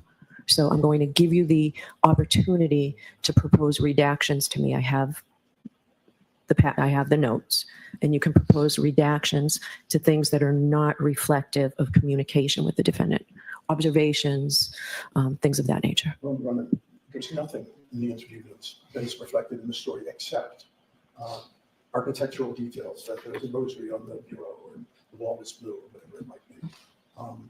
And I've been through the notes with this question in mind. Can you separate the impressions and integrity of the thoughts of the writer from the statements of the interviewee. And I don't think they're distinguishable. I think they're all melded together in one. And frankly, it's her selection of questions that she asks Ms. Reed that gives an eye hole into what her thoughts are about the case. She shouldn't have to produce that work product. And the Commonwealth hasn't shown that there's any more relevancy to these conversations with Gretchen Voss than there would be with any other conversation that Ms. Reed had with anyone else. There's no reason for the Commonwealth to be going after Gretchen Voss as a reporter for this, other than the fact that she's a reporter and she's done the investigative work already, that presumably the Commonwealth has already done. Okay, Thank you. thank you. Commonwealth? Your Honor, I'll simply say we defer to the court's judgment and whatever limitations the court imposes. I have no further argument. Okay. All right, so I'll take this under advisement. Thank you. All right, so paper 442. Yeah, I saw that. And I think it's really silly because it's like, why? Like, why are we even having this fucking hearing? Like, why? It's such a waste of time and money. They're really trying to tap out Karen. I thought it was, I was like sitting there going, we need more distance between the eyes and the lenses. Okay, that makes sense. I thought she was trying to be like, you know how you go, and then you bring your glasses down. Agreed. I did also really like that part where was it Yannetti or it was Yannetti who like got his reading glasses and gave them to what's her nuts? The Julie? Was it her? Which one was it? It was Chris's wife. Yeah. It should have, I mean, they shouldn't have even had this. They shouldn't have even had this. This is the Commonwealth's motion for reciprocal discovery pertaining to employees of ACA. And I know this is stupid. I actually didn't watch this part. I watched some of Hank and I watched old Gretchy's lair, but did they bring Cannon Daddy in? Because I'm willing to bet that this literally, yeah, she did say Bukaki twice, even with the glasses. I'm willing to bet that Bev begged them to bring she wanted the arc. She just wanted to bring Cannon Daddy in. If he shows up, it's because it was Bev's choice. It was Bev's choice, 100%. From when we were last in court, the Commonwealth was perhaps. God, I said this last time that he sounds like a 50s, like, see? Like he literally talks like a gangster from the 50s. It's wild. Having conversations. Yeah, she's with the federal people to see if you could get anywhere with this. Is there anything I need to know in that regard? And if we need to do it at sidebar, we can do it at sidebar. I don't think there's a need, Your Honor. Okay. Although it's not incumbent on the Commonwealth to pursue Rule 14 discovery of a party that's going to proffer an expert, Commonwealth made best efforts anyways. I filed a Chewy letter, and I was unexpectedly not disappointed when I received a response last night. It's insufficient, it's inadequate. So the issue of pursuing Rule 14 discovery through the proponent of the expert, that being the. Now I want to talk about Hank Sass a little bit because I have a short that I'm probably going to put out later showing you why this is weird. Okay. This type of behavior. And I was hoping that I would get to see this again. I didn't realize I'd get to see it so soon. I find that very interesting. Let me talk about that kind of behavior I'm talking about right now. I'm talking about this sass that Hank's been throwing around this. Well, I expected this, and guess what I got? Like, I figured they wouldn't do it right, and they didn't. Okay, Hank, shut the fuck up. Here's the thing. What a two-faced prick. I am a firm, I'm not going to play that, AJ, because it's just my video. So listen, what a fucking psychotic guy to turn around and to literally just lie. Like, he's two-faced. He's two-faced Hank. I'm going to show you why. I'm going to put out a short tonight. I'm sure people will take it. But here's the point. Hank behaves and talks differently to people when he is in the background and he thinks the camera's not running. And then when the camera starts running, he gets sassy. He becomes sassy Hank. Why is this a problem? Well, most people ham it up for the camera, right? If I'm sad and then I have to go on stage and do a comedy set that's going to be filmed, that's different. I'm doing a performance, an actual performance. It's like acting. You might feel sad inside, but you have to be happy that day, right? A lot of us do this every day. A lot of us put on a smiling face so that we can go get our tips at work, or so that we can like not upset people in the office. We pretend to be fine, right? Hank does something different. Hank does something where he pretends he's your buddy and everything's fine. And listen, we're just lawyers. It's fine. Everything's great. And then when the camera comes on, he's like, that man killed my wife. Like it's like, whoa, he's a fucking prick. Like that's how he doesn't say that, but he like exudes this, like, I fucking hate this guy. Or you're a dumb bitch right after telling you, like, I think you're fucking smart. That's called two-faced. Like that is just two-faced. That's not like that. He's putting on a performance, which to me, like, if you're genuine, then just be genuine. Just say what you mean and mean what you say and be yourself, right? When juries see that, which they do, when they see that and they see on like an actor, when they see a performance, they can sometimes tell, usually, like this, well, she was fine a second ago and then now she's testifying and she's acting not fine, saying the same thing she said a second ago when she was fine. Like they see that shit, right? Hank's very guilty of that. And I pay attention and I watch before and after and I watch when they're just mingling, right? And Yannetti and Jackson seem to act the exact same all the time. Hell, I'll even give it to him. Lally was boring all the time. He wasn't two-faced. He had no personality whatsoever. You can never accuse that man of being two-faced. He was just an absolute insufferable person the entire time. Respect. Bev has been one-sided as fuck and evil as shit the whole time. Don't like it, but gotta respect the consistency. Hank goes full diva at any moment, and it is shocking. And I'll show you that later. I'll show you that in some shorts, but let's keep watching. The defense in this case is something that is a matter we're going to have to address. Okay. I did speak to the defense this morning. Since the Chewy letter came last night, they have, I don't want to speak for them, but have asked if we would consider some time so they can respond. I am content if it gets deferred until the next date, but it is an argument that needs to be made. Okay, who's arguing that for the defendant? Good morning, Your Honor. Morning. I agree with Mr. Brennan's recitation of our conversation this morning. If it pleases the court, we did get that Chewy letter. I was copied on that letter late last night. Reviewed it last night. I think that would be incumbent for me to at least analyze that letter in a little bit more detail and utilize that letter in my response to the Rule 14 argument. So if we can have another date.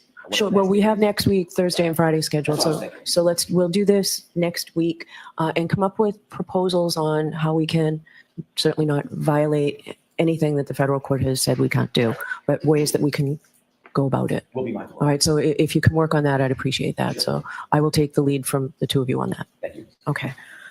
All right. So this brings us to the Commonwealth's motion to exclude defense witness Richard Green's debunked opinions. So I have received a great deal of pleading. Do you see what I mean? The sass. Debunked. Excuse me. Fuck you. How dare you? First of all, didn't need to put that. That's not how filings work. That was a rude, shots fired fucking title. It was immature. And I honestly don't know how they rule on this, but immature as fuck. Throw it out. On this, so the Commonwealth's motion, and there was a affidavit attached, a report attached from Mr. Whiffen. The defense has filed an opposition, an affidavit from Mr. Green, and then another affidavit from Mr. Green that doesn't, they're two separate affidavits. And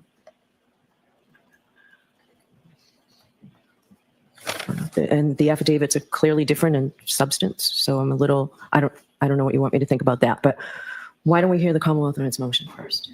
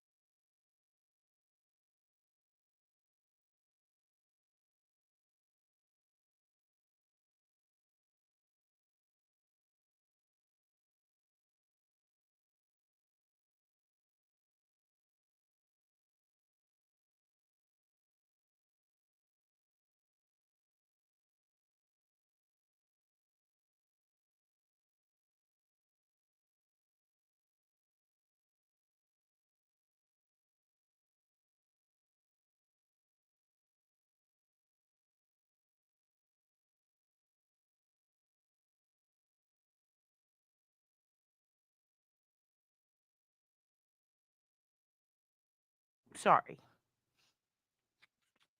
everyone. Didn't realize we were muted. The Hugin says hello. Do you want to snort? Hugin says hello. He wants you to know that he loves you. He wants you to know that he loves you and that he misses you. He's silent Hugin right now. He's such a good boy. He wants you to know that he enjoys you. He wants you to know that he thanks you. And he wants you to know that he appreciates you worshiping him. Yes, that's you, Hugin. Oh my God. You're touching noses with yourself. Boop. Boop. He wants you to know he's going to the vet this week because we have to figure out what allergies he has again. Why? Because the neighbors give him treats he's not supposed to have. And he breaks out in a rash. And he has a little bit of the rash got on his winky. So they're gonna take all of mommy's money. They're gonna take all of it again. But you'll be happy. Okay, he has gone headless. He does not want to be seen on camera right now. I apologize. Come on, Hoogies, pick your head up. He just wanted to say hello and hello. And now he's gonna go. He gets nervous on camera. He doesn't. Oh, it's Hank Brennan. Oh God. Oh God. Okay. You got snot on me. Anyway, sorry about that. He had to pop in and say hi. Yeah, he's got a little winky rash. And also, I told you guys how now the fish skins he's allergic to. I think, okay, and this is not a joke. I'm not being sassy or rude. Some of you guys are going to think I'm fucking with you or I'm being crazy, but one of you guys suggested this. I did ask the vet about it, but they practically charged me $100 an hour to talk to them on a phone. They charged me fucking attorney fees. I swear to God. Last time we went in to get him a Cytopoint injection, it was just supposed to be a quick allergy injection. Fucking $400. Like, what are you doing? And then I got that Modern Animal, which is awesome. It's like free vet appointments, but then they're like, but only you can only get this kind of medication. You have to get it from us. Anal glands are great. He's no longer, we don't have to milk his anal glands anymore. Everything's great, but he's got a winky rash and a taint rash. And they believe, headless Hugin writes again. He is shy. He's just shy, little boy. They believe that the situation could be that like their systems, if they have too much of something, it just goes out of whack. So, he can't eat puppy food forever. That's why when we got him, we were like, we have to switch him to healthy adult food because he's 6 and he shouldn't have that anymore. And he was overweight. So he's lost his 10 pounds. Everything else is healthy now, but he's still getting weird rashes. Yeah, we know about the chicken allergy. It was chicken and beef last time. So we got rid of that. We got him on fish. But then the codfish skins that he was loving that had no issues, now that gave him a rash. Yeah, he's doing Benadryl and he's doing 1 milligram per pound. He's doing everything he should. Not from the grass. He is allergic to the grass, but only when it rains or there's a sprinkle and when he hoogs in it, like he fucking rubs around. And that rash looks different. That's just a little bit of spots. We give him Benadryl, it goes away. No issue. A lot of those dogs, apparently like Bostons and Frenchies and all that, they're all like same issue. So if he gets a grass rash, it looks different. It looks like kind of like tiny little hive spots all over. This is like, it looks like a ringworm, and it's not ringworm. They said it's allergies. The problem is we're tapped out on all the different foods. So, and again, I'm not playing a joke. I'm not fucking around. He's gonna be put on a kangaroo diet.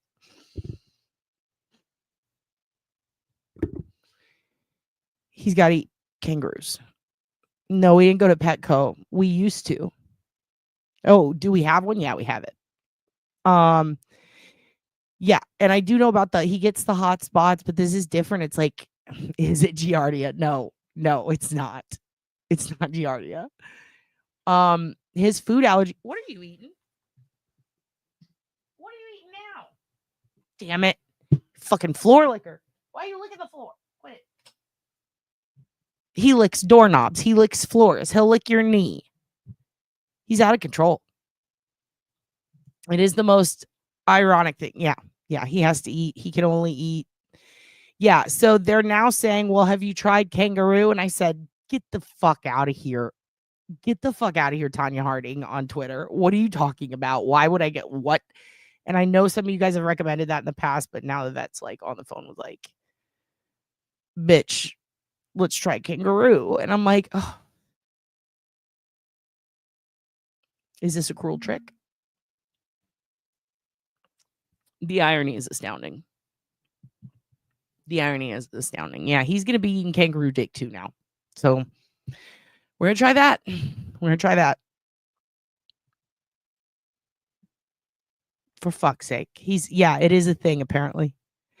It's a thing. Now he's got to eat kangaroos. And apparently, so this is what they said. They said that dogs with super sensitive stomachs, like fish allergies, are super rare. It's got to be an overindulgence, probably, in one of the vitamins in it. Could be a reaction like that. Could be from licking the floor or a knee or an ass. I don't know. Who licks everything. The licky thing is it itchy tongue? What? No, that's just what those dogs do. True. He will lick his own nose for like 20 minutes. It's fine. The problem is that, Ira Glass had same. Yeah. I'm Ira Glass right now. He said emu oil or emu. I call them emus. That's what we grew up on. Yeah, that's what he eats now. Signature. He eats that. But what he eats is the cod one. So now they're like, you're gonna get Signature, but it's gonna be the kangaroo with the canned kangaroo food. So that's probably what we're switching him to try that out next. He's already tried deer. Like, he's tried a lot of different things. He does do pumpkin for his tummy. He absolutely does. And he does pumpkin and chia seeds. They're like, it's in a bag. That absolutely helps. Yeah, I do that. I have that. And also we have Just Food for Dogs. I make it for him every month. I have where is it? Well, anyway, I had a sticker I was going to show you. I don't know why, but if you go to, I know it's so ironic. It's crazy. You do bad actors. It's crazy. If you go to Petco, the one with the Vetco clinics, they usually have Just Food for Dogs stands, and they are people who make, it's like an actual Gordon Ramsay style Hell's Kitchen in the middle of Petco, and they make pet food that is designed exactly for your dog, like for their exact diet. But it's people food, and it's supposed to save you all this money, right? So my first asshole vet recommended that. And he got put on the fish diet, which is a cod, but it's not skin. It is so expensive. Yeah. And that's if you buy it in the bags in the Petco in the frozen section. It's $10 for a day's worth of food. Fuck that. But what they do is now when you go in there, the Just Food for Dogs people, they sell a packet. Actually, let me get it. I'll show it to you. Here, I'm going to hit play on Hank and then I'll show it to you. I'll come back because this is very interesting. If you have a dog and you are interested, you could do it really cheap. And they gave me a hack and I'll show you. Hold on. May it please the court, we filed a motion to exclude Mr. Green as a witness regarding 2 points. The first is a claim that a witness's phone made a search for a phrase to the effect of how long to die in the cold at 2:27 a.m. And secondly, to exclude an opinion that there was some type of intentional deletion of that entry. This case, I propose on behalf of the Commonwealth, is appropriate for a Lanigan hearing. At that Lanigan hearing, I suggest that Mr. Green should testify and answer questions about his affidavit and his opinions that he would like to subject the jury to. In fairness, the government would call an expert as well. Okay, so it's called Just Food for Dogs. And I'll show you the package. It looks like, oh, damn it. Come on, get to a point. There we go. I'll put it in front of my face. There you go. In front of my face. There it is. It's do-it-yourself nutrient blend for fish and sweet potato recipe. That's the one he's on. So you can buy the $10 bag samples, or you could get this shit. And on the back, there's a code right there. Let me see if it'll let me. If I stay right there, you can see it. And maybe you can scan it if you want to see more. But if you scan that code, you fill out this thing. And if you go to Petco, you can ask your vet about it too. And basically this thing, it's got, how much does it have? Enough for 36 pounds of food, vet formulated to balance meals cooked at home for all dogs at all stages of life. So I can pay $10 a bag for the pre-made shit, or I can go buy the shit and they give you a recipe book, or a recipe. It's free. They gave me the whole book though, but we're doing the fish and sweet potato. So I went and I bought everything for it. It's like 4 pounds of cod is like the most expensive thing. That comes out to like $20 after you go to Walmart, $25. But then you just get like, what is this one? It's green bean, carrot, sweet potato, regular potato, and then like safflower oil. And I add carrots because they're good for you. And then you get this and you just put like a little tablespoon in it after you oven bake it. And and it has broccoli. So it's green beans, broccoli, and all that other shit. You put 2 tablespoons of this, you mush it all together, you pre-bag it, put it in the freezer.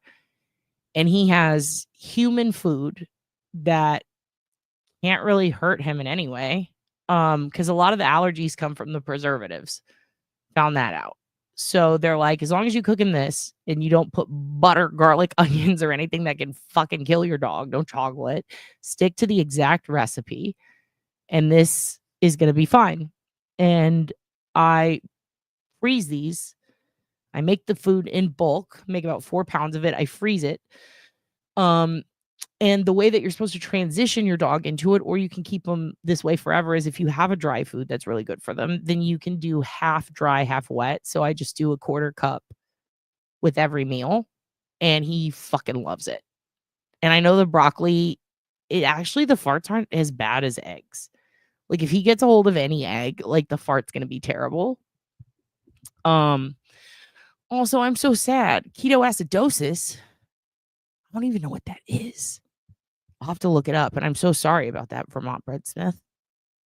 What the fuck is ketoacidosis? Is that when people go into keto and then they don't have all the right nutrients, or maybe they're over nutriented? Yeah, that's sad. I'm so sorry. Well, he does eat broccoli and he does fart a lot. This package right here is like $20-25. So this, you get it once every couple of, really, I've had this for months. You get one of these every like month or 2, 3 months maybe. And you just buy the shit and make it at home, and it lasts probably about 2 weeks, prepackaged and frozen. And then you no longer have to buy soft food that you have to worry about preservatives and shit fucking up your dog. And also, it's like I can literally take a bite of it and be fine. Like this is just probiotics and shit that they need. So yeah, he's been doing that, and that's been great. The problem is, like, if he gets a snack that's fish skin or fish skin related, like anything with the skin, anything with too much salt, because there are a lot of salty, they're natural, they're not supposed to hurt, but they do have a ton of salt snacks, and there's stuff that's been dehydrated that has a preservative, the little things that are in the bags.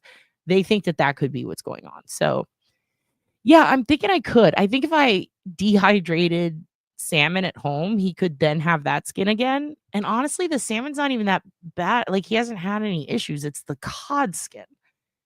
And then the guy at the vet, or not the vet, at the Hollywood feed store here that I go to, dude, that dude knows everything. He's like an adorable gay guy, and he looks like the singer from Newfound Glory.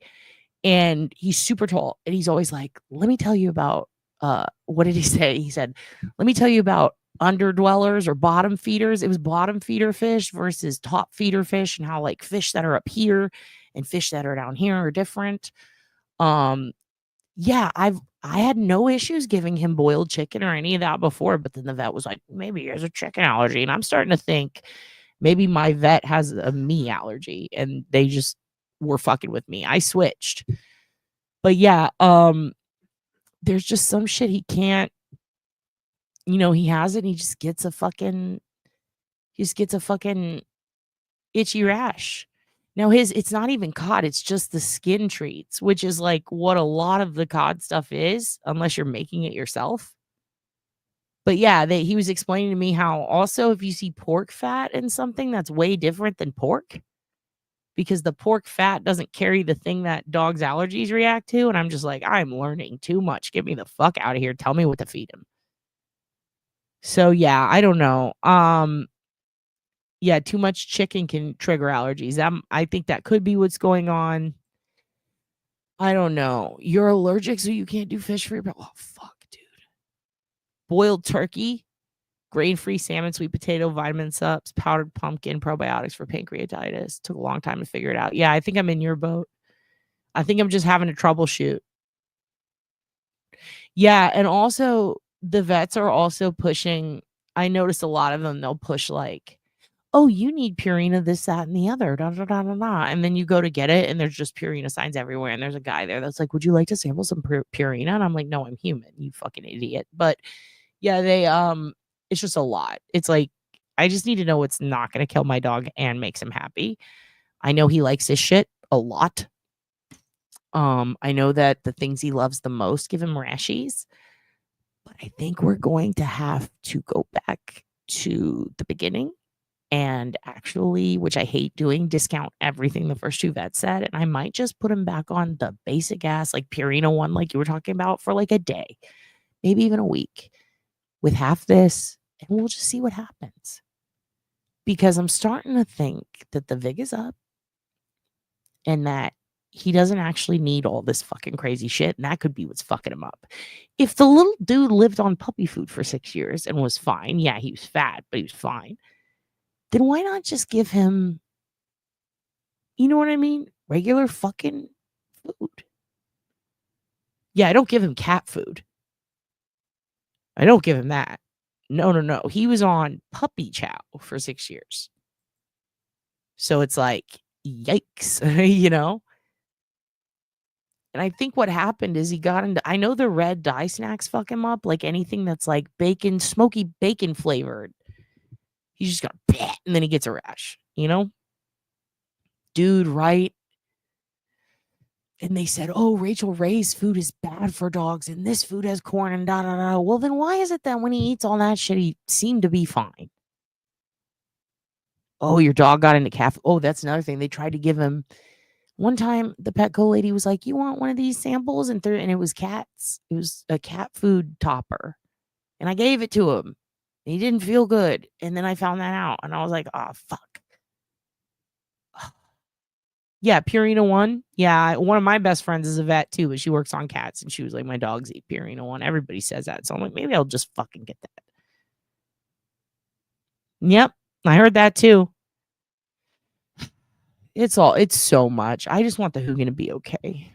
I'm going to get him the one that I knew he liked, that he didn't get any rashes on, and we're just going to go back to that. And I'm going to keep giving him some of this shit because he seems to really like it, and his coat was getting better for a while. It's got some shit called manganese citrate. I don't know what the fuck that is. Seaweed. He loves seaweed.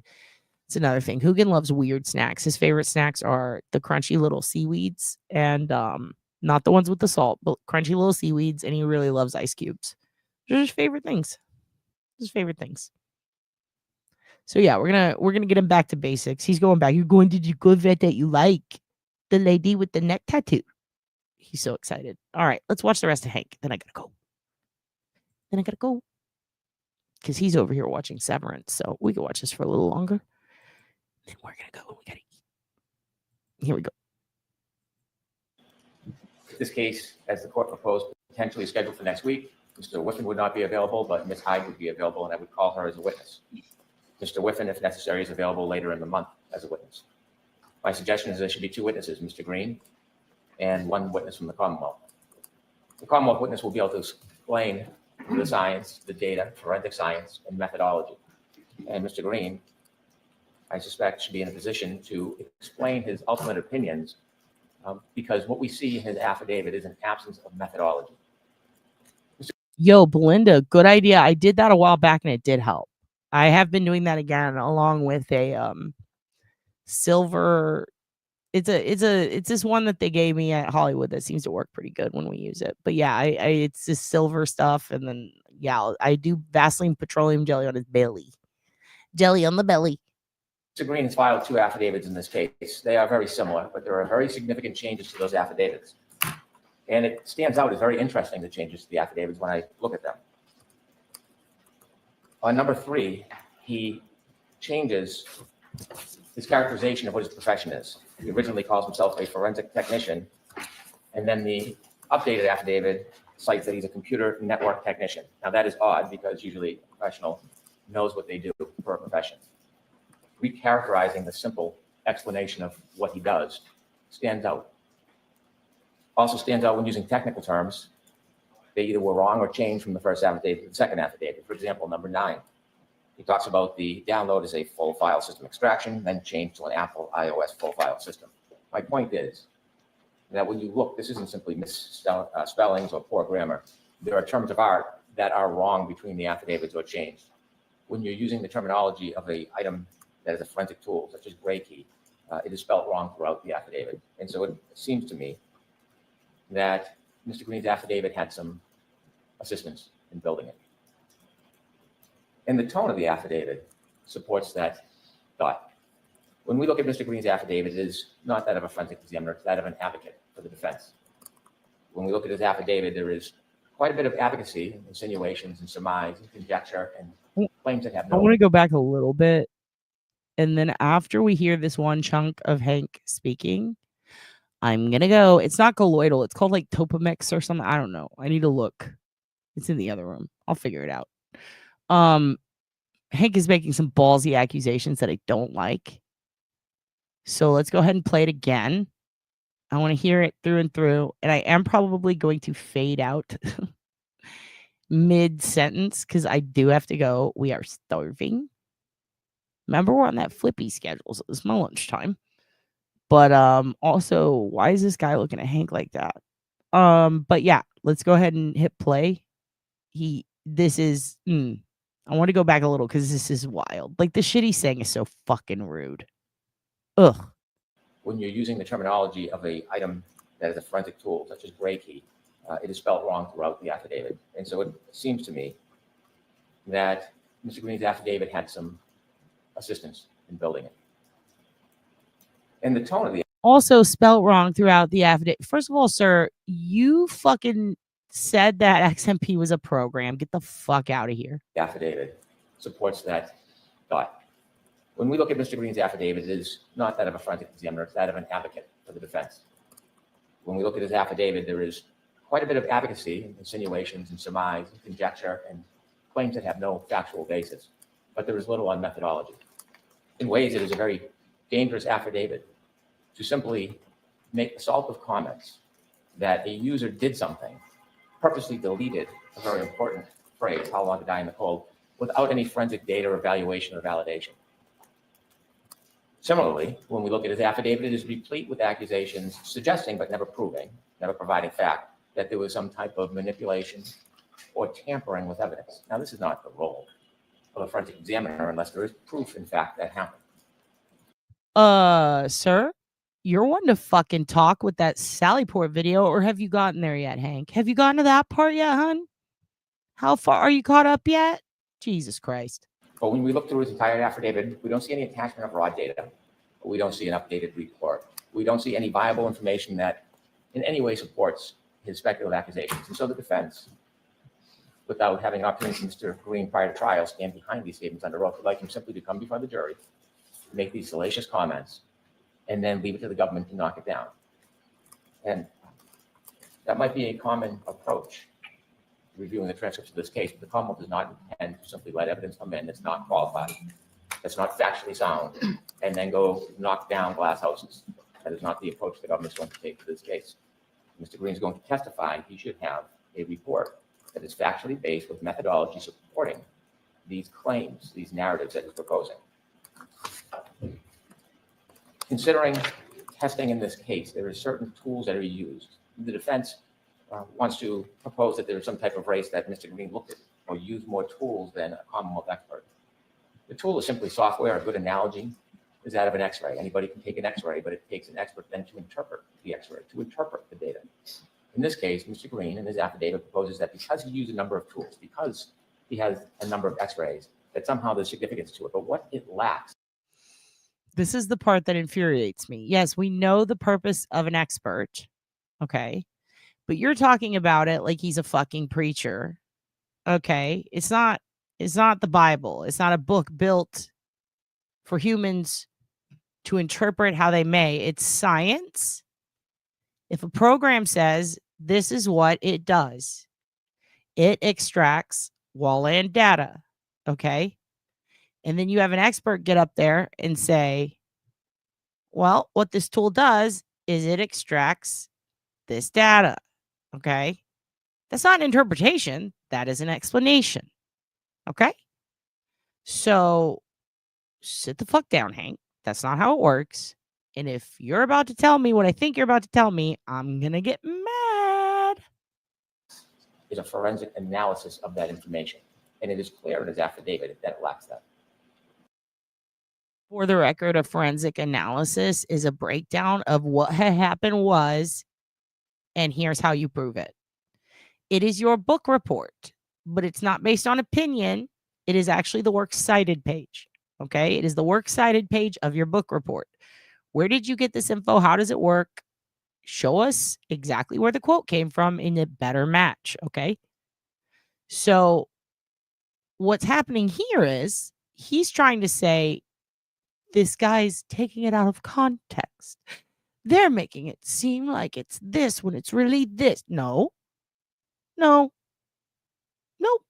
The reason that it works so well for the defense and the reason why the defense is using it is because it's true, and it just does help the defense because the defense is right and you are wrong. That's why it sounds so good for them, because they are right and they know how to explain it, and they have an expert who can explain it, and what he says it does, it does. But what he says it doesn't, it doesn't. And you don't like that because you said the opposite because you don't have a good expert. And also, how dare you? That's assault. Didn't your expert, Ian, he kind of like invent. So here, if the argument, and this could bite us in the ass, it goes both ways, but let's think about it for a second. If the argument is that I'm mad because your expert is explaining this software, and he's obviously pro defense because the defense likes this software because this software shows what the defense wants it to show. According to him, the software, I believe he says the program is XMP. It's not. So let's pretend it's a real one. Okay, let's just, for the sake of this, because he was wrong on that too, let's say Adobe or Lightroom. Let's say it's Lightroom, which it's not. But well, I mean, it could be if they're both. It doesn't matter. They're talking about Cellbrite. The point is, let's say he's like, oh, the defense likes Adobe Lightroom, and this expert knows what Adobe Lightroom is. And because the expert knows how to use Adobe Lightroom and the defense likes it, they must be best friends. Okay, well, hun, your expert invented Cellbrite software, which benefits you. So are you and Ian Whiffen sucking each other off? What's going on here? Because by your logic, because this guy knows about the software he's using and you like it, that's bad? Because it's what you're saying about them. So it applies to you too, sir. So I would argue that Ian Whiffen likes his software because he fucking made it and he's trying to promote it. Now, here's the thing. A lot of people want to use that software. There's no need to promote it. That's silly. It's silly, right? So why is he doing that? Well, it's because he's kind of in a battle right now with Apple and all the phone companies and the fucking government on whether or not it is the best or not. Because every day that changes. Every single time they have to repatch something, that changes whether it's the best, doesn't it? Some people would argue that using 3 different softwares will do the same thing as Cellbrite, and those never have to change. It's like a yearbook. Have a great summer, never change, and those softwares go, okay. He cites 2 opinions. His first opinion is based on Cellbrite processing and Axiom processing. I'm not going to go through all the little details that we dispute or go through a technical assault on each point, although that may come at some point. But the overall idea of this evidence is why this should be subject to a Lanigan hearing and why we are willing to call our own expert as well, so that the record is clear and the science and data is clear. Instead of doing validation or testing, relying on Cellbrite, what Mr. Green has done in section number 13 of his affidavit is step aside from methodology, and instead he cites that he called Cellbrite technical service. Now, this is the forensic examiner who was supposed to go through the process, and yet he defers it to technical support of Cellbrite. Technical support of Cellbrite, he relies on to say that this artifact where this search is stored is appropriate. And he remains standing on that foundation as why somehow there's some validation that this search occurred at 227. But then when he learns that Cellbrite, after actually doing analysis and study and updates and engage in methodology and review, determined that the way that was assessed is unreliable and the program has been updated, which no longer shows the 227 search at 227, and I'll explain why for good reason. I'm sure the court has heard this before. Mr. Green then denounces the very source that he relies on. And so on one hand, he's saying, I relied on technical assistance to Cellbrite, but then when they told me what I didn't like, I can ignore that part. He then defers to Axiom. Axiom, the government, the defense house, is a separate source that reinforces the same point when clearly it doesn't. You can see in number 14 of Mr. Green's affidavit, he talks about the fact he uses these different programs because he wants to view data. That gets back to the X-ray analogy. He is viewing data from many different programs that say the same thing, but he never goes on to analyze it. What is troublesome about his affidavit in section 14 is he attempts to use resource material to convince this court that rather than methodology, these summary statements are something that the court should rely on. And so what he does is he takes an excerpt, page 7 of his affidavit, number 14, and he says that he reviews the Axiom user manual describing the artifact as follows: that the artifact is in Safari suspended state tabs, and then has the last interaction date time, and the date and time of the current tab state when it was last interacted with on the local device. And so he's taking a piece of the manual. They don't introduce the manual. And he tries to use that to buttress that this search happened at 227.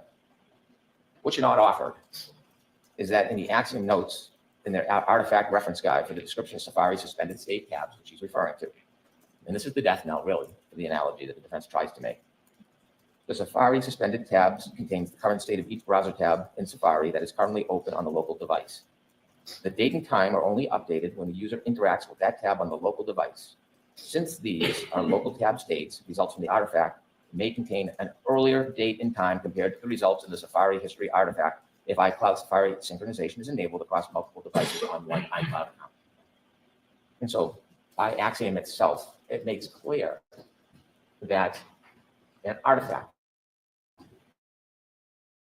in a tab can reflect a time that is much earlier than the actual search. And this has been presented to the court. We've provided the trial transcripts of the time. And if that tab is reused, the original time will imprint. And so certainly Mr. Green knows of the Commonwealth's argument. He knows of the opinions by Mr. Whiff and Ms. Hyde because he takes shots at them or makes mention of them in his report, and yet he does nothing in relation to consider the arguments and dispel them. He does nothing in his affidavit to address the methodology. Quite to the contrary, when you see Mr. Whiffen and Ms. Hyde's reports, it isn't baseless opinions and advocacy of aside, when you look at their reports, it is replete with methodology, fact-based, information-based, the study of the particular device at hand. The contrast between the actual use of methodology that is reflected in Ms. Hyde and Mr. Whiffin's report and this affidavit is so clear. Now, there are two opinions. Well, maybe that's your interpretation of it, Hank. Maybe that's just how you're interpreting it, Hank. After all, you're not a lawyer, right? You're just interpreting, right? Is that what everybody does? And also, yeah, just say fucking method, Hank. You don't need to say methodology. Ugh. Ugh. It's too much. It's like if I have to hear kayfabe, 4chan, or methodology out of the mouth of fucking idiots one more time who don't know what the fuck they're talking about. He's going to start calling it the scientific methodology by next week. I guarantee it. That are proposed pursuant to this affidavit. The first is the claim that how long to die in the cold was somehow inputted at 2:27. Inputted? Somehow inputted. Maybe you wasted too much time saying and thinking about using the word methodology. You forgot that it's input. Only effort that appears in this affidavit by Mr. Green is in section 15, where he did a low-level analysis of the wall file. I am not an expert, and that's why the court should hear from Ms. Hyde. A low-level analysis does not mean it's bad, okay? Kind of like how grande means medium. You would think it means large, but it means medium. Okay? Low does not mean bad, Hank. Your expert could have told you that.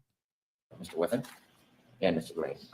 But a simple understanding of the data science is that the wall file can contain information in a repository. And the description or misunderstanding by Mr. Green of the wall file is clear in his affidavit. In fact, he implies that there were 3 searches in his affidavit, number 16. I'm sorry, Hank, you skipped the whole part where you were going to tell us about the wall file. Talking about when they go behind the wall and yeah, and they get that data. You say they scrape it. Could you go back and finish your fucking thought before you go into the accusations, sir? When almost everybody at the university agrees who's looked at this phone that there were 2. With what kind of degrees? I'm sorry, what was that? I am not an expert, and that's why the court should hear from Ms. Hyde or Mr. Whiffen and Mr. Green. But a simple understanding of the data science is that the wall file can contain information in a repository. And the description or misunderstanding by Mr. Green of the wall file is clear in his affidavit. In fact, he implies that there were 3 searches in his affidavit, number 16, when almost everybody at the university agrees who's looked at this phone that there were. Everybody in the universe agrees?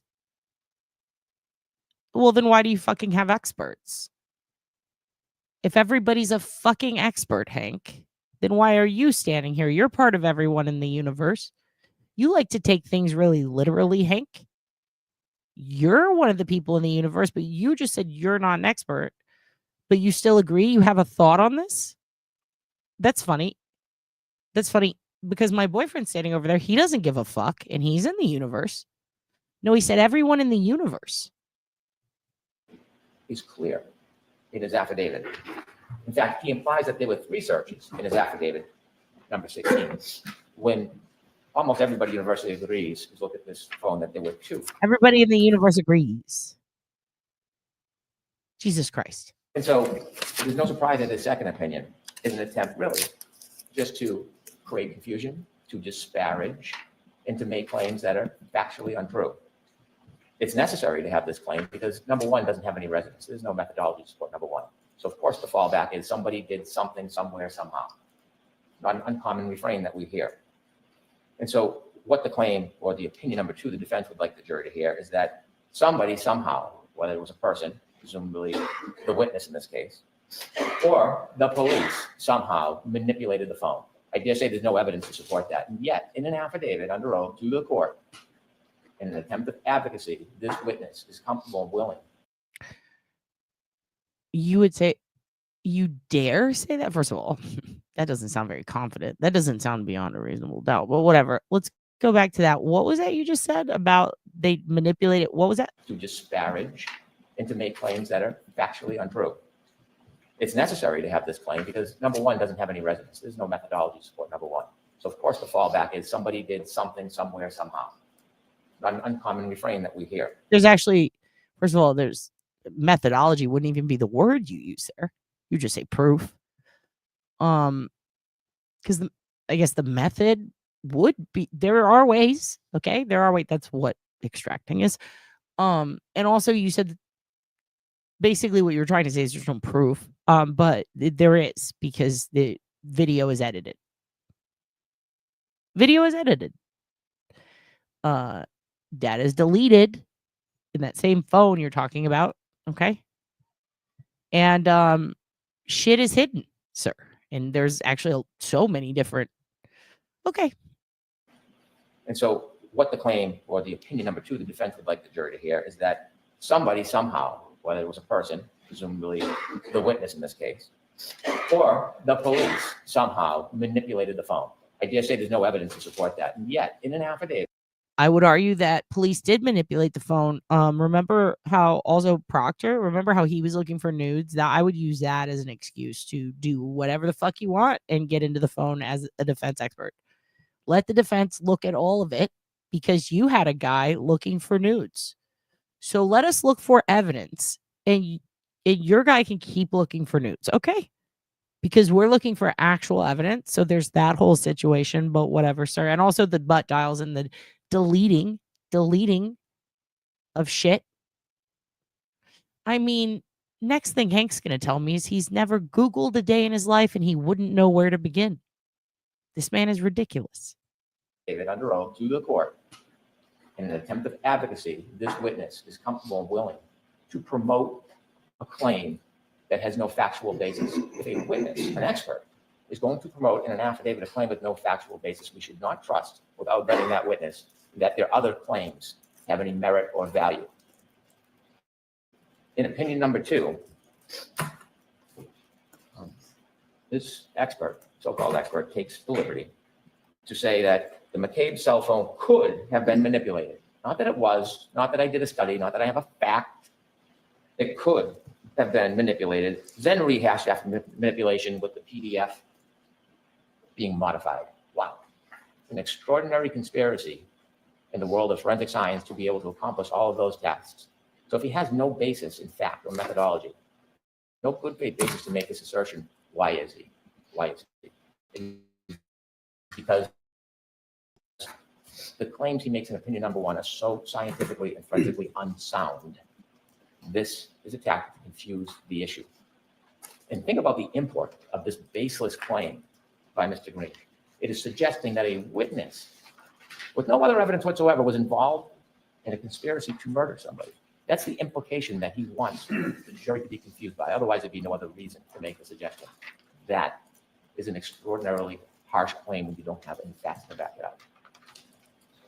Now, how could one cause manipulation? There is scientific ways that could be explained how manipulation could occur, but we don't see any of that in this affidavit because it didn't exist in this case, because there was no deletion or manipulation by the witness. There was no manipulation by the police who processed this phone. If there was, there would be some proof. This affidavit speaks volumes by the absence of fact in data and science. Mr. Green does nothing to try to demonstrate that there was user deletion on this phone or that there was manipulation by the police. When you look at the data in the phone, the question arises, why is there a 624 search and not a 623 search? The phone stores the last entry into the tab. It's not just science, it's common sense. Common sense that Mr. Green ignores. And so not being able to prove user manipulation because it didn't happen, he turns to police manipulation. And he says that there can be a problem where the hashes don't match. But the problem is the hashes do. They match. He complains that he did not receive the PDF when he received the download. And because there was a production at different times, he then sprints out into a different universe and suggests that somehow it must be because there's manipulation. And again, doesn't prove it. There's actually ways that a real forensic examiner can look at the PDF, the gray key file, and the phone and determine whether manipulation occurred. There's a program called XMP and another one called Magic. Most expert witnesses went through that process. No manipulation. But Mr. Green doesn't even go through the process to disprove his own theories. If he used methodology, he could simply dispel his own claims. It's either he doesn't understand the forensic technology to do that, or he chooses not to do it so he can just posit hand grenades throughout the case and let them resonate wherever they fall. In an attempt to create some doubt or uncertainty or merit some conspiracy, he lists a number of what he calls anomalies, which are really not anomalies at all. I could go through each one of them. I could give a difference of opinion. I could show that Mr. Green's anomalies have no basis in fact, but suffice to say, I think this should be done by qualified experts, and that's why there should be a Lanigan hearing. Okay, enough. We got to end it now. Hugin is screaming at me. Laura, thank you for the $1.99. I will kiss Hugin. I'll give him all kinds of puppy kisses, adult kisses. I will give you all mama's kisses, daddy's kisses, best friend kisses. Come here. He's such a good boy.